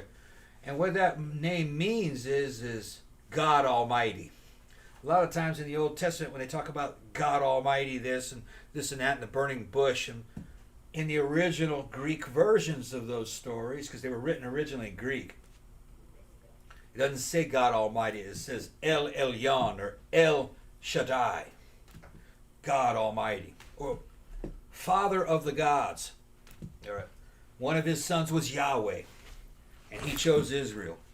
Now, when Moses when Moses finds the burning bush, and he says, "Who are you?" and he goes, "I am the Lord Almighty, your God, the same one that your ancestor, what was his name? Not Enoch, not Noah, Noah's dad, Abraham. Oh, there you go. The same God that Abraham worshipped, and I am your Lord." That's not exactly what it says in the Greek translation. It says more like, I am El Shaddai, your Baal, the same God that no. I am El Elyon. No, I am El Shaddai. I am El Shaddai. what was his name? I am Yahweh, the same God that your ancestor Abraham worshipped, and I am your Baal, because Baal also means Lord. But that was the original translation. So that means very different. That's a very different thing. He's saying that the Father of the gods and Yahweh and Baal were the same God all along. This is a trick that religions do. So they're saying all the badass gods that your ancestors believe in, it's me. I'm all of those. Yeah, it's a good retcon. Yeah. That's what it's saying. That's what it was. It was a retcon. Yeah. They're like, yeah, you guys believe that these were all different gods. They're not. No, that's just me. It's just me. I was all those gods. Right. I was El Shaddai. I'm fucking Baal. Nice try. And I'm Yahweh. Okay. And Justice for Me said there were Jesuses before there was Jesus. Oh, yeah, big time. Yeah. Crucified, risen saviors existed way before Jesus. Well, Yeah. Osiris is that. Yeah. Isis, Osiris, and the risen Osiris, which is Horus.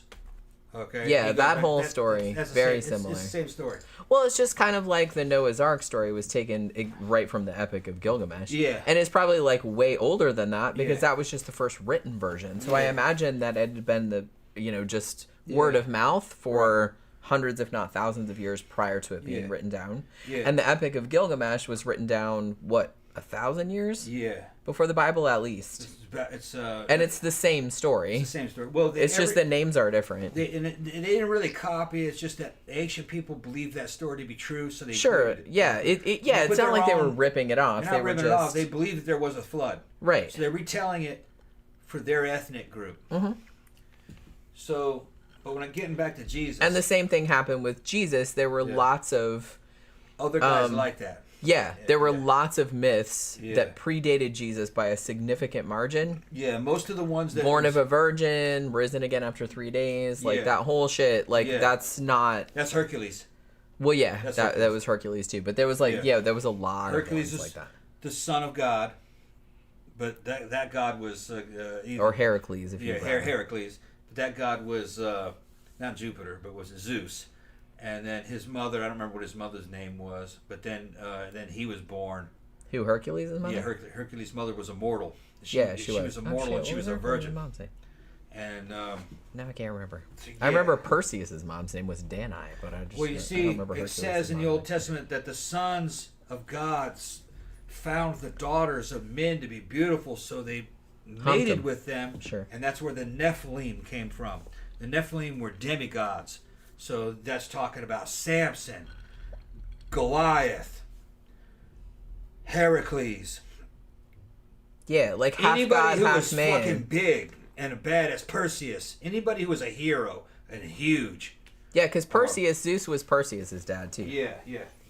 So that's what they're talking about. They're talking about demigods. Well, that Jesus would have been one of those demigods too. He's a reboot of that.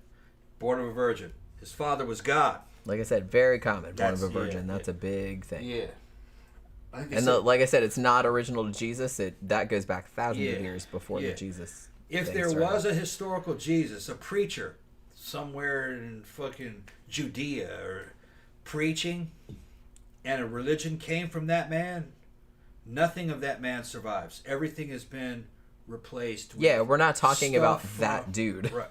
Right. The stuff that's in the New Testament was compiled by Christian books that were floating around. Most of them were thrown out. And the New Testament was a response to the first version of it, called the Book of Marcion. All right. If you study the Book of Marcion, and you can just go on Wikipedia and read about the Book of Marcion.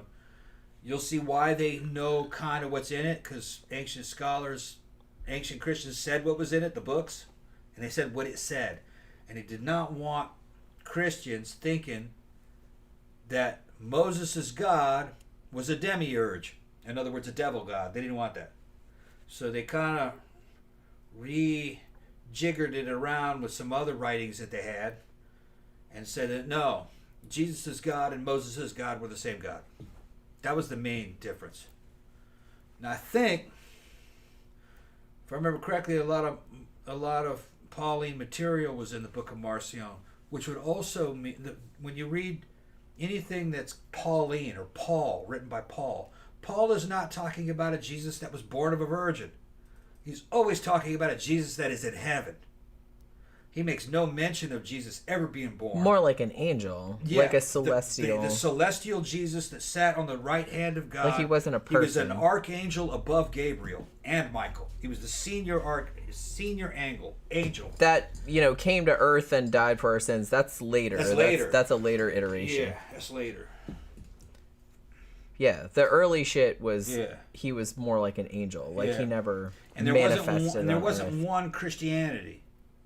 Well, that's another thing that a lot of people says that there were forget. many Christianities. Well, yeah, there were a lot of them like competing. All competing. Because it was a cult at that time, like in the sense, or a sect, I guess would be the more respectful term. There was a bunch of cults. But yeah, there was just like a bunch of different like competing. Yeah, that's why it's fascinating. I'm fascinated by like the history of like religion and the history of mythologies. I want to know where all those stories came from. The Pauline material is always it's really interesting. They slander our name with.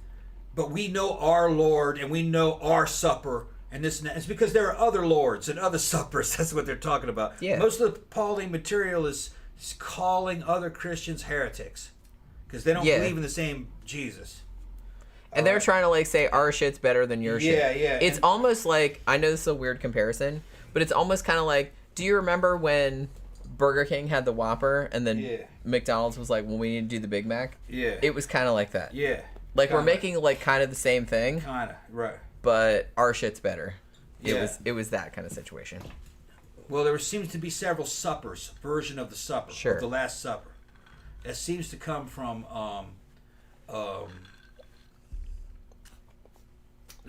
that other Roman religion. Mithras, cult of Mithras. Mithras had a Last Supper and was somehow reborn, but we don't have much survived of the cult of Mithras, but all the old Roman Christian churches were built on Mithraic temples with stuff in the basement, statues of Mithras, carvings of Mithras. And that is a whole fascinating like rabbit hole to go down. Mithraism. Mithras was a Persian version of Christianity. Mm-hmm. All right. So whoever immigrated into Rome, they brought their religion with them, and they rebooted it into a Roman version. Egyptians moved into Rome. They made the cult of the cult of Isis and the cult of Osiris, which were Roman versions of the Egyptian religion. Persians would move in. They made their own version of a god that they had it was just called Mithra. Well, it was rebooted as cult of Mithras in Rome. They would Romanize it. Well, Jews moved into Rome, and they rebooted their religion into the Christianities. The one we have was a synthesis of several of them that survived. Well, I mean, there's still a bunch of them nowadays. Yeah, there's still a bunch of them now, basically, yeah. That still kind of fight. Not the way they used to. Bryce says, this is very interesting. I didn't know any of this. Yeah. I always just thought Jesus was a douche. I am the way, the light, blah, blah, blah. I mean, like I said, I don't even think at this point that Jesus, at least in a recognizable form, was a real person. I think he is a construct. I think he's a construct. Was it based on a real person? Maybe. I doubt it. Some things he said may have been borrowed from Socrates.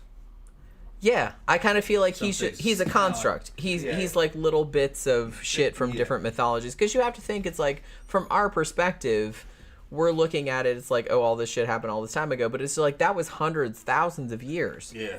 That mythos had time to accumulate. Right. So I kind of feel like at this point, that is not a real person. Even if it was based on a real person, which I doubt, it's not that person anymore. Nothing of that person remains. It is a complete construction. If there was a historical man named Jesus in there somewhere, I doubt it. Nothing of him remains.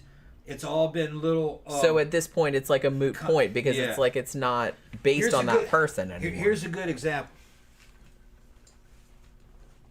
Thousands of years from now, you might be able to find a Superman comic book. And you could read that and go, man, there must have been an alien dude named Superman flying around. Sure, like if you didn't have any context for that. You're like, we know this because they give you where he came from. He came from a place called Metropolis. Now all we got to do is find Metropolis. All right? And then they would say his name was Kal-El. Kal-El. El means God. So this must be the third part of Judaism. Sure. Because his father was Jor-El. All right? So they're coming from God. These are gods. God and his son. Mm-hmm. All right? And he's saving mankind. All right? In a place called Metropolis and in a place called America. We don't know where these places are, but this guy existed, and it says he was an extraterrestrial. And that because of his molecular density, he could do all this stuff. Well, damn, this must have happened. They knew He could go back in time. what molecular density was. To save that one chick. Yeah. So that's that's kind of what's happening with all these religions. Yeah, that's how I kind of think of, because I kind of think, what if there was some kind of horrible cataclysm, like earth-wide, like, God forbid. But that happened, and then like 1,000 years from now, somebody found a Superman comic. Yeah. And then based a whole religion on that. Yeah. That's how I think of Christianity. Yeah. It's exactly the Kinda same. like that. It's exactly the same thing. Well, they're nerding out over it. It's exactly the same. All these little sects of Christian in the Christian diaspora are sitting there geeking out over which one of this shit is canon. Right. It's exactly Who wrote the that same. Star Wars story? No. Exactly Last the same. Jedi? No, we're not having that. That's It's not exactly in canon. the same. That's what they're doing. So we just don't recognize it because it's not. Because it seems to be 'cause elevated it's- because it's old. Yeah. But that's not what they're fighting Because over. it's modern. But it's exactly the same. You're talking about a bunch of comic book freaks. Sure. Going, that's not Yep. canon. Yep. Why they got that It's movie exactly in there? the same. It's exactly the same. We know that didn't happen because Ewoks are Wookiees spelled backwards. So there's no fucking way. No fucking way. Right? Yeah. There's no fucking way that Return of the Jedi is canon. That's somebody squirreling the tech. They fucking made that shit up. Oh, a Scientology reference. It says He's George squirreling the Lucas tech. on it, but there ain't no way. George Lucas knows that Wookiee is an Ewok spelled backwards. Oh my God. Sorry, Ewok is Wookiee spelled backwards. So that's what they're doing. Well, not exactly. That's but what they're okay. saying. Okay, There's an O and here's an E another missing. big giveaway. So. The Pauline material constantly says, Jesus, our Savior, born of a virgin. How the And then fuck they did go on, that happen? He was born. Nobody fucked that repeat chick, over and he yet was born. she got The pregnant. only reason why they're saying he was born is because other Christians were saying, no, he was never born. Yeah. He's still in heaven. They're trying to make it. They're he's an trying to archangel. bring it down to earth for They're saying, people. yeah, They're no, trying to make it more yeah. relatable. Right, they're saying all this shit. This is a He real was a person. God. Unlike our Roman religions that believe in fake gods that live on fucking Mount Olympus, our God came here. His son came And here. interacted with and then real another guy, people. wise guy, well, wait a minute, hold on. Hung out with hookers. and whatnot. Heracles did the same thing, didn't he? Yeah, but that's diabolical Yeah, fucking but corruption. different. That's different. The devil knew this story and went back in time and wrote all this Roman shit to confuse you. They did that a lot. I forgot what that was called. Diabolical. What was it called? Diabolical, whatever. That's right. And then they would say, They do kinda go didn't back that into same it. thing happen to Osiris when he Yes. rose from the grave to become Horus, to go back Yes. to sit with his father Amun Yes. in heaven to watch over Kemet, which is Egypt at the time? Yeah. Like, yeah, it's the same story. It's the same It's fucking the same story. story. It's the same story. Same story, yeah. It's the same story. Yeah. Well, which, like I said, there's nothing wrong with that. It just You shows just have to know that. what it is. Yeah. You gotta All it realize is, what it just shows that people have proclivities for storytelling. People remember things better when they're told in story form. Yeah. And so, over the history of our species, we've told stories. And a lot of those stories are similar because humans are similar. All our brains are similar. So the stories are going to be similar. And, you know, we tell kind of similar stories. Yeah. But that doesn't mean that they're true. The Christian story. But the thing about it is that it doesn't have to be true. It's just kind of teaching you moral lessons. Yeah. The problem arises when you think that's literally true. Yeah. Because it's not literally true. Christianity is a very common trope in religions that were popular in ancient Rome, and it's a type of religion that's been called a dying and rising god religion. Yeah, which are it's super common. Super common. It's super common. The Romans loved that. They loved that theme. They had a bunch of different of those. Mithras seems to be a dying and rising god. The Egyptian god was a dying and rising god. Yeah, they love that shit. And it's not just like quote unquote Western religions either. It's Eastern ones too. Yeah, it's Eastern ones too. Somebody who survives death. Somehow. Very common. Very. And they go to heaven after death to watch over you. That's a dying and rising god religion. Islam is not a dying and rising god religion. But when you look at Islam, they had some German scholars that a long time ago, I think this might have been in the 20s or the 30s, went to Mecca. And they asked to see the oldest, I think it was the Quran. I don't know if it was the Hadith. I think it was the Quran. And they showed them the oldest one that they had, and they took pictures of it. Well, they couldn't read it because it wasn't in Arabic. It was in something. I think it was in an ancient religion. It was closer to Aramaic, if I remember correctly. And they got a couple photographs of pages, but that's all they were kind of allowed. They went back to Germany and they were like, the book that they showed us isn't quite the Quran that we know today. It was a different version of the Quran. And it seems to be very Christian. Like it sounds kind of like something out of the New Testament a bit. Just the way it was written. But it definitely wasn't the oldest. And then they asked to see it again.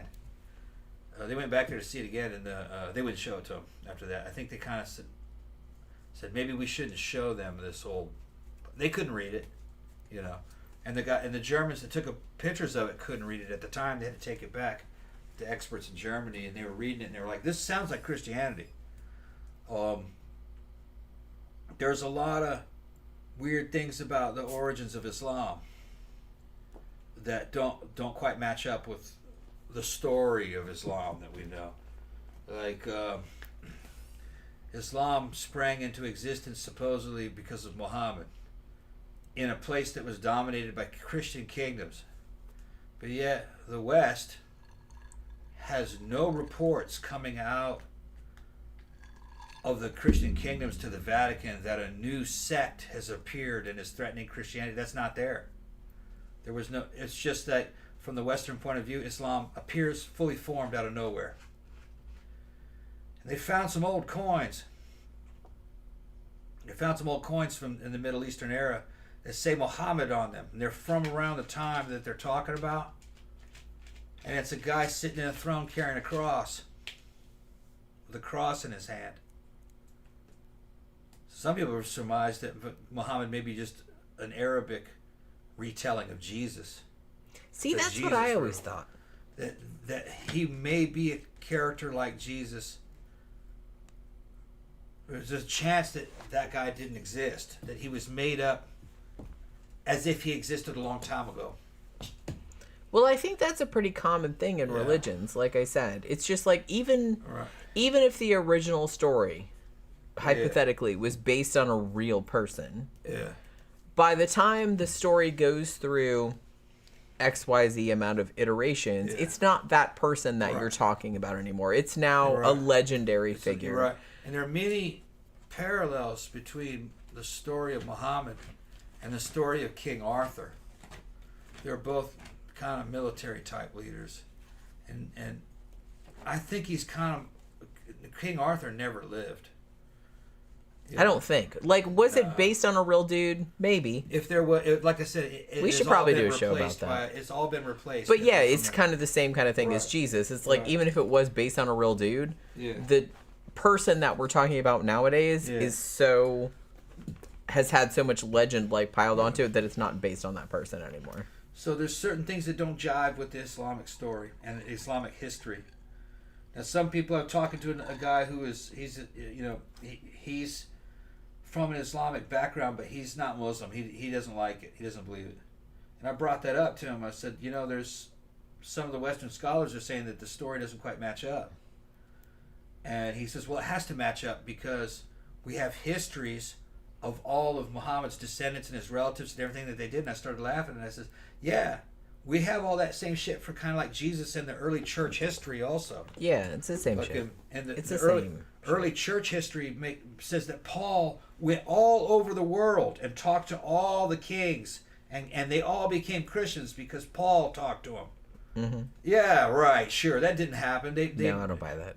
Christian church history is a pseudo history made up by the Catholic Church hundreds of years after the supposed time. Well, and it's self-aggrandizing. Yeah, hundreds of years after supposedly the time that Jesus had lived.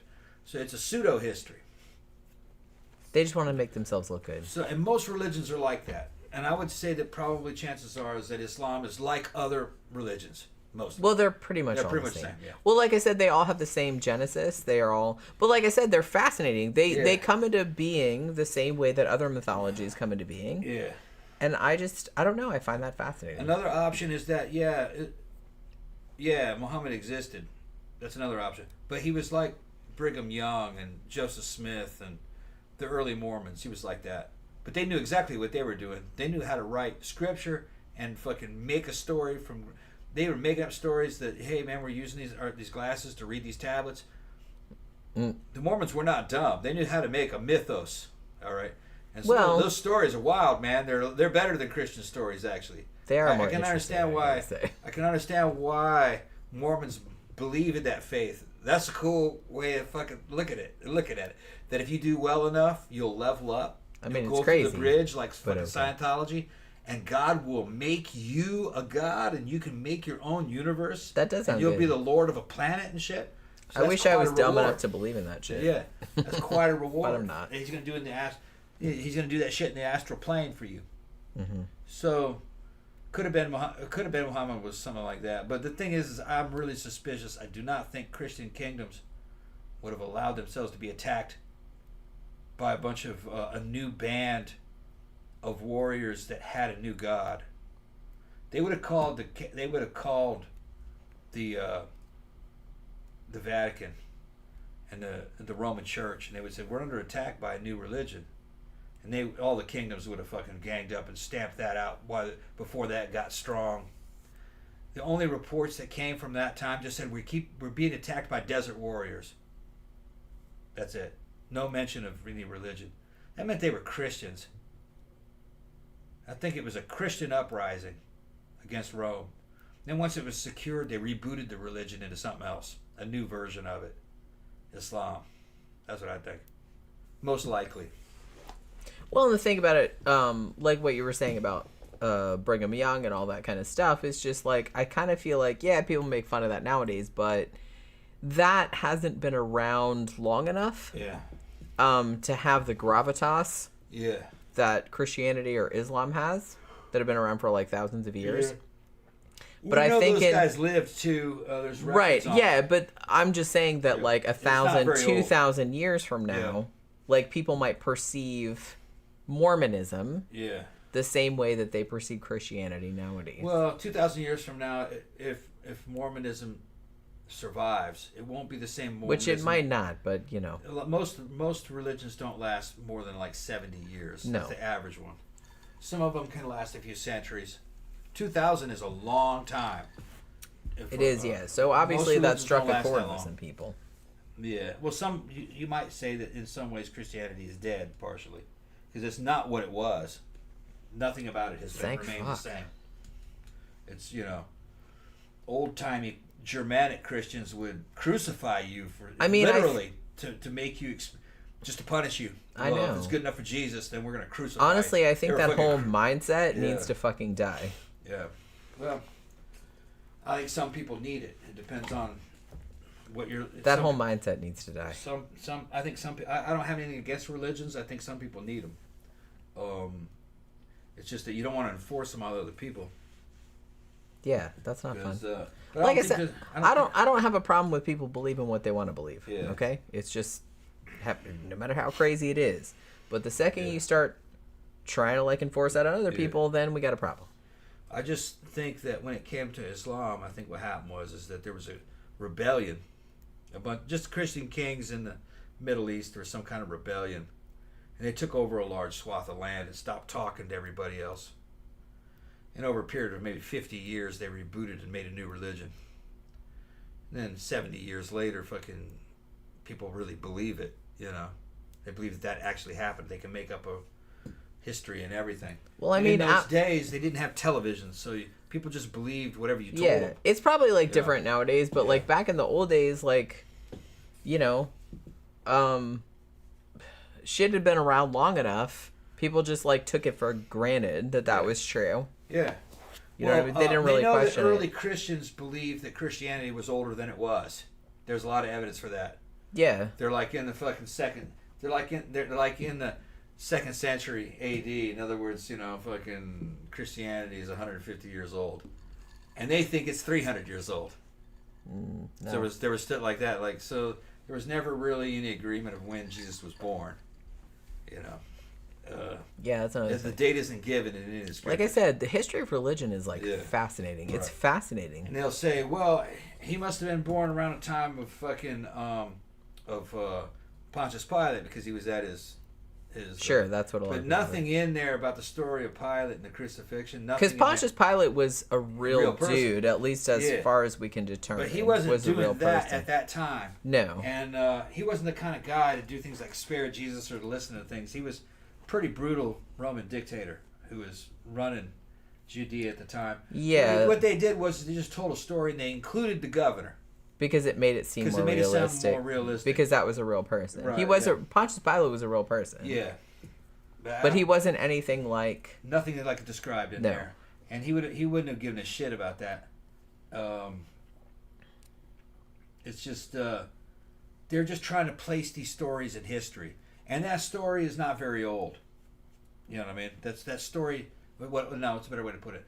That story about Pontius Pilate was written a long time after Jesus. Yeah. So you could just, you know. You could add whatever you want. But like I said, so I think they did sprinkle in like real historical figures, but in a way that nowadays we know that wasn't what they were like. New Testament and Old Testament material from day one is written in a religious format. Other books that were history books were not written in that format. They were written to give dates and everything. They were a lot more. They read more like a modern book. They didn't use flowery religious concepts, and they didn't. It wasn't as airy fairy, you know what I mean. But they had all religions were written. All the Roman religions are basically written. Roman and Greek religions are written like in this motif. It's in the religious book motif. So it's written to sound religious, not historical. Yeah. So.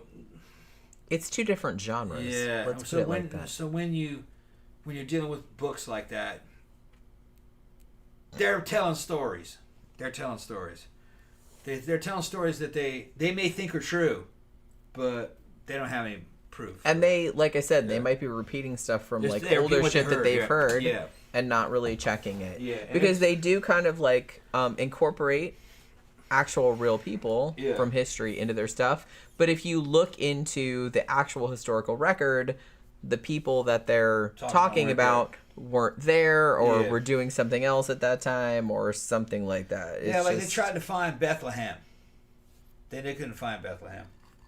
Some Roman queen or some Western queen went out there to go on a pilgrimage to find Bethlehem, and they just got to some old place somewhere out in that area and go, "This is Bethlehem." Okay, so they named it Bethlehem after they found it. There's no proof that was ever Bethlehem. Yeah, good enough. Yeah, yeah. And it's probably because there's a disagreement of where Jesus was from. Some are going to say, well, he was from Bethlehem, or no, he was from Judea, or no, he was from Galilee, or they just there's a bunch of different places where he's from. So that's why I kind of say, well, it depends on where he last left. That's what they're saying. Like, no, what it is these are stories about the multiplicity of Jesuses. Because each Christian cult had its own favorite story about Jesus. Sure. And it's taking place in different areas. So when they're patching this New Testament together, kind of like a greatest hits album. You know what I mean? Greatest hits of Jesus and the Christians. That's what it is. They're taking their favorite stories and putting all them the in stories there. that are gonna make us look good. Yeah, the stories they We're don't gonna like, they leave throw out out. the shit that we don't like. Yeah, they threw because there's a lot of books that are left out. left out. Like they didn't put the book. They didn't put the book of Thomas in there. No, Because it had too many wild tales about baby Jesus being accused of some kind of crime, being accused of killing a little kid. wait, baby Jesus killed the kid? He's like 6. I'm just imagining like a baby, like Chucky or something, Yeah, like a this baby. isn't Thomas. Baby Jesus was up on a roof with a little boy. And pushed him off? And he pushed him off. Fuck and you, killed him. motherfucker. Says baby Well, Jesus. no, they were up together, and fucking the kid fell and died. And people said Jesus pushed him, and he says, "No way did I push that kid. Watch this." And he brings the boy's spirit back to life in front of the fucking judge. To push And to testify it, he goes, "It was all an accident. He didn't push me at all." And then there's, see, and he gets off. Jesus is like Dennis the Menace. He's smarter than all the adults in the fucking stories. See, I told you. And then he was doing things like he's touching clay birds, and they turn into real birds and fly away. Yeah, I remember that They story. do shit like that. Yeah. So it's the wild tales of Jesus. So they didn't put Thomas in there. But that's an authentic book. Christians read that book. They read all kinds of books. They just write a book about Jesus. The thing about the Bible that people read nowadays, you Yeah. have to remember that a lot of shit was cut out of that. This is the edited version. Well, it's a library. It's a collection of books. Sure. They haven't given you all the books. That's what I'm saying. Like a lot of there was a lot of people that were like OG Christians, Yeah. supposedly, like back in the Yeah. old days, they had a bunch of books that are not in the Bible. Yeah, nowadays. yeah. And the thing is that people say, well, that was in the Nicene Council that assembled all this. They went through. Their scholarly experts went through and they threw out all the bullshit material that people made up, and this is the authentic shit. Well, no, that was a legend. The Nicene Council did have a meeting and stuff, but it didn't have anything to do with that. It seems to be that the New Testament came after that. And there's several different New Testaments. So the Egyptian Coptics have a different one, and I think the Catholics use a different one, and they have a different number of books in there. Yeah, there's And different selection. Bible versions. It's sure. selected reading. Yeah. That's what it is. It's just like whatever you want to emphasize Yeah. in your own faith, which Yeah. is fine. But I'm just saying that there's a lot of stuff that was left out Well, it's because for whatever reason. most of those books were books that were basically pulp fiction that you could sell in the bazaar. You could just write a book about Jesus. Sure. You could write a fake book about Jesus and you could sell it. He was just a And character. that's what most of it was. Yeah. And I think maybe all of it was fake stuff that you could write and sell in It was the bazaar. fanfic. It's probably It's probably like all of fanfic. it, because that wasn't done just with Jesus. That was done with Socrates. Yeah. A shit ton of fake Socrates, because you couldn't check anything in ancient times. Yeah, like I said, you think fanfic is a new thing? yeah, Absolutely not. right. They used to do that thousands and thousands of years ago. Somebody read some books by Socrates, and he goes, "These are fucking pretty good books. I wonder if Socrates actually wrote them." And chances are, maybe no. He probably Maybe some other dude was just the kind other of dude like, was right. I'm like wise some shit. nobody writer, and it's Yeah. like, but I'm I'm pretty gonna- wise, so I'm I'm gonna gonna write write some some stuff. wise I'm gonna shit put too, right. Socrates' fucking name So on you it. couldn't check. You could sell it though. So then To make he's some reading money. it, he goes, "You Can't know blame what? him. I think I could write a Socrates book." Sure. Says, "What would Socrates do?" Not like Jesus did. So I'd come up and make a Socrates Sure. book. And then I would have done that you too go if to I was some- alive back then. You go to some noble. He goes, "I heard that you're a fan of Socrates, so I have his new book. Have you seen this one? Yeah. This just came to me. You know, I just whatever. found it. Yeah, found this bitch. It's found footage. This is the. Have you ever seen this? You ever seen this Socrates book? Well, he'd been dead by then. Have you ever seen this Socrates? No, I haven't seen this one. This is a forgotten Socrates book. Like I said, I found it in my garage. 40 pieces of gold. It's all yours. Look, listen. Let me read you some. He reads you some. That And they're shit like, sounds oh, that wise shit's wise profound as fuck. shit. That Yeah. shit sounds wise as fuck. Okay, I'll tell you. So a lot of the Socrates we have is fake. A lot. Like of I said, the grift is eternal. a lot of the Pauline material in the New Testament is fake. There's real Sure. Paul in there, and there's fake Paul. Sure. And some of the scholars know the fake Paul, but it's in there anyway. Yeah. But you can tell it's not the same. It's not the same writer. So some of it's fraudulent. I think some of it is religious, pious fraud, which is they're making a book. It's a fraud, but they're Christians. They believe what they're telling you. They're telling you this for your own good. Yeah. So they're going to write it in the name of Paul. That's fraud. But It it's is, pious because fraud. you're not Paul. They're trying to save your soul. Sure. You know what I mean? So look, Paul said this. So Well, you that's what better I do mean. this. I We're feel trying- like that's how they justify it, because Yeah. they're like, well, we're saving souls by saying it doesn't matter. Yeah. Well, I mean, that God was kind approves. of through the whole Middle Ages. Yeah. There was a whole thing where they would do fake, they would have fake relics. Yeah. We had Shaturin. the foreskin of Jesus. Yeah. All the churches had them. It's Hell like, yeah. obviously you can't all have them because there was only one. Yeah, you could sew them foreskin together and make 5 Jesuses out. Sure. And That so, shit weighed like, 500 for pounds. sure, they were like robbing graves and stuff. They're like, we're just gonna take this foreskin off this executed murderer or whatever, and The say wood, it's the like, wood of the true cross. yeah. Splinter- Oh, and there was a splinter- lot of that Splinter too. of wood from the true cross. There was a lot of that If you too. fucking add up all the weight of them fucking splinters and shit, it'd be like fucking 5,000 pounds. Sure, that's what I'm saying. But it's like, one, capitalism. Yeah. It was competition. They're like, hey, we want people to come to this church instead of the other church, and we have better shit than they have. We have Jesus's foreskin. We have like pieces of the true cross. Blah de blah. Doesn't matter where we got them. We just got like some random piece of wood somewhere. Or we got some foreskin from some unfortunate murderer that got hung on the gallows or whatever. So we're gonna take that. We put it in the church. They're just trying to like bring people in and get money, but they justify it. They know that it's fake. They know. But they justify it by saying, well, it's okay because we're bringing people to the true faith, so it's all right. Yeah. Like, it's allowed Yeah. that you can lie. Now, Like, normally it's a sin if Iris you is lie, ta- but you're allowed to lie in that instance, I guess. Iris has responded to something I said about I Islam. don't buy that, but okay. Iris was responding to something I said about Islam. I'll see what did she say. I can't read. Wait a her. minute, I was like way I don't have behind. my glasses. I was way behind. Talking about they had some evidence of something. Read it The out. document, it depends on who can see them due to how old they are. There tends to be some truth to the legend. No, there's two. There's something she said up top of that. There are written documents from Prophet Muhammad's time, well kept in archives. Some are in the Vatican and others in Saudi archives. His grave is in Medina, and there's video evidence of the grave. Yeah, but you can. There's also you could do things like make the grave of Alexander the Great and shit like that. I think there's a couple of those too. The problem that I remembered from Islam was coins, lack of physical evidence. The Vatican doesn't have anything from Muhammad's time in there. If they did, they'd talk about it. They would have showed it a long time ago, and then they would have tried to say it was bullshit. They would have attacked it. So I don't think they have anything. The problem with Islam is that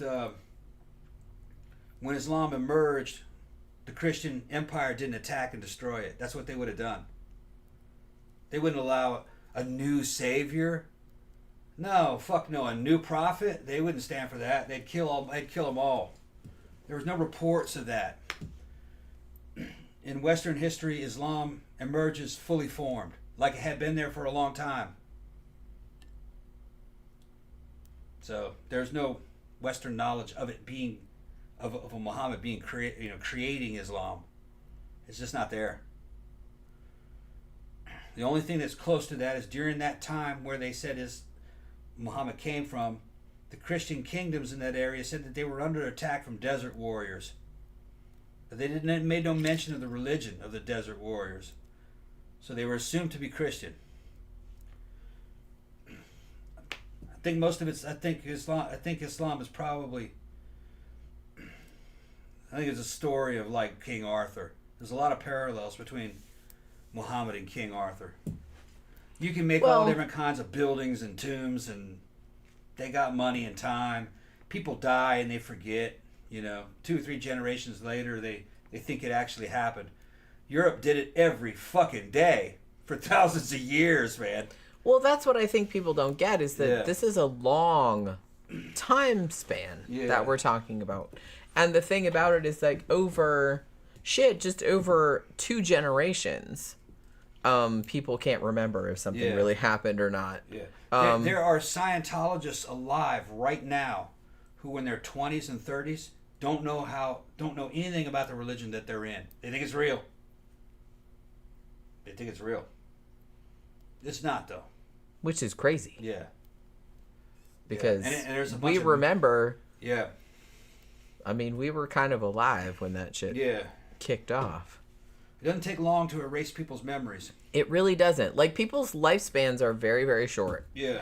So, 1, 2, 3 generations go by, and suddenly, shit that was, you know, you didn't know if it was real, and now you for real don't know it's real, and back then you couldn't check. You couldn't check. There was no internet. There was no television, no eyewitnesses. If you were in some small town and they told you about Dionysus, you'd believe everything they said about Dionysus. There was never a Dionysus. There was also never a Hercules, but they believed a Heracles lived. No, it was totally made up. Yeah, it's just Most of them are totally legend. made up. It's just a legend. But they believe they actually lived. Which, like I said, there's nothing wrong with that. Yeah. Like, people make up legends. That's Yeah. just a human thing to do. Yeah. And there's nothing wrong with that. It's just that... We got him here, Paul Bunyan. Sure. Paul Bunyan never lived. The guy never Yeah, that's existed. not a real person, obviously. John Henry. The guy who could outdig, the black guy who could outdig the steam shovel. The steam shovel, That went yeah. through the time. Yeah. That We guy learned never about lived. that in school. Yeah. If you were to read That's that, an American urban legend. yeah, if you were to read that story, It's not a real person. If you were to read that story, it sounds so historical. You think that guy actually did exist? No, it's a fake story. I don't know if Johnny Appleseed was a real person. He was based on a real person. But obviously, it's just kind of... Yeah. Well, I think maybe John Henry might have been based on a real person, too. Yeah. But like we were saying about Jesus, it just hasn't been long enough Yeah. to for us to have added enough details Right. for it to have become And it a didn't- true legend. The story didn't grow. Right. So it's just kind of I feel like the John Henry story, which if you're not from the United States is a very popular American urban legend. I remember hearing about it in school. But they kind of portray it as though it was a real person. But when you get older, you're like, yeah, that wasn't really a real person. It might have been based on a real person, but it's exaggerated. Yeah. You know, it's so exaggerated that it's probably not really Well, based on that person anymore. Another thing that Americans have is because we have our own kind of national religions. That's part of it, and mythology. Children for a long time were taught that George Washington never lied, and that he chopped down a cherry tree. They had all these stories about him. None of it is true. All made up. Yeah, it's made up. urban legends. Yeah. It's just legends. Not even urban legends. They were national legends. Yeah, just legends. It was basically a national religion. Yeah. To hold kind of America together, the union of the states, and a lot of American understanding of American history is totally wrong. Like they think that the average person thinks that in 1776 we broke off from England. We just declared our independence and there it is, over. No. We fought them for about 20 years before that. It was a long time. And then we didn't actually get independence till the War of 1812 when they came and burned the White House down. It was a long and time. fucking destroyed Baltimore and did all kinds of shit. All kind of shit The happened British in just the interim. left. They just didn't come back. They're We just never- like, all right, fuck this. we never really defeated them. They just couldn't control us. They got said, tired. Fuck it, this isn't worth the money. They just got went tired. home. We lost almost every battle we had with them. It was like a battle Yeah. of attrition. Yeah. They just got sick of dealing with us. They got sick of They're dealing like, with us. we're losing too much money fighting these people. Yeah. And this is Just, stupid. you know what? Fuck They it. just left. Fuck it. And they War left. is not about winning battles. War is about endurance. You out-endure your enemy. Pretty much. That's all. That's Like you said, that's we why lost we lose all our battles. Pretty much. We lost every one of these We wars. lost pretty much. We lost every war that you guys think that We were just won. really stubborn. We actually lost it. Yeah. We were just really stubborn. Just kind of spin it. We just want you to go away. Yeah. We'll even lose the battles. Right. But just please go. We'll just keep fighting until you leave. Yeah. Another thing that people think is that during 1776, that's when the U.S. Constitution was written. They just wrote that shit up the next day. No, that was. Well, there was a lot of versions. There was several versions of There it was first several versions that of came it. out. The That Articles still of- exist, Articles actually. of That still Confederation, exist. I think, was the first one. I think is what it was called. They went through a lot They of went- yes. drafts. Yeah, so that really, the U.S. Constitution didn't fucking create America. It didn't really do a whole lot for it. They're always going on about the First and the Second Amendment. Oh, without the Constitution, we wouldn't have freedom of speech and freedom of... No, because a lot of the state constitutions had that in it too. So the U.S. Constitution really doesn't mean a whole lot from the point of view of a person living inside of a state. Because really, you're under the authority of your state. And most of the states have constitutions that read kind of like that. You know. Now, the Supreme Court can rule against a state if they find it's unconstitutional. It doesn't fit that but the constitutions between the states and the federal constitution are real it's close. Complicated. Real close. Yeah. It's complicated.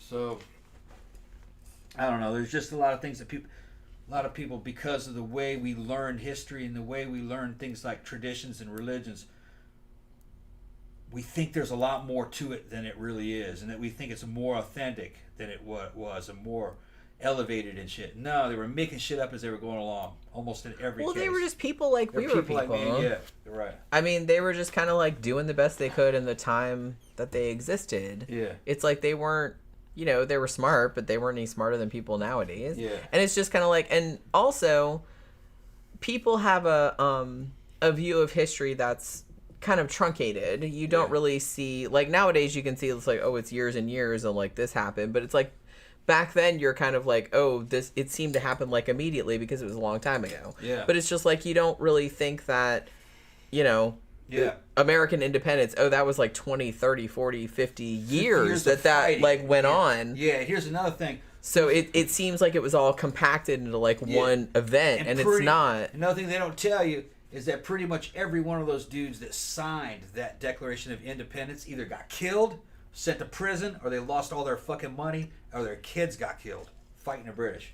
So it's not like they just signed that shit and everything was good. No. And then mic drop. No, yeah. We're independent now, we're bitch. Free, and they fuck off. Fuck y'all. Fuck off. Yeah, that went Hell no, man. The fucking empire fucking put the screws to them. They came down on them hard. And fucking... And the thing is that those dudes that declared the independence weren't even popular inside the colonies. Most of the American colonies because there was a lot of dissension. Because some did not want to be independent from the British colonies. Absolutely not. More than half of the American colonists wanted to stay in England. But the thing is that democracy doesn't matter. This is a lot of things that people have a hard time understanding.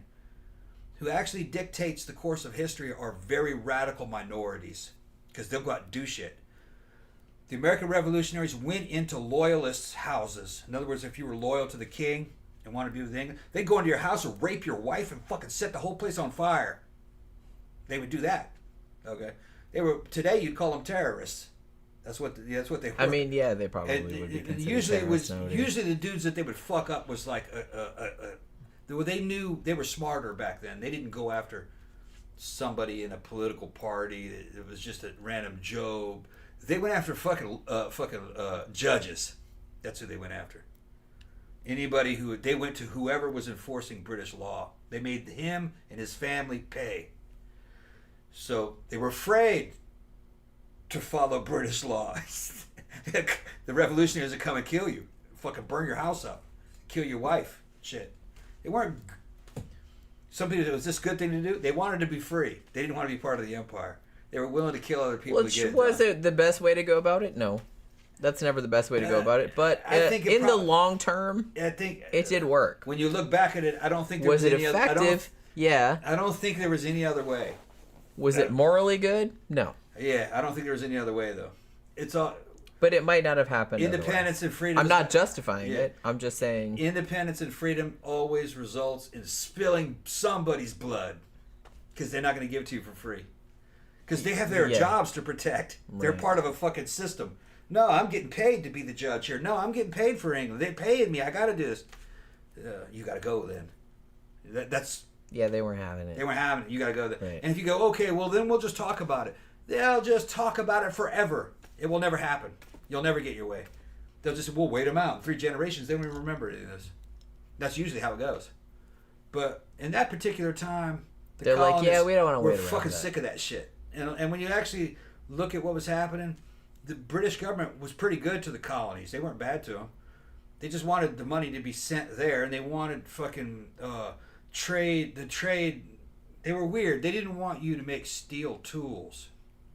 Okay, they wanted you to buy your steel tools from England to support them. Well, I kind of feel like their whole mindset was that, well, we paid to send you motherfuckers over there. Yeah, you kind of belong to colonize the shit. So you have to buy and so products you from have to do what we want to do. Yeah. And then like when people got over there and actually started living and having to like 2 generations work later, over there, they're just like, yeah, no, we don't want to do that. 2 anymore. generations We don't want to later, do that anymore. England is a foreign y'all. country because they're born here and they're over Yeah, there, it's like we've never been they're there. never gonna fuck those dudes. So right, why do we have to send them And money? a lot of it had to do with emotion. One of the key things that fucking really kicked off the beginning parts of the revolution is that was Benjamin Franklin. He was a celebrity here. Everybody loved him.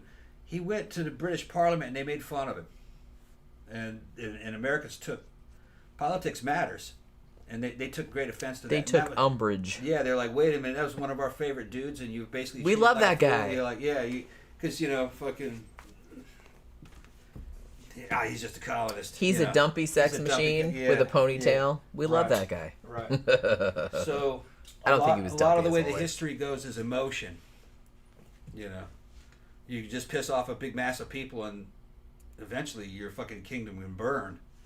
It doesn't matter what your laws say, and it doesn't really matter what law enforcement does, because cops really can't do anything. There's not enough of them. Even with the armies, an army can't do much. The British Army was one of the biggest armies in the world, had a huge armada.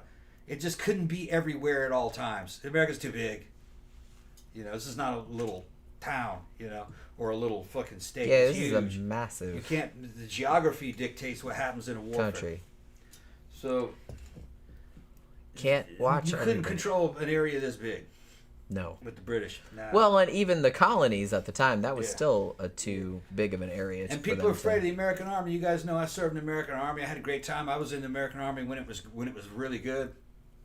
It's a shadow of its former self now, ground to dust in Iraq and Afghanistan over time. It's just Afghanistan's a tiny little place compared to the United States, and with a very small population and no guns and no guns. Like America's flooded with guns. We couldn't even take care of fucking Afghanistan. We couldn't even control Afghanistan. So there's no way the American Army could control a bunch of rebellious states inside the Union. What are they going to do? Drop bombs on them? That'd look terrible on fucking television. Because they're just going to be dropping bombs on people's houses. You can send tanks down here and you listen to us, you do what we say, fuck you, and you go back home. What are they going to do? Blow your house up? They can't. Even the Soviet Union didn't try that as it was dissolving. Tanks didn't roll on the satellites that left.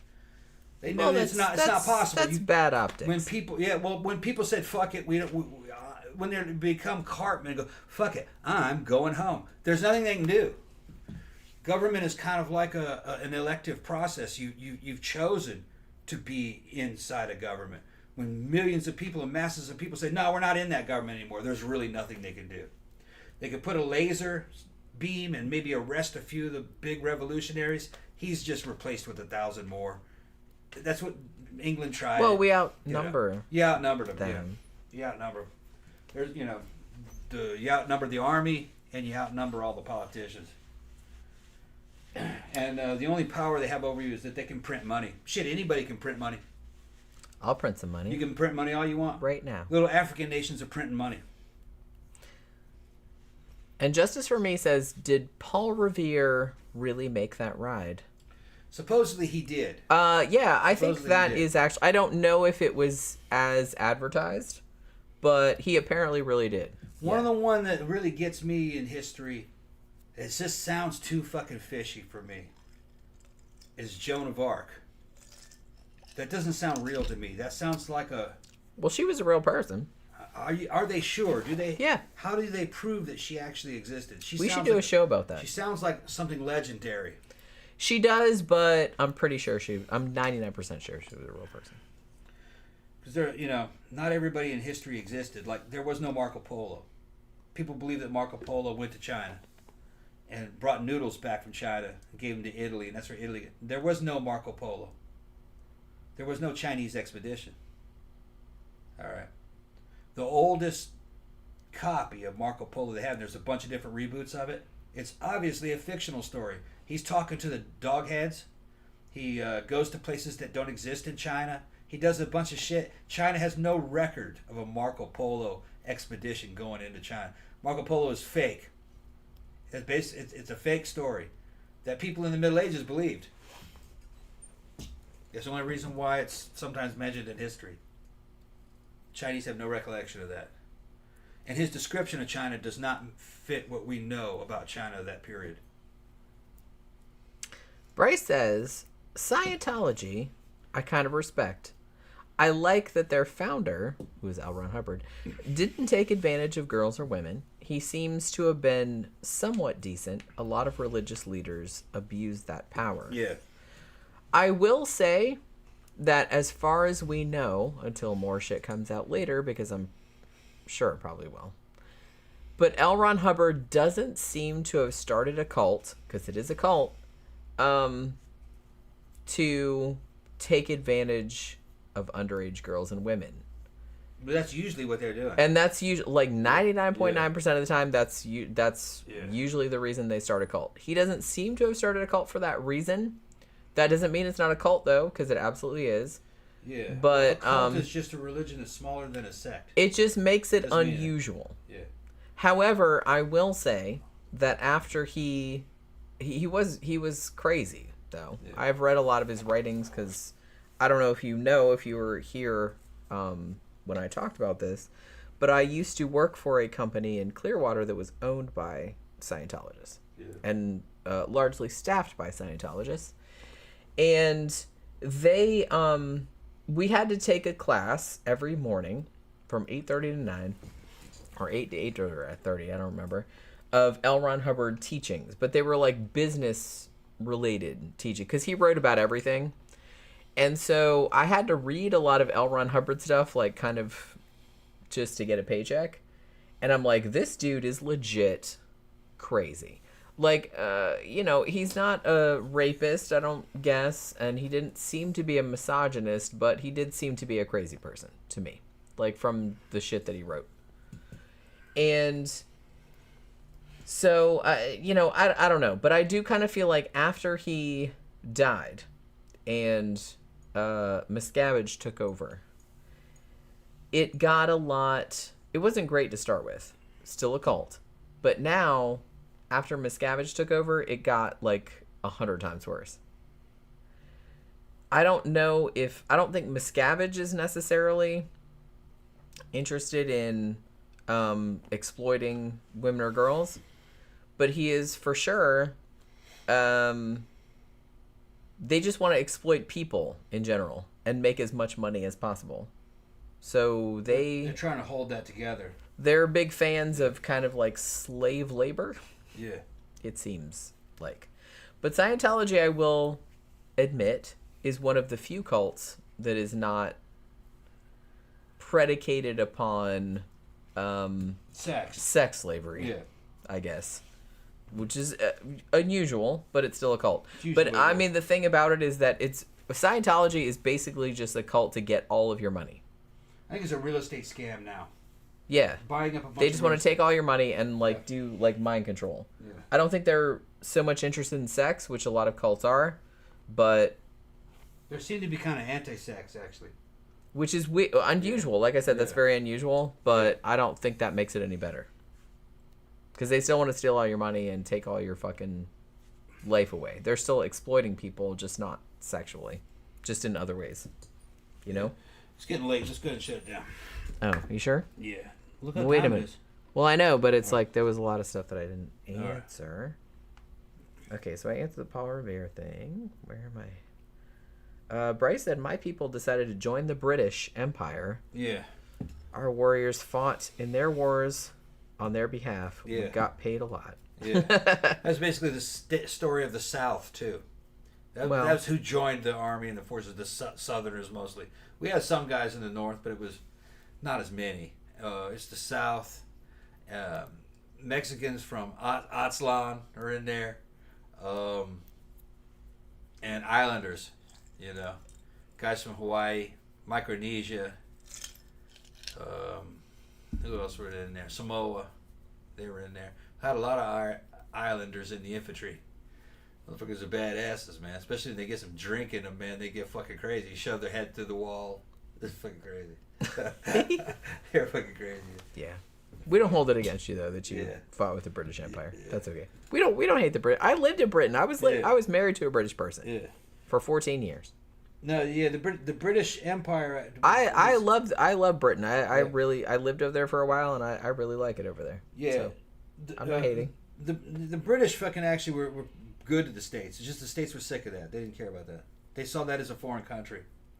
They were just tired of being told. Well, like I said, after a generation or two, you would see that because, like, look, I grew up in this environment. It's like that. I've never been there, so it's like I don't even know what that is. Yeah. So I get it. We wanted to follow our own leaders and make our own way. It's like they're across the big ass ocean. Yeah.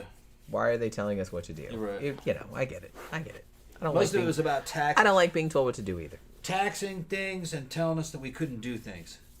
Like you can't make metal shovels. You can make you can make wooden shovels, but not metal shovels. If you want a metal shovel, you gotta buy it from us. It's like this dude's living out in the middle of fucking nowhere. It's like I'm just gonna make a shovel. How about that? I'm gonna make a metal shovel. I don't give a shit what you say. Who are they talking to? Right. You know? Yeah, it was that kind of shit. Right. All right, so we are gonna wrap it up. Tomorrow I will probably do. It'll either be tomorrow or Sunday. I will probably do a live stream. I'm gonna do a book review on the Joe Hill novella, which is called The Pram. If you have Kindle Unlimited, you can read it on there for free. It's only like 58 pages, something like that. I read it in like an hour and a half, and it's really good. So I'm going to talk about that on the live stream either tomorrow or Sunday. I'll let you guys know. But yeah, thanks everybody for dropping by this evening. Thank you for your super chats. And we will see you guys again. I will see you guys again over the weekend, but both of us will see you again on Monday. We'll do a movie review. We'll probably be talking about the Haunting pilot episodes because we just got those on DVD, and we might do like a comparison of the Hollywood movies as well because Danny suggested that, and that sounded like a good idea. So we might do that as well. So we will see you guys again on Monday. Have a good weekend, you guys, and we will see you then. Good night.